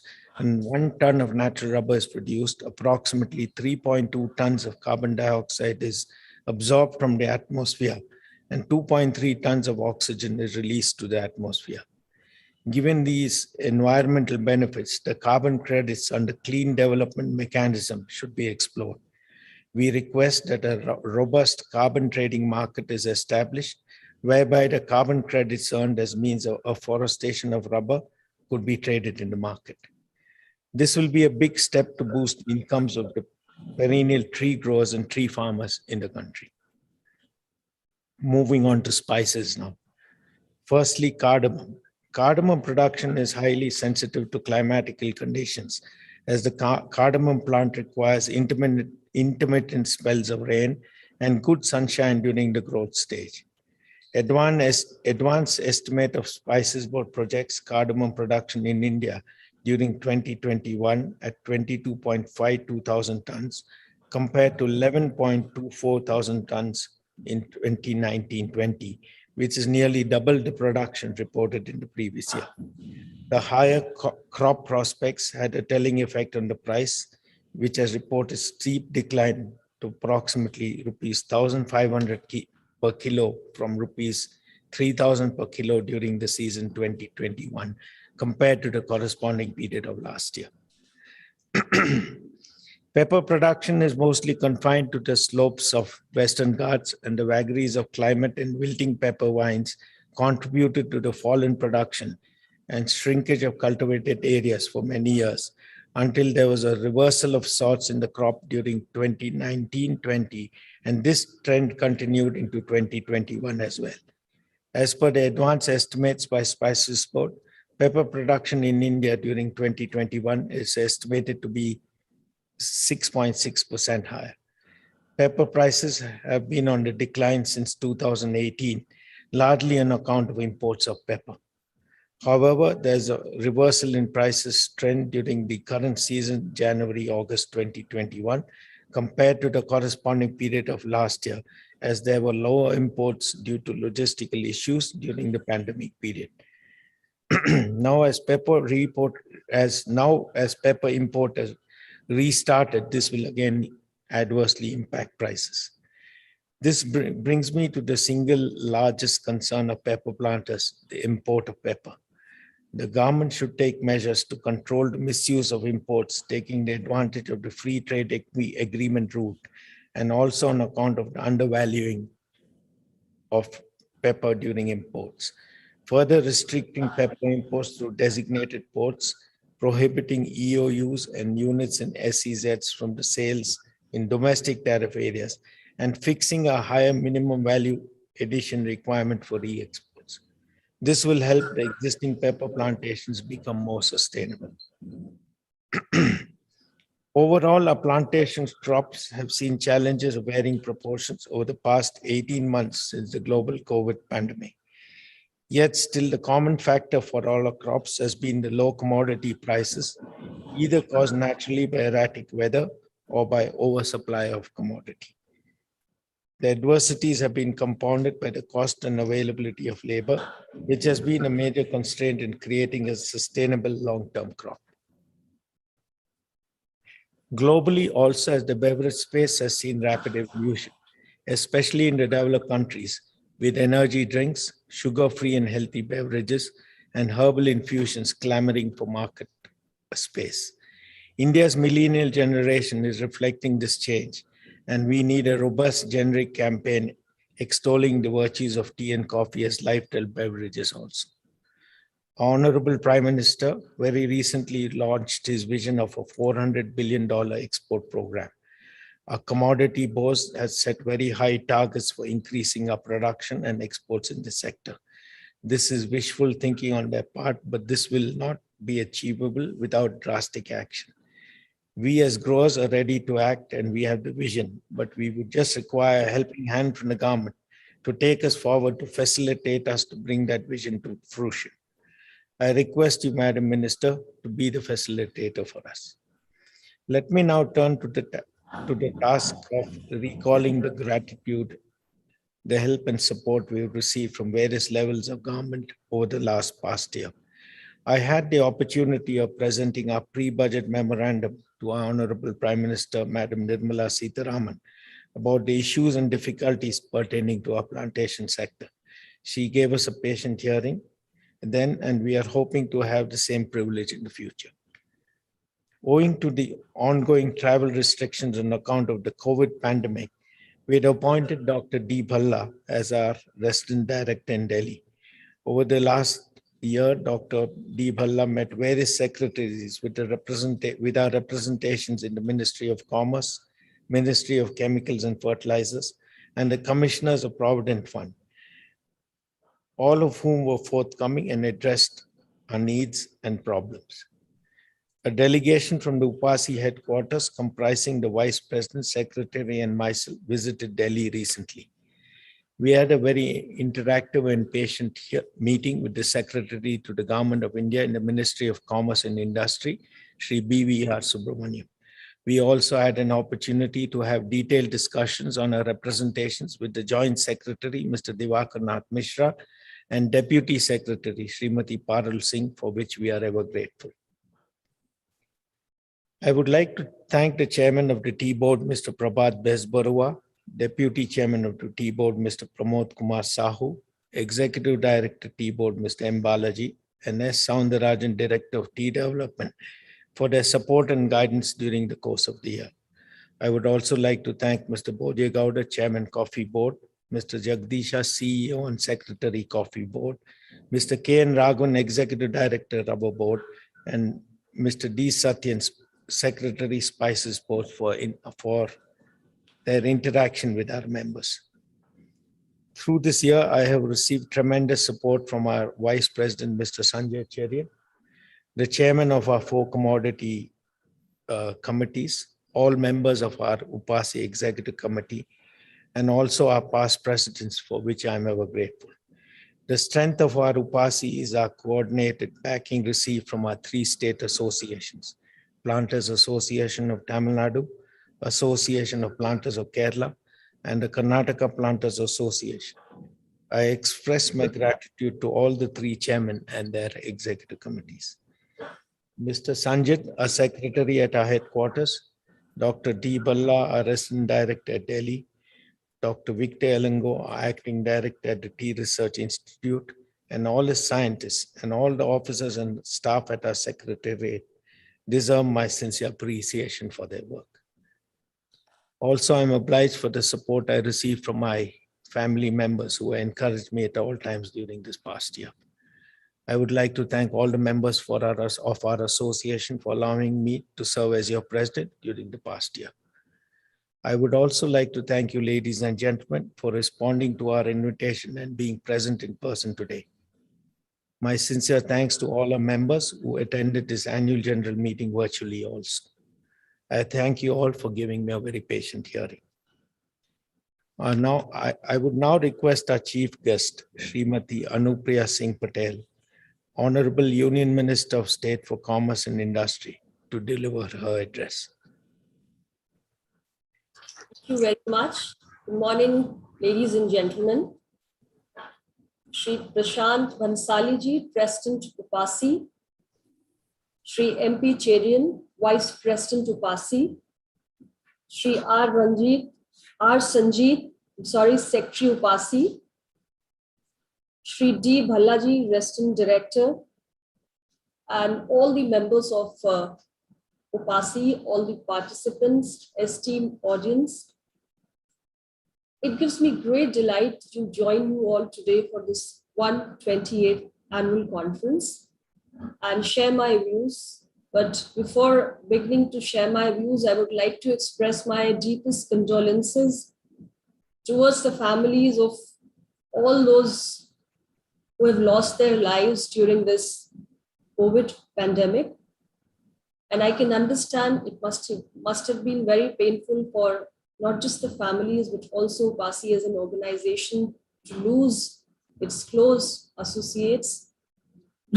I convey my condolences and pray for the departed souls.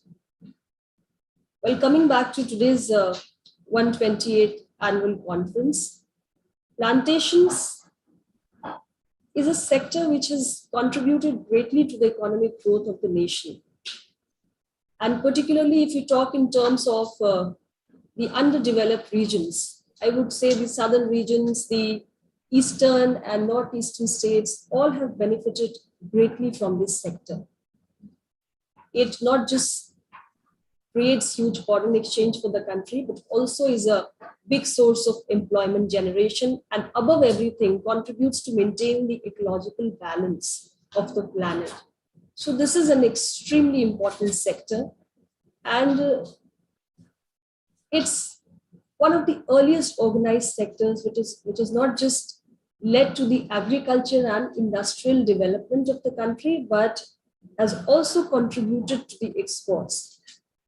And today, after we have faced the second wave of pandemic in our country, and the other countries across the globe have faced more than that, we are now, as a world, recovering from the setbacks which was given to us by the pandemic. The economy is rebounding, not just world over, but even in India. And we see a huge opportunity in terms of our growth being on track if it's driven and accelerated by exports. And our Honorable Prime Minister has set a very ambitious target for this fiscal year, which is $400 billion in 2021-22. And he says that we can raise it to $2 trillion by the year 2027-28. So $1 trillion contribution will be from the merchandise exports, and the other $1 trillion contribution will come from these services. And I have all hopes that the plantation sector and every commodity, tea, coffee, spices, rubber, every commodity can contribute hugely towards the achievement of this target of $400 billion. I would like to talk about tea first, India being the second largest producer and the largest consumer, and the fourth largest exporter. Around 80% of the production of tea is consumed within the country, and the remaining is exported. And especially the teas which are originating from the Nilgiris, Darjeeling, Assam, they're all well known for their distinctive quality and flavor. And when it comes to exports, they're contributing a significant amount to the foreign exchange. And most of the workers in these tea gardens are women, more than 50%. Even in the ancillary activities, there are 2 million people who derive their employment from tea gardens. And this tea industry, the small tea grower sectors, is emerging as a major player in the tea industry by producing more than 50% of the share during 2020. We've raised certain issues. I tried to keep my attention towards the problems that were pointed out while making the presidential address. The first was especially regarding your demand regarding the extension of the special welfare scheme for the tea women workers, which was announced particularly for the state of Assam and West Bengal by the Honorable Finance Minister in the Union Budget. But as of now, there is no proposal for extending it to the other states. However, the government has approved the continuation of the tea development and promotion scheme from 2021-22 till 2025-26 in a financial outlay of 967 crores and 78 lakhs for the overall development of the tea sector.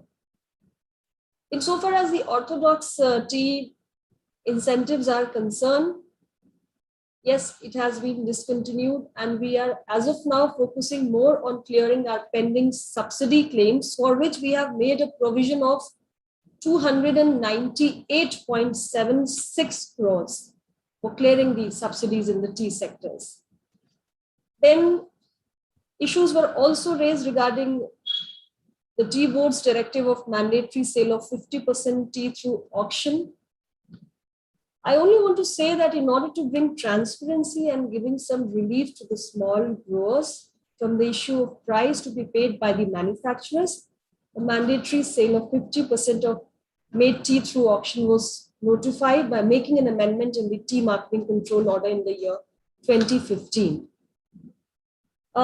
Import of tea being monitored, Tea Board is doing it through its zonal and regional offices, monitoring the implementation of the provisions of the Tea Control Order 2005. Regarding royalty rates, well, you may have some concerns, but I must make it clear that it was actually decided by a committee which was specifically set up in the Department of Revenue, and this committee has determined the rates technically after taking into account the data of the unrefunded duties and taxes and levies borne during the process of manufacture of the exported products as submitted by the industry. The fertilizer incentives, we have already taken up the matter with the Department of Fertilizers. We've sent them reminders also. Hopefully something positive may develop in course of time.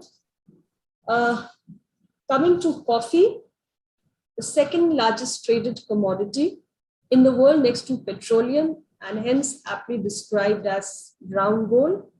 We produce 4% of the world's total coffee, ranked 7th in the world, and the Indian coffee has created a niche for itself in the global market, particularly the Robusta variety, which is highly preferred for its good blending quality. And India is perhaps the only coffee producing region whose coffees are fully shade grown, entirely handpicked and completely sun dried. There are a total number of more than, say, or approximately 4 lakh coffee holdings, of which 99% are small holdings with less than 10 hectares. And 70 to 75% of the coffee produced in the country is exported. During the year 2020-21, more than 3 lakh tons of coffee valued at more than 5,500 crores was exported. And regarding coffee also, I think there were a few issues.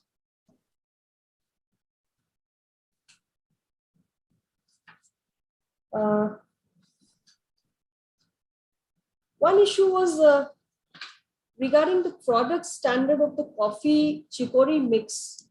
This matter was taken up with the FSSAI, and then the coffee board also held a consultative stakeholder meeting as advised by the FSSAI. In 2021, the minutes of the meeting were forwarded to the FSSAI.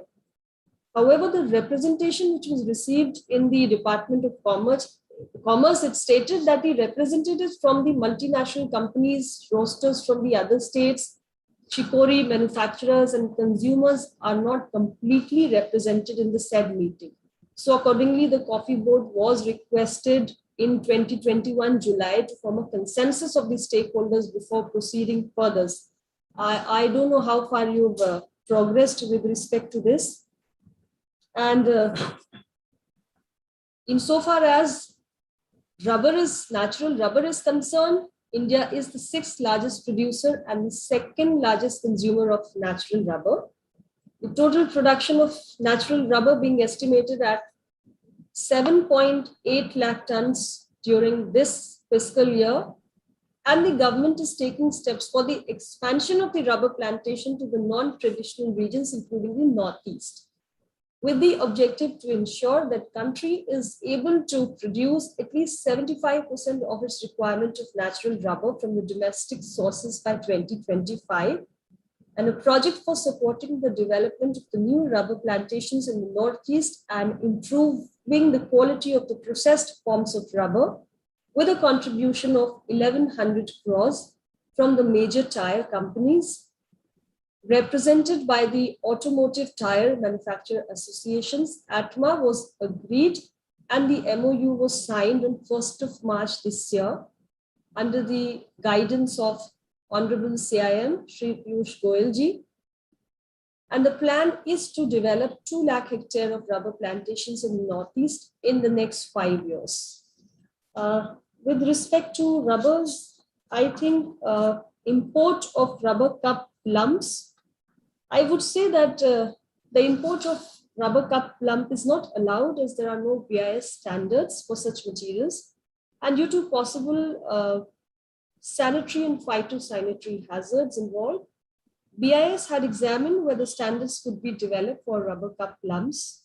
The concerned BIS committee concluded that the formulation of the product standard is not feasible due to variable properties of the cup lump with time, age, location, and the heterogeneous nature of the product. The decision of the committee was that the guidelines, protocols, the good practices may be formulated to improve the quality after a detailed study and collection of data of at least 3 seasons, 3 summers after winters, etc., and from all regions for a further deliberation in the subjects. Then there was also an issue regarding declaring rubber as an agriculture commodity. The proposal for inclusion of natural rubber as an agricultural product for all practical and legal purposes has already been taken up with the Ministry of Agriculture and Farmers Welfare.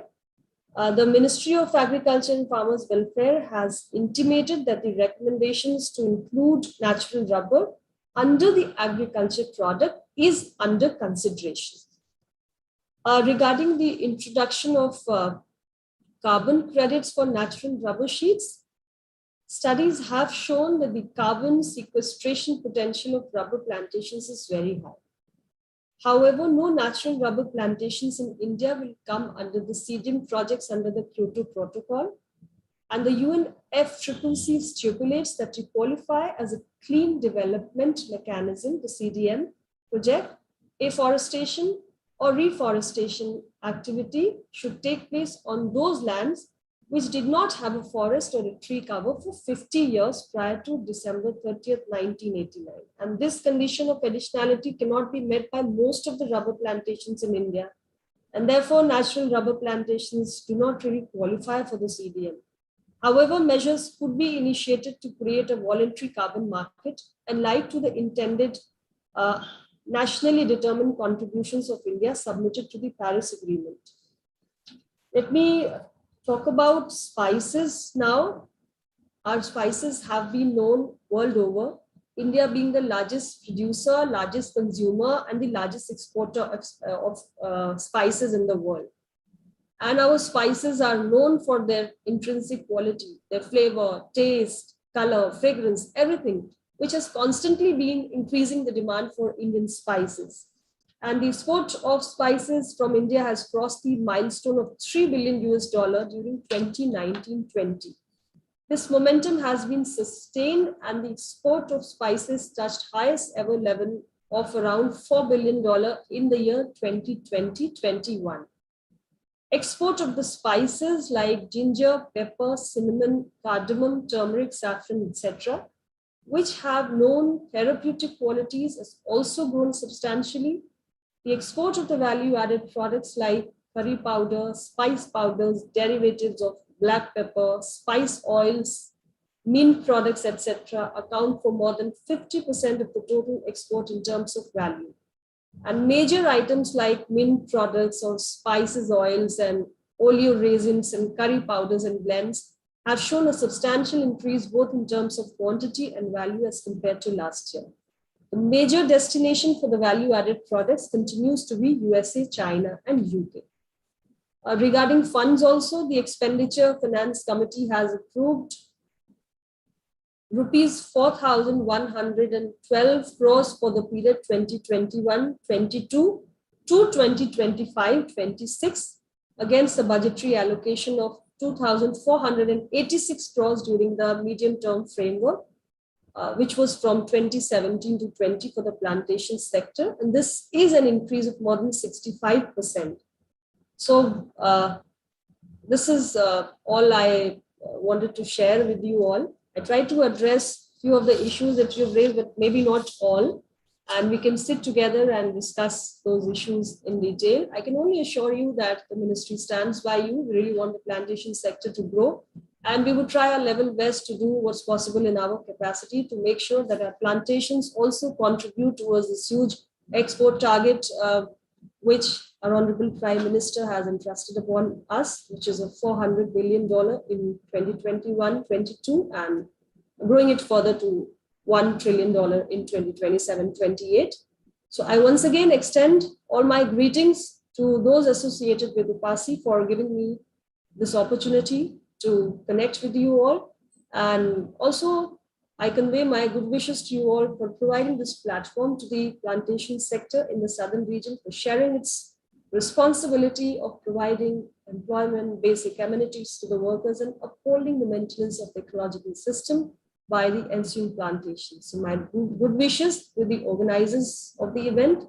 I hope the occasion is a great success. I hope we come to meaningful outcomes. I hope it achieves its purposes for which it has been organized. And UPASI would continue to glorify not just the association, but the country as well. Thank you so much, everyone.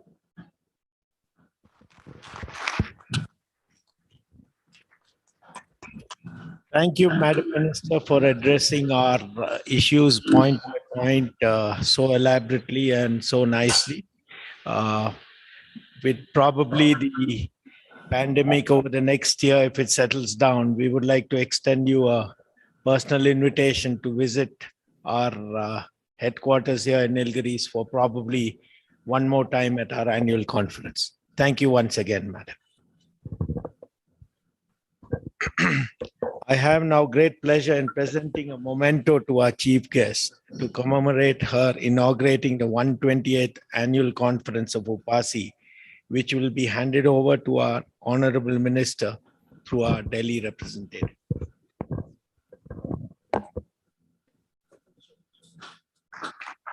Thank you very much.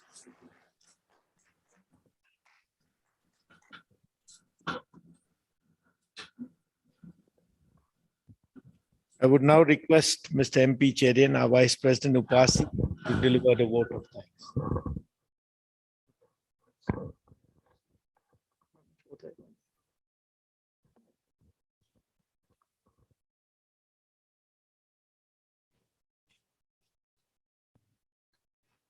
Before I commence my vote of thanks address, I have the pleasant task of honoring Mr. Prashant Bansali, President UPASI, for his services by presenting a small memento as a token of appreciation.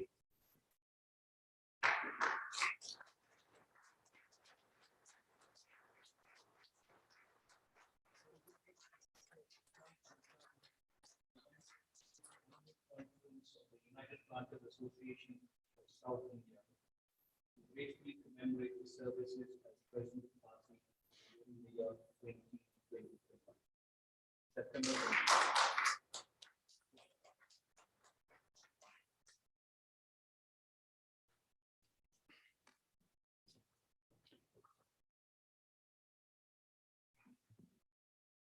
Honorable Union Minister of State for Commerce and Industry, Srimati Anupriya Singh Patel, Sri Prashant Bansali, President UPASI, distinguished guests, ladies and gentlemen. I truly deem it a privilege to propose a vote of thanks at this gathering of eminent guests and fellow planters at the culmination of the inaugural session of the 128th Annual Conference of UPASI. Many of you have joined this event by being physically present, despite all odds due to the pandemic. Thank you for being here with us today. And to those who are attending the event virtually, our sincere thanks for taking the time. I would like to begin by expressing our profound gratitude to Honorable Minister Srimati Anupriya Patel for having taken time off from her busy schedule to address us via video conferencing. Madam, the plantation industry and the UPASI today are greatly honored and consider your address as an extraordinary privilege. We are greatly indebted to you, Madam, for sparing your valuable time to deliver the inaugural address, for which we are extremely thankful. This kind gesture clearly indicates to us the importance that the Commerce Ministry attaches to the plantation industry and UPASI. Our thanks also go to the speakers at the technical session held earlier in the day, Professor Ramachandran Nair, Dr. Mary Lou Arpaya, and Mr. Graham Seth. Their addresses have been greatly insightful on critical issues that are close to us. I would like to thank all our invited guests and the delegates who participated both physically and via video conferencing for your contribution to these deliberations. I thank Messrs. Chennai Metex for sponsoring the folders at the technical session and Messrs. ABC Fire for sponsoring the tea, coffee, and snacks. I take this opportunity to also congratulate the winners of the 17th edition of the Golden Leaf India Awards, Southern Tea Competition. I'm grateful to the members of the press who are covering the event virtually. Thank you for your encouraging support, and we look forward to your continued cooperation in future. I am particularly thankful to the district administration for the smooth conduct of this function. I thank the district collector of the Nilgiris, the superintendent of police, the local police, fire service, electricity department, Telecom Department, and other local authorities for their support and cooperation. I convey my deep appreciation to all the personnel who've been associated with the smooth conduct of our various events in the year. My sincere thanks goes to the Secretary and his colleagues at the Secretariat, the Tea Research Foundation, and the advisory units for ensuring that the conference ran smoothly and successfully. I commend each one of them for conceptualizing and executing the many conference events. In conclusion, we thank each and every one of you. It has been a great pleasure having you at the 128th Annual Conference of UPASI. Thank you.